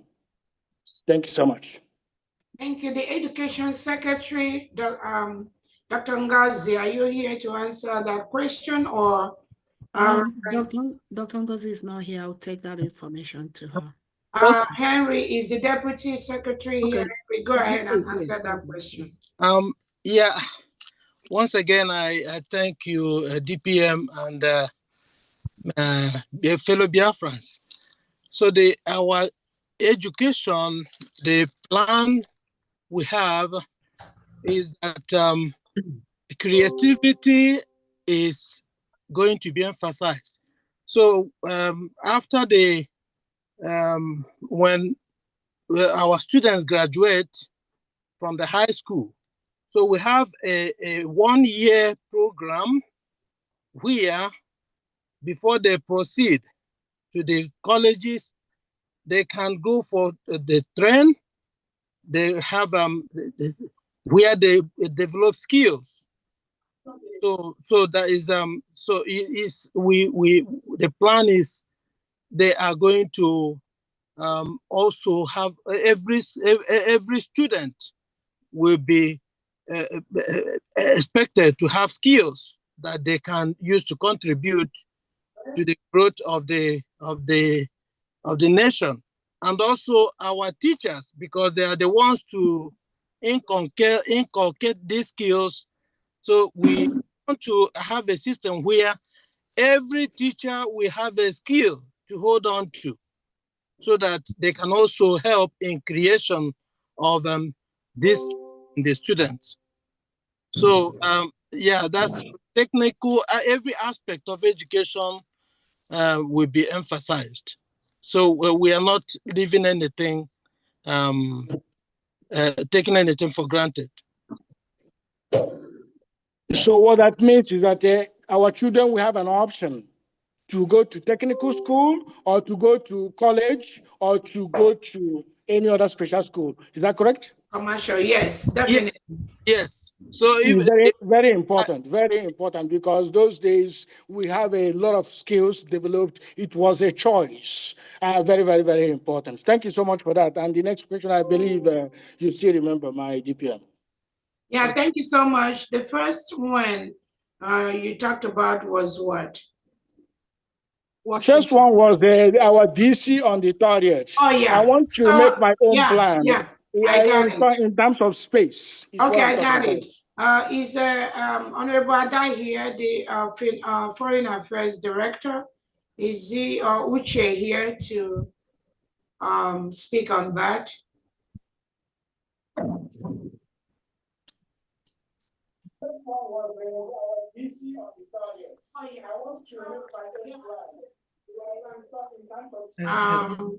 Okay, so I think I have the answer to that question. The Washington, D.C. event for the United States of Biafra is going to be a one-day event on May 30th, 2025. It's going to be 3 events in one. The first one is the opening up of our Washington, D.C. headquarters, embassy. Second one is going to be the Memorial Day, the remembrance of the heroes and heroines of Biafra that have lost their lives in the process of this restoration of the sovereignty of the United States of Biafra. Remember, during the Biafra War between 1967 and 1970, the war between Biafra and Nigeria, we lost over 3 million innocent children, women, and men from starvation. Starvation that was instigated by the Nigerian state against Biafra. And at the end of that war in 1970, all the Biafran citizens scattered all over Nigeria were given only 20 pounds, equivalent of $20, regardless of how many thousands of dollars, how many thousands of pounds you have in your account. That is the destruction that Nigerian state have done to Biafrans. Imagine when you have $100,000 in your account. When the war ended in 1970, Nigerian state gave all Biafrans only 20 pounds, let me say $20, regardless of how much you have in your account. But today, Biafrans have grown. With that 20 pounds that we are giving to our grandfathers, our fathers, what are we today? All over the world. And you think we will just forget? And you think we will just let it slide? And you think we will be part of this system that dealt with our fathers and grandfathers like this? So that is the second portion of that program. The third one is going to be the Peace Summit. It's a one-day event. The code for blocking the hotel just came out today. The Foreign Affairs Department is going to send it out. So we had a discount from the hotel for $199 per night. Some people are going to come in a day before or after. Some are going to come in more. So that discount will be out. So, but it's going to be a whole day event. Just like we went for Donald Trump's inauguration. It was just one day event, but it was a whole day event. So we are trying to do things the way that we will save our money, save our resources, and also do things in a way that it will be more beneficial to us Biafrans. So it's going to be from Monday till the whole day. So it's left for you if you want to block the hotel. The code is already out today, and we're going to send it out, hopefully. So click on that code to get the discounted rate of the hotel price. And that hotel is almost opposite our embassy, our headquarters office in Washington, D.C. So we just do the opening ceremony, and then we move to, there is another space provided by the hotel, fully secured, where the Peace Summit and the memorial event will happen. So yeah, that is the program for the day. Does that answer your question, Agadaman? Yes, please. Yes, please. That All right, that helps a lot, for me to plan. That's okay. Thank you so much. I appreciate it. Thank you so much. Next. Something to that question. Can I add something to that question? Go ahead, please. Yeah. Honorable DPM, just an addendum.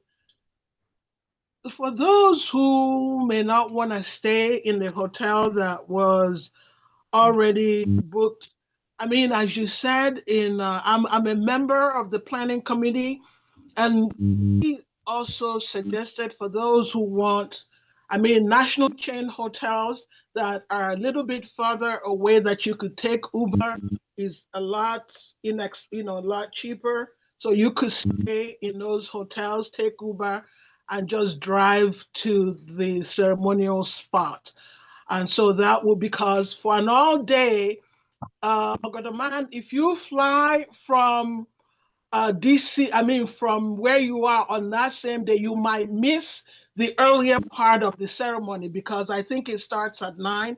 So you might want to arrive and be settled and be at the venue by 9. So, but if you want to come the day before, you could just get some, neighboring hotels and come in the day before. So you just take Uber in the morning and be at the spot by 9.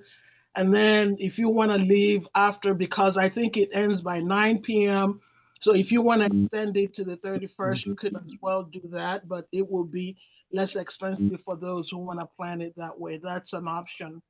I appreciate that. It's not all about the cost. I just wanted to make sure, No, please, that's not the point. I'm just saying, as the planning committee, that's part of what we had planned. I mean, it's not about the cost. This is not about money. It's just what the planning committee had deliberated on. I just want to throw it out. Can I speak in this honorable chamber? Yeah, please, thank you. Go ahead, please. Hello? Yeah, go ahead, please. I mean, I think his question was answered. Thank you so much, Honorable. Go ahead, please.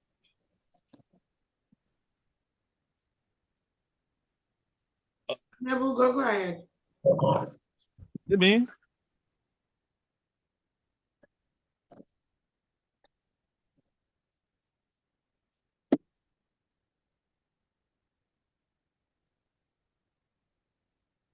Yes, sir. Honorable Ugo. Thank you very much. Thank you, Dr. Ngozi Orabueze. I'm a retiree. I'm 76 years old. And when Adadi Orama did what she did, I had to cut off my donations every month, $50 a month. So what can I do to reinstate it? And secondly, my second question is, I applied for my ID card. I paid for the first time. I didn't hear anything from them. So Adadi Orama asked me to go back and revisit my do it again. So I did it again, and they keep telling me my case is pending on my ID. So I don't know what to do. Finance and Can I? immigration. Yeah. Can I speak to him? Yeah. Okay. Yes, ma'am. Yeah. What site were you making your payment? When he came out, the first time he came out new, that was around September last year. It's in my email address, So I didn't hear anything from them. What site? Yeah. Yes, what site? So if it was September last year, okay, let's leave that. Now, is your money still being deducted? Yeah, my money, no. Okay, my money, I had to cut it off when Adadi Orama did what she did. Good. So you cut it off. Yes. So now, can I give you my phone number so that I can send you? I have a template that I've posted on all the platforms.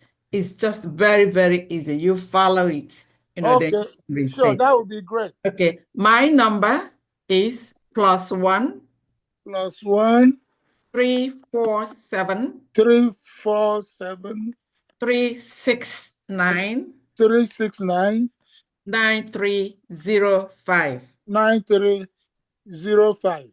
Yes. Okay. Chat me, and then I'm going to forward you the information you need. Your name, please. Oh, I'm the finance secretary. Oh, finance. Okay. Yes. Pharmacist Diana. Okay, thank you. Thank you. You're welcome. What about thank you for coming back. Yeah, what about the ID question? Okay, Dr. Dorothy. Dr. Dorothy, can you answer him? Dr. Dorothy still here?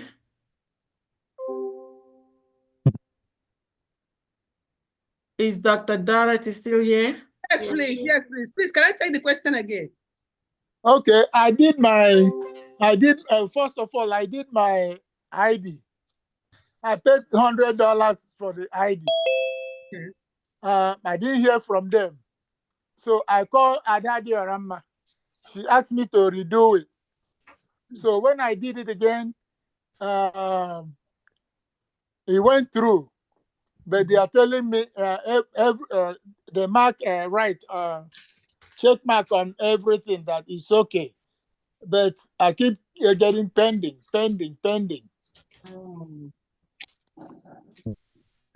What's your name? My name is Ezra Nwoke. 1 second. From Aludo. Ezra, just Ezra Nwoko. Nwoko, K-O or K-E? K-E.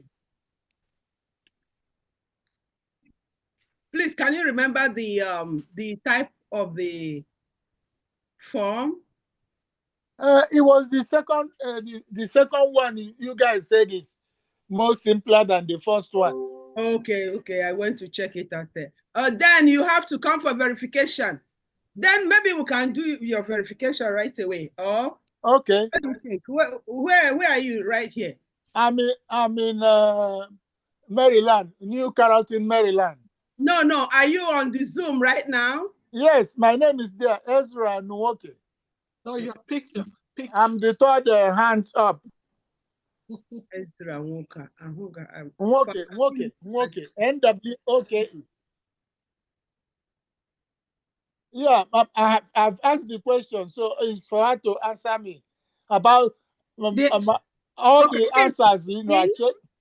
Yeah, if it's pending, you need anyway, 1 minute. Let me just go right away and get it right now. Sorry about that. 1 minute. Yeah. You need the Esperanto form.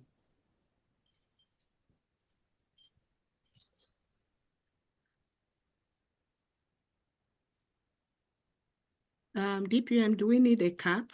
Like right now, we have 4 hands. Yeah, after just after the 4 hands. Okay. After the 4 hands, we can. Okay, Ezra Uduma Unwoke. Yes, ma'am. Okay. 1 second, let me check.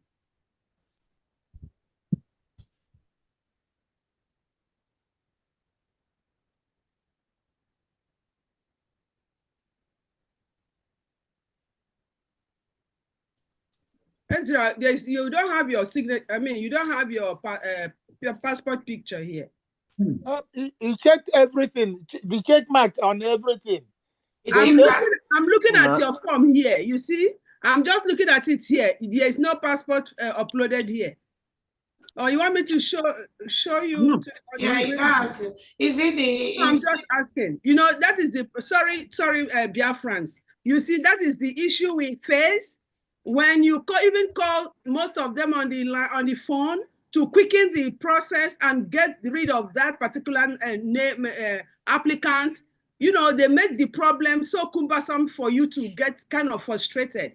I'm telling him now his passport picture is not here, and he's still arguing with me. Meanwhile, no, ma'am, I'm not arguing, please. With all pleasure, I'm not arguing. So can you please upload your passport, because it's the simplest passport you can think. All right, I'll do that. I have his number too. I'll give it to you, Dr. Dorothy. And says that I'll give Dr. Dorothy's number. You call as well. So if you can send it to me, are we seeing his face right there? I think they blocked my video. Go ahead and open your video, please, Mr. Ezra. Go ahead and open it now. Okay. If I open it, goes, okay, it's open. So in essence, you said you made the application twice? Yes. I paid the $400. So now they asked me to redo it. So I redid it. Then there's no way you will tell me not to pay again, you know. So I had to pay twice. But I don't care about the first $100. Okay, just help me send the I'll give you the connection so that you give me your passport and I'll upload it. Okay. Okay. Thank you. Where do I send it to you? Send it to Mr. Ezra, I'll give your number to Dr. Dorothy, and I'll give you the number too to reach Dr. Dorothy. Thank you very much. Thank you. Bye-bye.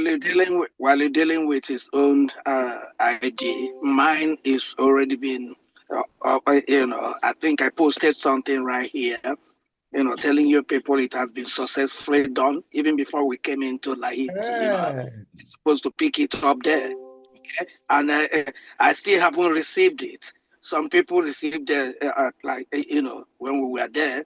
Mine didn't come up. They checked within the list. And I have everything that particular. They're showing me everything has been done. What's your name?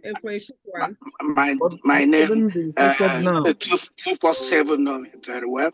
My name is Donatus Ezeku. Donatus Emeka Ezeku. Donatus is not here. Okay. So I even posted something when you started, to tell you, show exactly what Prince is. That Prince, when I was told. And I know people together with me, they all received, there's that particular day. There must be an issue on that. Can you please give your number to the information minister, secretary, so that I'll check it alongside. And did you put that Ezeku correctly? My surname is Ezeku, E-Z-E. Hey guys, why don't you treat these things and sort it out later? I will do whatever I came to Laiti and I thought I could pick it up because 2 months even before I was among the first people in everything, 1,000 men, I think everything. I just canceled the 1,000 men last week. So Okay. So can you, Dr. Dorothy, do you want him to reach out to you after, or I'm giving him my number. Dr. Ezeku, can you write my number down, sir? This is the information secretary. Hold on. Dr. Dorothy, check here. I'll send you Mr. Ezera's phone number to you, Dr. Dorothy. Can make the connection with him. Okay, go. Are you ready, sir? Dr. Yeah, I'm ready. Okay, 404. That is in UK. No, that's US. US. Okay. 404 933 933 7466.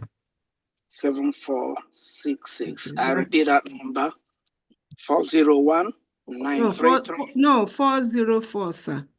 404. Hold on, I have to, because I'm putting it in my other number. 404. And go ahead. 933 933 7466. 7466. And that's a US number. Okay, that's how I could see. And please kindly indicate ID card. I will, because I've been with Dr. Probably I know her very well, but I wouldn't come into that right now. Okay, God bless all of you. I thank you. And there's something I want to make, a correction I want to make. You say you canceled their 1,000 men. 1,000 men. Because so just 1 second. 1 second, sir. Let me finish. The 1,000 men donation, that portal does not belong to United States of Biafra. It's not associated with United States of Biafra. I just want to make that clear to you. All right? I know very well. Okay. Thank you. Thank you. Thank you. I know very well. 1,000 men is what we started with. So I'm on the first people, I should say, 100 people, I was among them. So I know everything. I just wanted to make sure so that you don't think you were donating the money. No. When I just left it until last week, okay? I just left it because I'm the type of, I have a spirit of discernment. I was monitoring everything going on, and I left it in cool mind. It's $100. I said, okay, last week was when my spirit said, take it off. I did. Okay. Thank you, sir. So just get in touch with my, so that I will connect you with the ID card department. Okay. I will do that. Thank you so much. Okay. Cheers. Can you transfer the donation to us now? Say it again. So do you have the link to donate to the United States of Biafra? I will send it. DPM, I will send it to him when he contacts. I'll send it to him. I have every information, all the links for donation.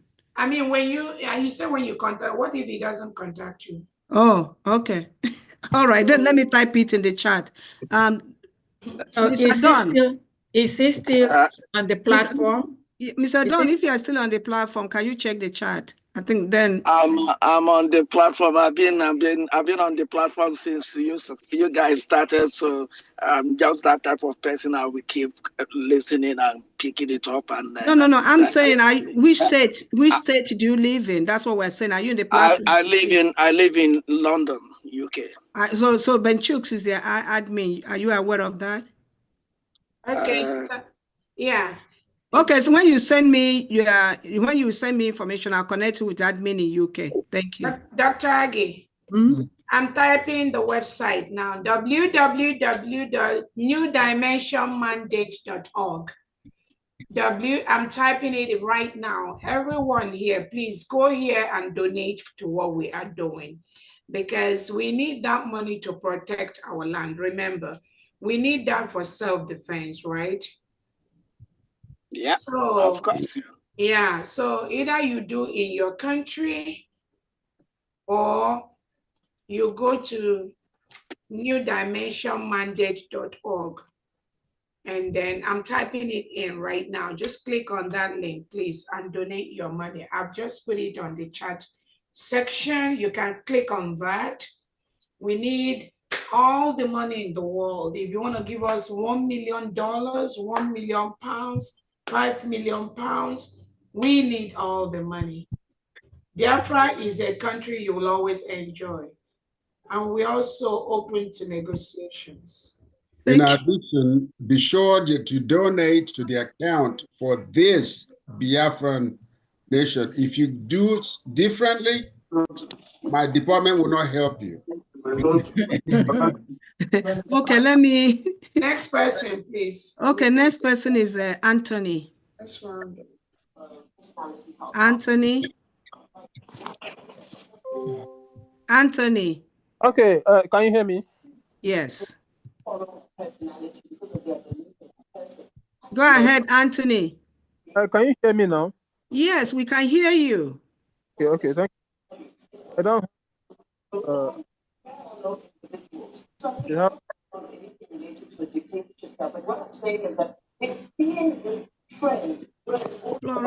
Florence says, Zim, please mute yourself.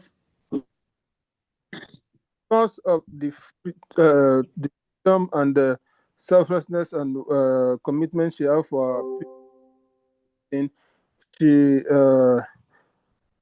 bring herself to serve his people and to bring the freedom of the people. We thank you very much and everything you do for us. We appreciate, we thank you, everything. So thank you very much. We love you. Thank you. Thank you. Okay. Next person is Georgie. Georgie.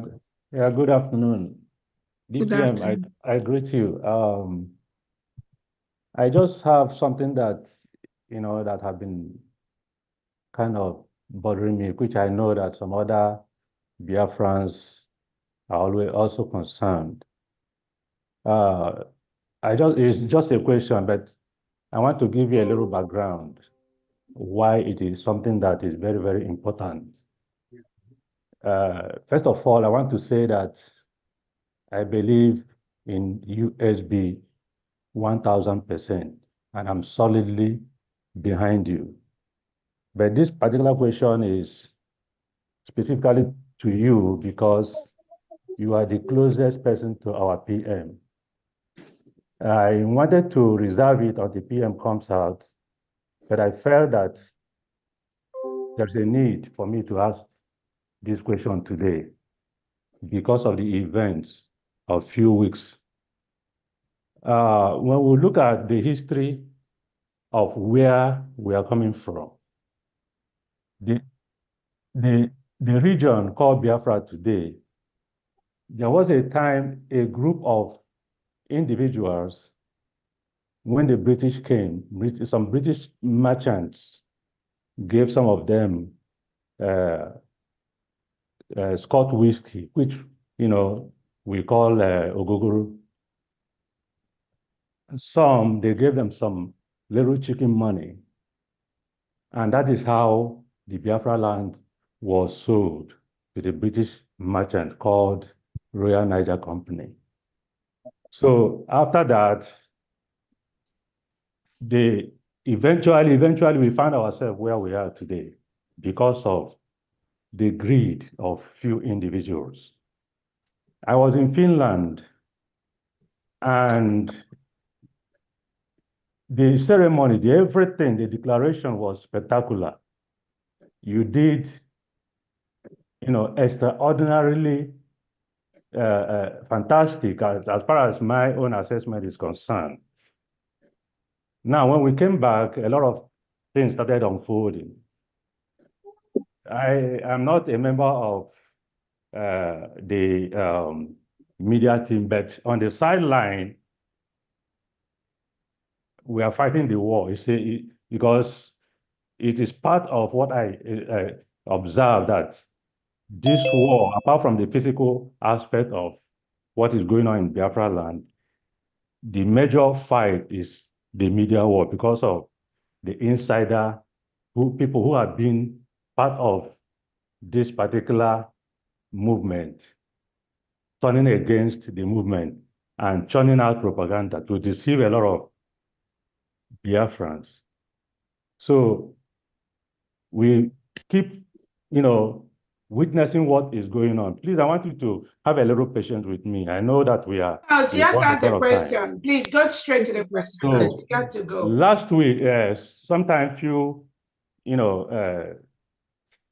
last week or last 2 weeks, because I live in California, and I have been part of the California group that is shared by I don't know who was somebody that I respected and many people respect too. But I felt so disappointed when I saw her on social media with all the round things that she was making. Now, one of the things that she said that I picked, apart from everything that doesn't really make any meaning to me, was that Isaiah Ogenkere, so to say, was lent some money to Biafrans, and that he was requesting or demanding that his money be given back to him, but you say no. From my own, if I'm correct, I may be corrected. Our Prime Minister, when he was asking Biafrans for IOU to support the struggle, he said when Biafra is fully restored, anybody who gave money to Biafrans will be refunded. But when I don't know who made that statement, I was wondering, why now? So my question is, was Biafra as a nation given to Ogenkere as a collateral? Because I'm wondering why he had to hijack the treasury of Biafra. So that, because it's very, very important. By the time we go back, a lot of us wouldn't want to go and start fighting the same battle we are fighting today against Nigeria, because some group of individuals sold our land to the British merchants. So as far as you know, because I know that you are the closest person to Prime Minister Simon Ekpa, from what you know, the extent you know, please, it is very important you clear this air when Simon comes out and begins to address us. Possibly, if there are some things he knows that you don't know, we may also ask him the same question. He will need to clarify to Biafrans. So my question is, was Biafra used as a collateral to get money from Ogenkere that made him to hijack the treasury of Biafra? Because at the end of the day, when we go back fully to Biafra and his money is not paid to him, is he going to come after the Central Bank of Biafra so that we'll start all over again fighting for another set of freedom? Please, it is very important to clear this air. Thank you, thank you so very much, and I appreciate the way you're concerned. And even though I didn't want to address this, because I keep saying that we are building a nation, and it is okay for sometimes for people, disgruntled elements to castigate in whatever form. Let me first start by saying there is no time that I, Dr. Orabueze, says or stopped the payment of any money to anybody in the United States of Biafra. This individual you called that loan money to Biafra, we are not owing anybody anything, United States of Biafra. We are not owing any individual. So that information from that individual is not true, it's not accurate. The IOU, there was a condition for the IOU, and many sincere Biafrans have contributed towards the IOU. And the condition is once we protect our land, those IOU will be given back. That is the condition. Let me just tell Biafrans, when the information from the lady you talked about is not true, we are not owing anybody anything as far as the United States of Biafra government is concerned. When we were operating the New Dimension mandate, and this is the first time I'm going to clear this air, so that when people come out to misinform Biafrans, they're fully aware of what they are doing, the damage they are doing when they misinform the public. Not that we don't expect this, but also once the Prime Minister is out, they will be able, if at all there'll be any room for that communication at all, which I believe there won't be. When we have New Dimension mandate, I made it in such a way that if there is any money that is going to be taken out from the account of that group, it will be well documented, and I will be aware of that. It happens that at a point, we have this individual that was then the treasurer of New Dimension. That was the other side of the plant. Yeah, okay. Please. That was what this individual do is, when we do fundraising, after every fundraising, she will go and sign out money from the account without informing myself or informing the organization. That is the only thing that I stated, nothing more, nothing else. I told this individual, who was then acting as the treasury of mandate, that any money that has to go out from the mandate account, I should be aware of that, so that I can inform the executives of the organization that such money goes out. This individual said no, that she has the right, after every fundraising, before we even wake up in the morning, she will sign out some money, transfer the money to this other individual's account. That was exactly what happened. There was nothing, all that information from the lady you talked about, there was nothing like money was paid. Nobody is owing him anything as far as this information is concerned. So that is the only thing. That is the fact. And that was why eventually, when the Prime Minister observed that this treasurer we had, after fundraising, we sign out money to these other individuals, the Prime Minister now said that they cannot continue to be in New Dimension mandate, because I put those information out. It is not just for, again, I'm not accusing anybody of anything, but it is the normal process of the kind of country we are trying to build, where there's transparency, where there's accountability, especially from people that we entrust our money in. You cannot just go out and just sign out money and give to somebody without either the director of the organization being aware of what you are doing. We do not want to build a state like Nigeria, where we are coming out from. That was the only thing that I said that made these individuals to become upset. They started saying, oh, that they give money and that I'm blocking the repayment of that money. That is not true.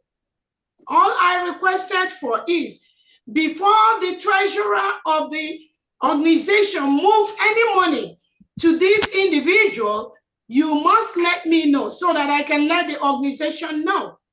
And that was the only thing. For anybody telling you somebody gave gave the government 60-something thousand and the DPM say the money will not be paid. Please, that is false.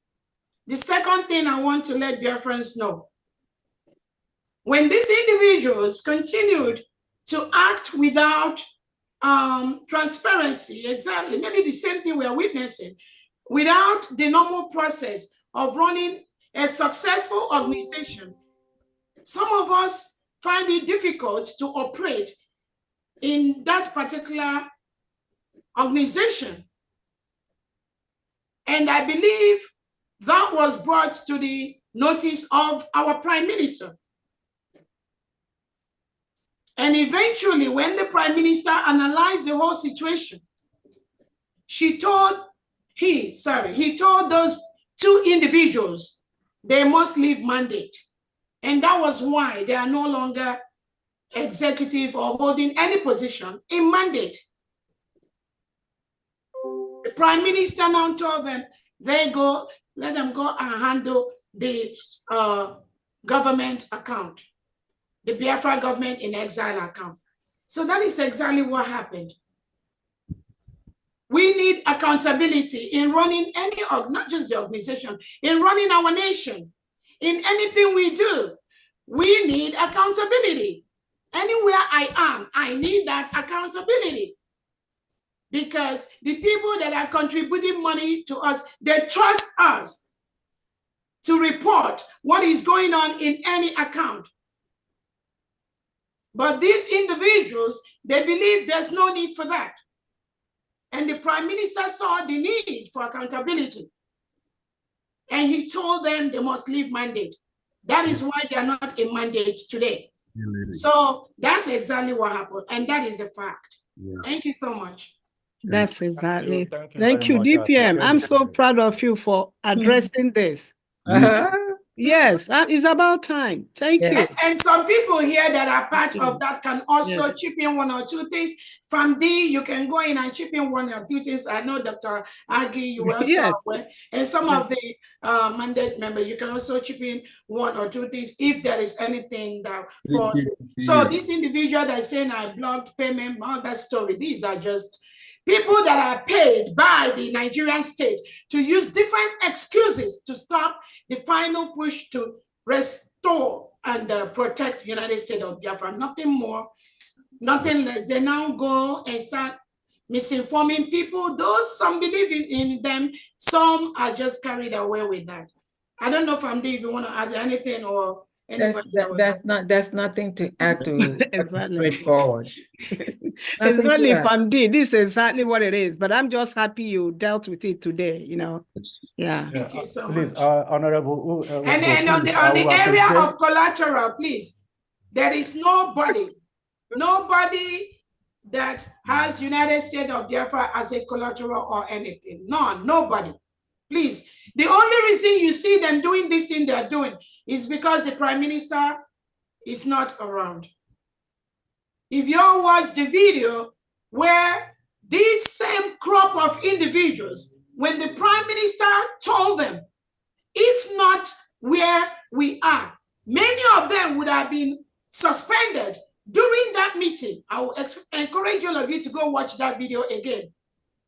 So, there is only one government. I don't even recognize if there's any other thing existing out there, whatever, regardless of whatever they claim. So nobody use this government as a collateral for anything.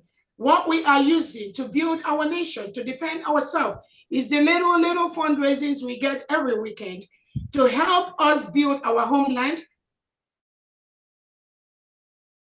They do the little ones to raise money, to self-defend themselves from the terrorists that are sent into Biafra land by the Nigerian state. Thank you so much.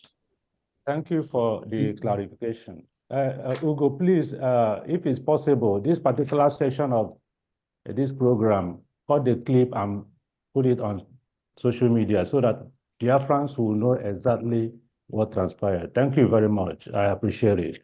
You're welcome. Thank you. Next person is Mazi Charles. Charles. Yeah. Good evening, everybody. Good evening. Hello, can you hear me? We can hear you. Oh, good. No. Thank you for the Mazi, no. opportunity. Who has asked? Thank you for the opportunity to speak to Biafrans. I'm very happy with what has been going on. As a matter of fact, I just want to ask some few questions that is bothering on me as a matter of fact. And those questions are, what happened to the referendum that, we only heard about the referendum once. That was during the declaration of Biafra.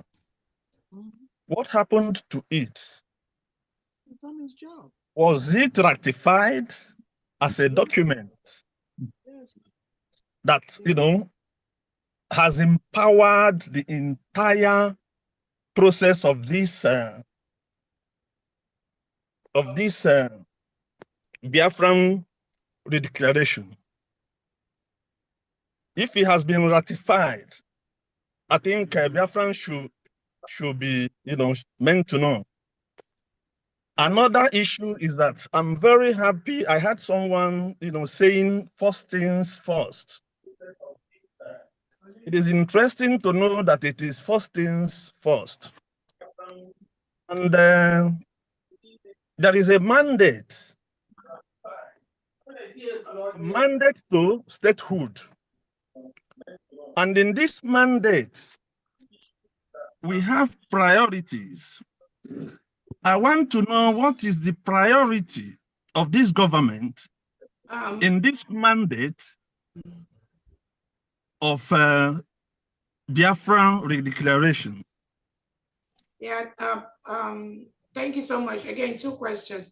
If you have been following the Prime Minister closely, he told all of us the essence of the declaration of the sovereign state of Biafra is to develop the documents we need to protect our nation. That is exactly what has happened. We were in Finland, we declared our independence. Over 1,500 Biafrans traveled all over the world. We declared, we conducted our referendum both online and in person. When Prime Minister was around, every one of us heard him say, based on the data that was coming in, over 50 million Biafrans voted to exit Nigeria. That's all we need. That information was presented when we were in Finland. The whole Biafrans saw the data. And those data are for the legal proceedings or any country that needed it. As we develop our liaisons with our allies, those documents are there for them to see how we voted, how Biafrans have conducted the self-referendum. That is what those documents was. It was ratified by Biafrans. Our Prime Minister actually was the one that told us that based on the information he collected and based on the information from the 40 states of Biafra and from those that voted online, the department that conducted that, we had about 50 million Biafrans that voted for our self-referendum. It has been confirmed by organizations like the OEA, ORB. I don't know if you have read that report. And then the Organization of Emerging States of Africa, they have these documents. So I don't understand whatever ratification again you need. What we needed this document is for the final push that we are doing right now, which is letting the world know Biafra has been declared, presenting these reports, presenting our declaration, presenting our constitution to bodies like the DOJ and all that, which they already have about our new nation, Biafra. That has been done. The second question you asked has to do with, what was the second question? You asked about the... Was it ratified? I've answered that. I think he asked a second one. Yes. Okay. He was talking about first thing first. Oh, first things first. That's donation. We need the money. That's exactly what Dr. Dorothy was saying. So we need all the funds. I posted the New Dimension mandate. We need Biafrans to continue to contribute to help us build our nation, to help us defend ourselves from the terrorists, the reintegrated terrorists carrying AK-47 sent in by Nigerian state to come and kill our people, destroy our farms, destroy our businesses, burn down our homes, the Ebubago and Co. that the Southeastern governors are using to destroy our people. So first things first is money, but we are also using that money to do what we need to do. So we are not static. A lot of things are going on round the clock in the United States of Biafra. And I will encourage you to join your own state and ask your state governor what he is doing, what they are doing, what the executives are doing, what the commissioners are doing. So everything is running concurrently. Thank you so much. The next person. Okay, next person is this one that has three. Some people are raising up their hands. No, that's okay. No. Fanti, trust me, I know where I start. It's not gonna be like that. 332562 has not said anything. I've called that individual several times. I think I'm gonna take him out. 332562. Okay, next person, Engineer Ezra. Okay, you have spoken earlier. I'm gonna go ahead.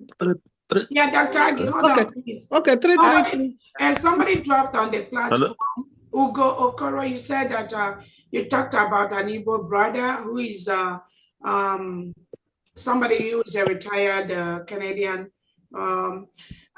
Please let the person contact you, or you can send me a message later so that they can coordinate with the defense.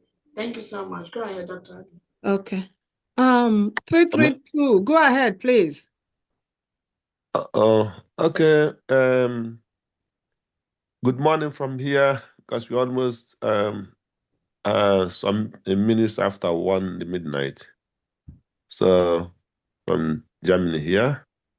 Yes, my greetings to our DPM and all the cabinets.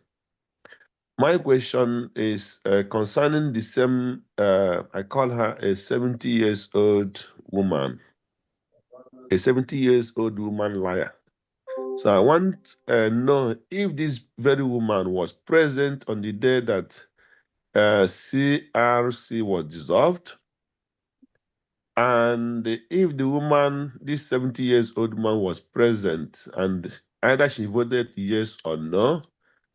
And that's number one. Number two is, what did our DPM understand on this woman calling her to do something very illegal, to go and sneak something, information from our PM, from the wherever he might be, in order to justify herself to get information from our PM. And from that, this thing this woman is doing, and trying to say that our DPM is not is a kind of protecting the Muslims. She's not fighting the Muslims. So, and with this information that come from the Twitter you posted last time on last week. So, what do you gather from this woman trying to push you to do something criminal, so that they will see information they will send to wherever they want to send? So these are my questions. Which of the Twitter posts? The one that they said they were trying to get something they will send to FBI against yeah. So okay, so the CRC, thank you so much. Again, yes. The CRC, the Conflict Resolution Committee, was a committee that operated when we have Biafra Republic government in exile. It was set up to resolve conflicts, like if members have conflict, to send to them. Just reduce or trim the volume, please. Reduce the volume. Then the Conflict Resolution Committee, like I said, their task is to resolve conflicts among members or among cabinet members that have a problem. When our PM was invited for questioning, just within 2 days of that, this conflict resolution committee went and drafted a letter seeking for somebody to replace our prime minister. They called it something pro term or something like that. They now colluded, where, you know, when PM keeps saying, these people, you all are cabals, and they keep denying. I don't know what cabal means. I don't know, I don't have cabal. But that's exactly what has been going on. So they went and then met among themselves. And again, when you watch the incidences, probably this may have been going on even for months. I don't know. But again, there is some facts on ground. The Conflict Resolution Committee presented this document, this letter, that they want to appoint somebody that will take over from the prime minister until the prime minister comes out. Meanwhile, the prime minister already laid the structure for this government from beginning to end. And like I keep telling dear friends, if these individuals were not paid to do what they're doing, the PM has no need to say or appoint me as a surrogate. There's just no need for that because the structure was already there. And these individuals, they were all part of the government at that time. So when the CRC, headed by one of the individuals that is working with them now, brought the letter, they sent it out to some cabinet members. They sent it to me. And then that they want to appoint somebody. What they used to deceive some people at that time, that they want somebody who is in touch with men on ground, which is not a fact. This individual have nothing, absolutely no contact with men on ground. That's a fact. But he deceived those that he deceived into saying that he and one other individual that was suspended because of some behaviors have contact with men on ground. So when they brought the letter from the CRC that they want to appoint somebody to replace the prime minister, we converged a cabinet meeting. During the cabinet meeting, which most of the cabinet members, again, I don't just want to be producing some of these meetings for Biafrans to see. But again, some of them that comes out is based on clarification that Biafrans needed. Because if they don't have this clarification, these individuals will continue to misinform, lie to Biafrans, and they would think that they are saying the truth. When the cabinet met, the cabinet deliberated on this, the cabinet voted on this. 19 members of the cabinet members voted to dissolve the Conflict Resolution Committee, CRC, because they do not have the power to even write that letter, talk less of conducting an election. Conflict resolution was just for resolving conflict among members. 9 people voted not to dissolve the CRC based on the majority vote, of which I believe this individual that is misinforming Biafrans was part of the vote. I think she voted yes. We can go back and look at that. I think that is already made public. So that was exactly what happened. The Conflict Resolution Committee was dissolved by a well-constituted Brigade cabinet executives. They have no power to elect anyone. Upon the declaration of the United States of Biafra, the Prime Minister set up a committee that will restructure Brigade into United States of Biafra from day one. So what these individuals did is, after the declaration of the United States of Biafra, they were not happy because their paymaster did not achieve what they sent them to do, which was to disrupt the restoration of the United States of Biafra in Finland. They were waiting for 2nd December to disrupt that. but it happened in 29th November. So they were not happy. You can go and watch the videos where they were sitting in front of the seat that day. Their paymaster, which is the Nigerian terrorist state, is not happy. So the next thing is to tell them, do whatever you can do to make it look as if there's a parallel government, to make sure you disrupt and distort the full push to the United States of Biafra. And that's exactly what you see them doing now. When we came back from Finland, after the declaration, this individual, this CRC that was dissolved by a well-constituted brigade cabinet members meeting, they now went back with a vote of about, which was dissolved with about a vote of 20-9. This individual now went back after we came back from Finland, after we dissolved the CRC, to now go and now, according to them, just have another fake CRC, and they went to vote this individual as their current, they named them whatever. So that is what happened with the CRC, to answer your question. So after the dissolution of the CRC by brigade cabinet, anybody, any individual that was voted or formed part of that is fraudulent and it's null and void. On the Muslims thing, I don't know the question you talked about the Muslims that was. No, my question, the question I asked there is, they are using, they are trying to push you to criminalize you. Number one, she said she advised you to go and use somebody in Finland to go and get information from our PM, which is in a criminal way, and then that you refused.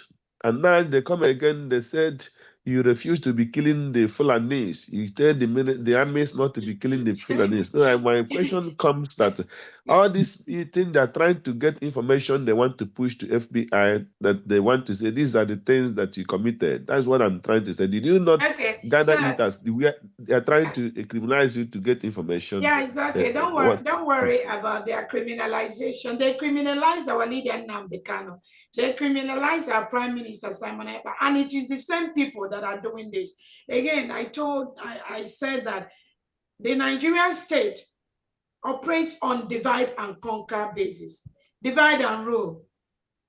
What they do, and PM used to tell you, what they do is what they project on others. When they come to tell you, oh, we don't know anything about cabal, we are not cabals. What they do, just like the DOS, is what they project on other people.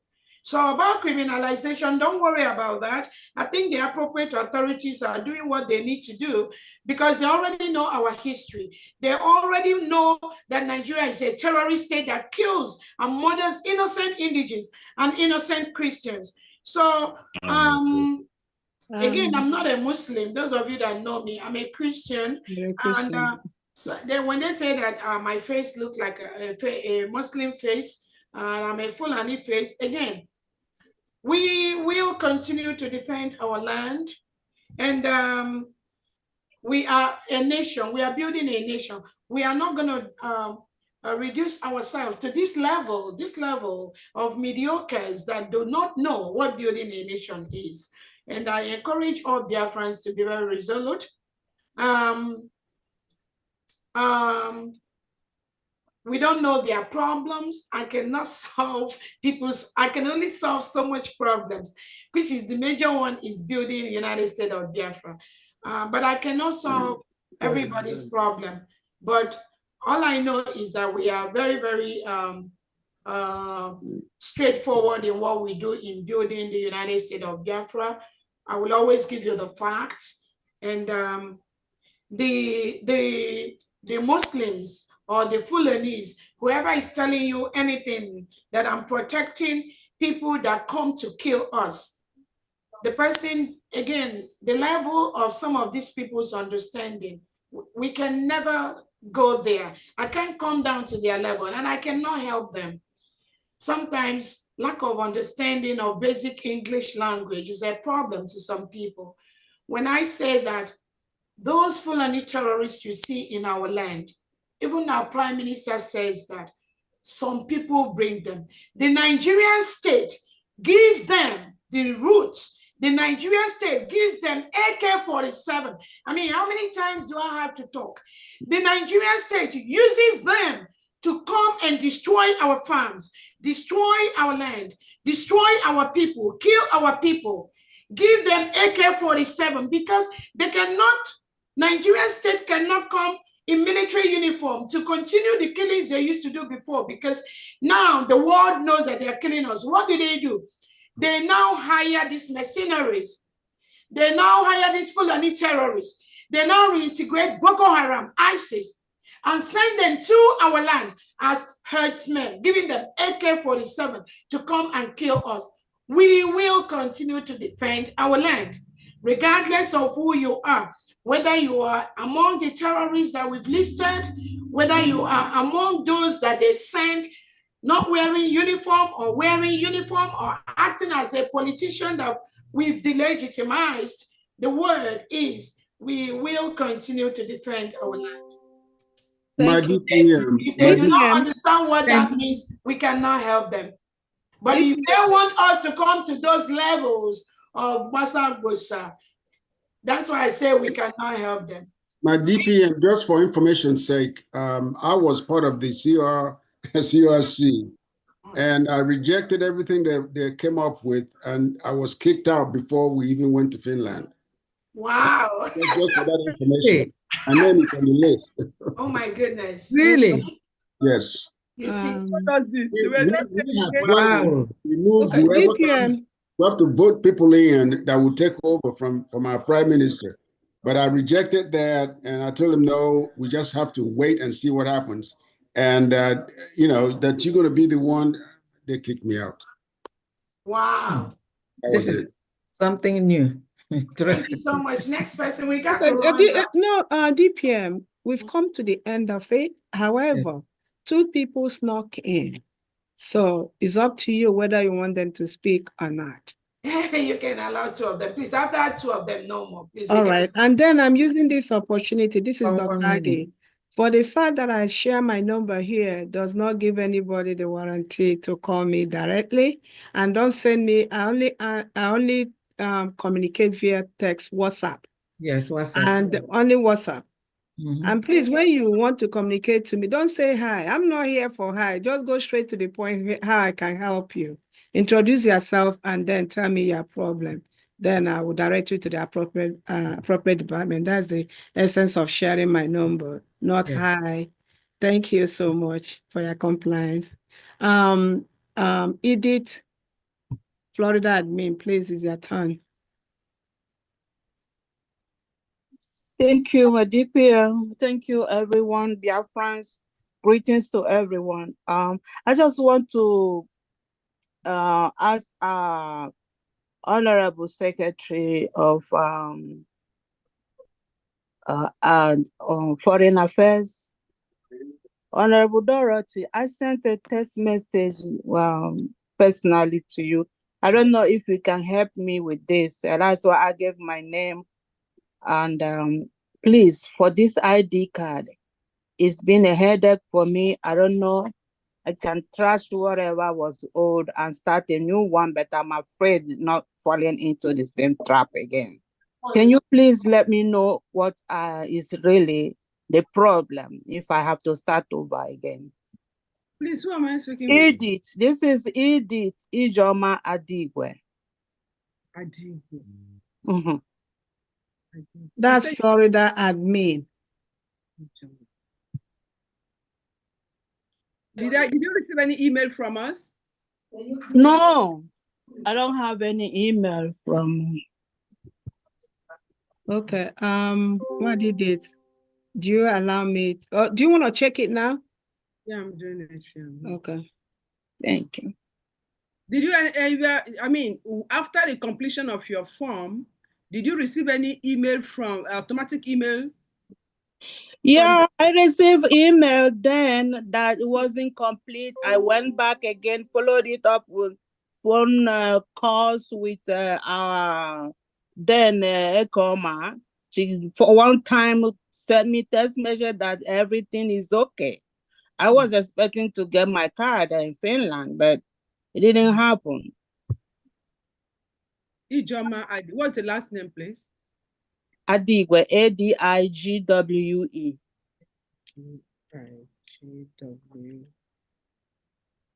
Edith Adigwe. Okay. Edith. He's suspended. I mean, you 1 second. Let me check again. What is the problem?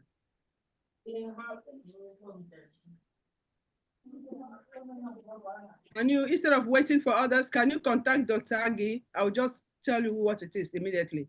Okay. Edith, do you want me to share your number? I will send you Dr. Dorothy's number and the email. Okay. I already sent you a text message. I don't know if you can get text message where? Here on this platform. Okay, on I this didn't, room. I didn't read the text. Personally. Okay. You sent her a private message. Text. Yeah. Okay, Dr. Dorothy. So I'm out of it then. Okay, right now I can see there's a mail ID on your application. Were you the one that completed the application? Yeah. A mail ID bearing okay Baram is on your application. Oh my God, they mixed me up with somebody then. So you were not the one that applied for it? I only applied for myself, my very self. But I'm reading your application here, but that was the ID that was there. 1 second, let me check the. Okay, Dr. Dora, can you call her later and figure that out, please? So we can go. Miracle, go to the last question. Let's go, please. Edith, I believe, Dr. Dora, do you have our information? Yeah, okay. Okay. Can you please upload your passport, please? Just upload your passport right away because I'm sending the next batch tomorrow. Please. Okay. All right. I'll go back to him. Okay. Actually, I'm on the page now. It's asking for my enter. I was checking the status and it's saying enter the code, the phone number, something like that. Can you give me the phone number? You have to apply. You have to log in through your email. The email you used in apply. I did log in. I'm on the page now. But it's because I want to check the status of the old one, so maybe I upload into the old one, but then it's asking me for a form number. No. The old one, go to the login and not apply here. Oh, okay. Yeah, that is where I am logging. I'm not applying. Login. Anyway, but you say enter your form number to check status. What is the form number? You should know the number. The number you had. You didn't write it down. Okay, can you contact Dorothy after this so we can close? No. Organi already, Dr. Andy. Okay. That will come to the end of it. I think it's only. Dr. Dorothy, do you have Dr. EJ's number? I mean, EJ's number? No, I don't. I think I got it. I will. That's exactly why I said let's save time. I will share the number with two of them. I have Honorable IJ's number. I will give her Dr. Dorothy's number both ways and give her. So after this, Honorable EJ, reach out to Dorothy. I'll send you Dorothy's number. So y'all fix this as quickly as possible. Thank you so much. Thank you. I'll call you Dorothy immediately so we don't miss it, please. Thank you. Okay. Thank you. Dr. Miracle, the last question, so we go. Miracle, please. Okay, thank you. Thank you, my DPM. Actually, I don't have questions. I just want to say something. I'm very grateful for what you guys are doing. Just keep it up. Don't mind those that say that they want our PM to come out and meet them in a place where he left them. Someone was boldly saying that they don't want to touch anything that the PM left before he was called for questioning. That they want PM to come out and meet them where he left them. It's just like a child. It's just like a child that the mother left a pot of soup for him before traveling. And he ceased to warm the soup. because he was thinking that maybe he's doing the right thing. He said that I don't want to touch the pot of the soup so that when my mom comes back, she will be thinking that I'm a good child, not knowing that she is the most foolish person. He even go to extra mile to persecute the one to persecute the person that was trying to save the mother's pot of soup. Well, it's also, you can also see it in the Bible. Yeah, it is recorded in the Bible. If you remember, if you can remember, the master that gave his servants some talents before traveling. Even one of them went and hid his own under a earth, thinking that maybe when the master returned, he would just give him the talents as like the way he left the talent before traveling, thinking that he was doing the right thing. Why those ones that have some sense, those ones that have minds, they went out and invest their own, make a lot of profits, so that when their master came back and meet them, he was very happy. He was very happy. Yeah. And also he gave them a great reward. So you guys should just keep it on, don't mind them. They will just be going out around social media, blabbling, doing all sorts of nonsense. Yeah. Carrying out propagandas and lies. Guy, if you see the kind of lies all these people that they are sharing in social media, is very terrible. But I'm really thanking God for your courage, for your perseverance, and all your hard work. Just keep it on. Don't mind them. Don't mind them. We are seeing everything. We are seeing everything. I'm calling from homeland. Thank you so much. Thank you so much, Miracle. And again, that's why the other time when I said, when you see the manipulation and the lies from some of these individuals, I tell you that DOS becomes an angel. I'm telling you. Yeah, it's true. Just you all know how bad the DOS is. So compare it with what is in. When I said that when you see the lies, the manipulations, the misinformation that these individuals, so-called people following Obatobie, churns out to the public, the DOS becomes an angel. Not that they are really, that's metaphorical. But let me tell you, is the worst. Let me tell you one thing again. We cannot bring ourselves to certain levels. That's why we are a government. And yeah, yes. When I tell people that the Prime Minister already laid the structure for the United States of Biafra, from Brigi to USB, all that has been laid out. And that instruction was given out by the Prime Minister. Upon declaration, Brigi will be dissolved. Upon declaration, the structure committee, which has worked for almost 3 months or 2 months before declaration, will take effect from day one of the declaration of the United States of Biafra. That was an instruction from the Prime Minister. They don't respect him, not even just for this incident. They have no respect for our Prime Minister. They have no respect for our leader, Nnamdi Kanu. This thing you see them doing, it is just what they are cut out to do. It is just that if they obey our Prime Minister, that instruction the PM gave about the restructuring of Brigi from day one, all of them must follow that instruction, but they don't respect him. They don't like him. They hate him. They hate him so much because most times when they come with all these their misinformation, destroying other Biafrans, they want the Prime Minister to flow with them, but he refuses to flow with them. That's why they don't like him. They don't respect him. And upon the declaration of the United States of Biafra, we cannot have a cabinet that have 50 people or 70 people.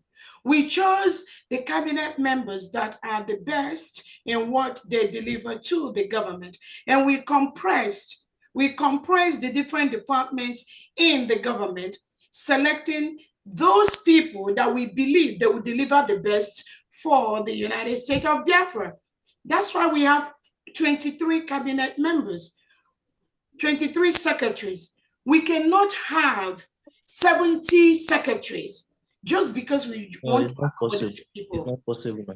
It is not possible. They have other roles they can play in the government. Somebody has to be, there are some of the department that requires like 10 different directors. Somebody can still do that. But rather than them to do that, they go on the destruct mode. What they are doing right now is the destruct mode, because they believe that once they are not part of that 23 secretaries, then they will go on the destruct.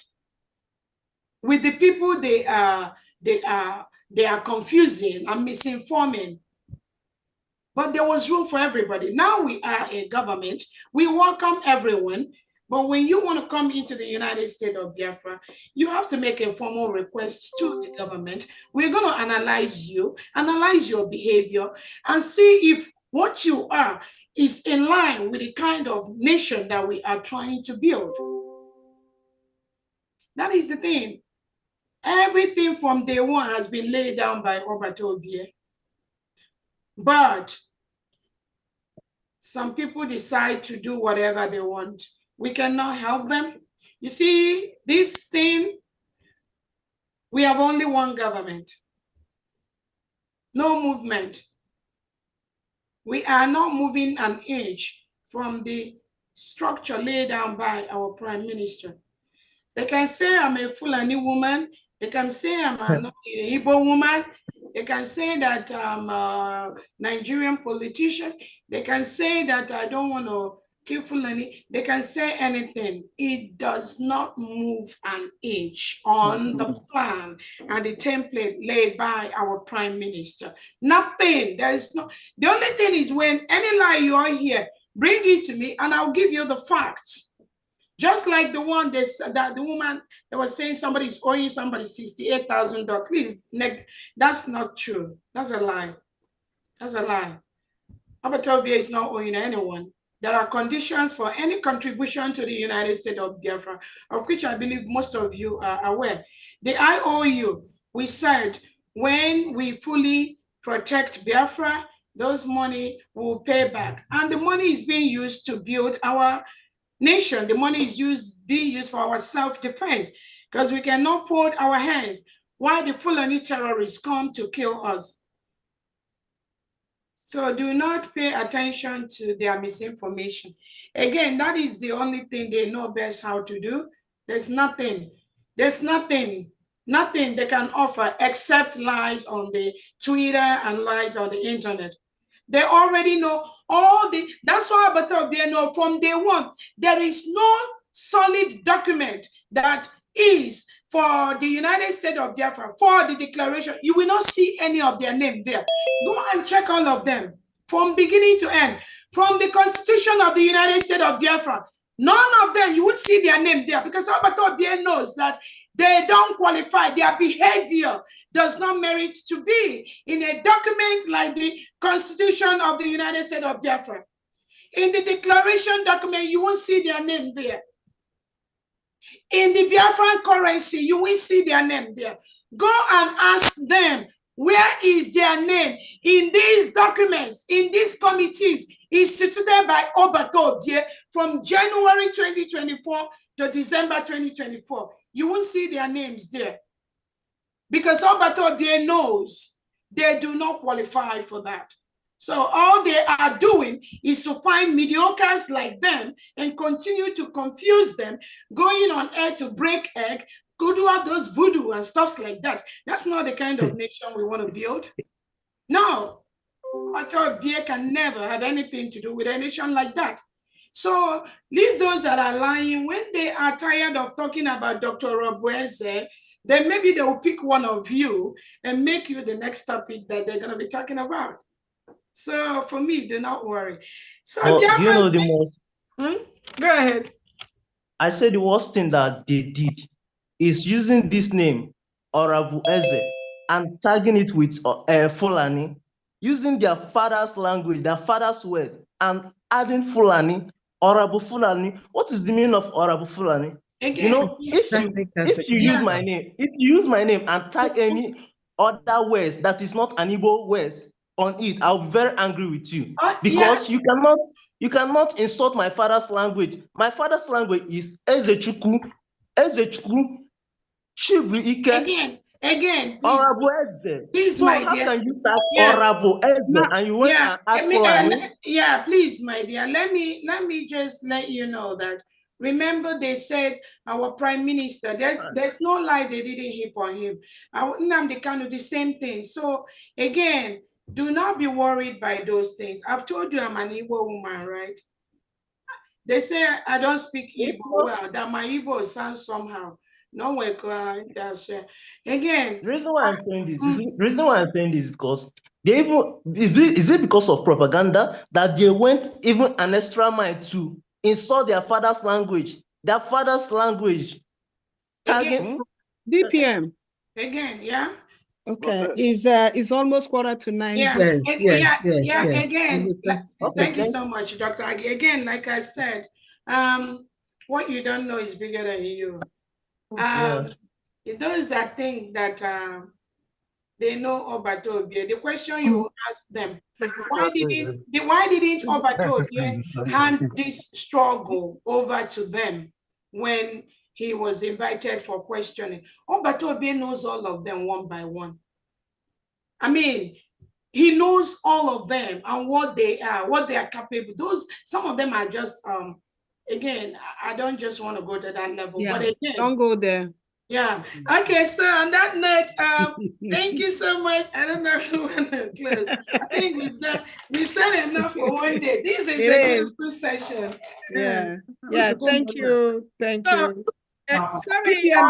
DPM, are you finalized? Okay, Dr. Dorothy, go ahead. Dr. Agi, like I was saying about the first, my great Biafrans, Umunem Jemono. If all of us can contribute 50 million or 40 million of us contribute $50. Oh my God, we are Dr. Dorothy, somebody said they say I'm a Fulani from India. Prime Minister is also from India, no news. Yeah. Anyway, Dr. Dorothy, are you done? Yeah, I hope they heard me well. My DPM, so you and PM is cousins now, because if you're from India, Fulani from India, he's from India too. Did they say PM is from India too? Oh, sure. Okay. DPM, my question is this. Do you want to say good night to them so I can just close the... Yes, thank you so much, Biafrans. And again, if they say Indians, are they not beautiful people? If they say I'm from India, okay, I'm from India now. If they say I'm Fulani, I'm from Fulani now. Fulani women, some of them are among the most beautiful women we even have. It's just that they have very bad leaders that use them to kill our people. Those that are terrorists, we will continue to defend our land. But again, please do not be distracted by these individuals. That's all they know. Their life is so low. They are low-level individuals. Low life, what we call low life. I don't even know any sensible Biafran. We are warriors. That will even want to be associated with individuals like this. It is okay that you don't know where to belong to. It is okay to you're just looking and all that. But associating yourself with these low levels, these low life people, honestly, I don't know. I don't know how I can help you. But again, I will continue to every now and then as needed, based on facts, not based on propaganda. Anybody can call me anything they want. It does not bug me. It doesn't remove. Sometimes I don't even read all these things. It's some people who come and tell me, look at what they write. This is what they are posting about me. And that's why I keep telling them, I don't read Twitter and news, all this shit. No, I'm too busy. Most of the secretaries are too busy for that. So on that note, I thank you, Biafrans. Let us continue to donate. Let us continue to defend our land.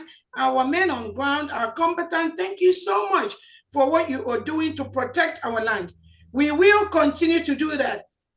Our Prime Minister said they will sleep in Nigeria and wake up in Biafra, they won't even know they're already in Biafra already because they're still thinking, when is this Biafra going to come? Just like they were in Finland, waiting to disrupt the declaration, and it happened from day one. Many Biafrans were still on air when we told them Biafra has been declared. And they just came to Finland, they had fun, and they went back. So that is the same way it's gonna happen. Like myself. Like magic. Okay, Mahananya. So please, Biafran, donate. Thank you so much. I was a Catholic. And may God bless all of you. Dr. Agi. Amen. Thank you. Okay, Mazigo, could you please make your closing remarks? Thank you. Okay, Biafrans. Thank you. Biafrans, we've come to the end of the program. Thank you all, Biafrans, for your questions. I hope by tomorrow nobody will be disturbing me with some questions that have been already answered today. And thanks to the honorable members of the cabinet. Thank you so much, our DPM. And Biafrans, we say good night from here. Good night. Good night.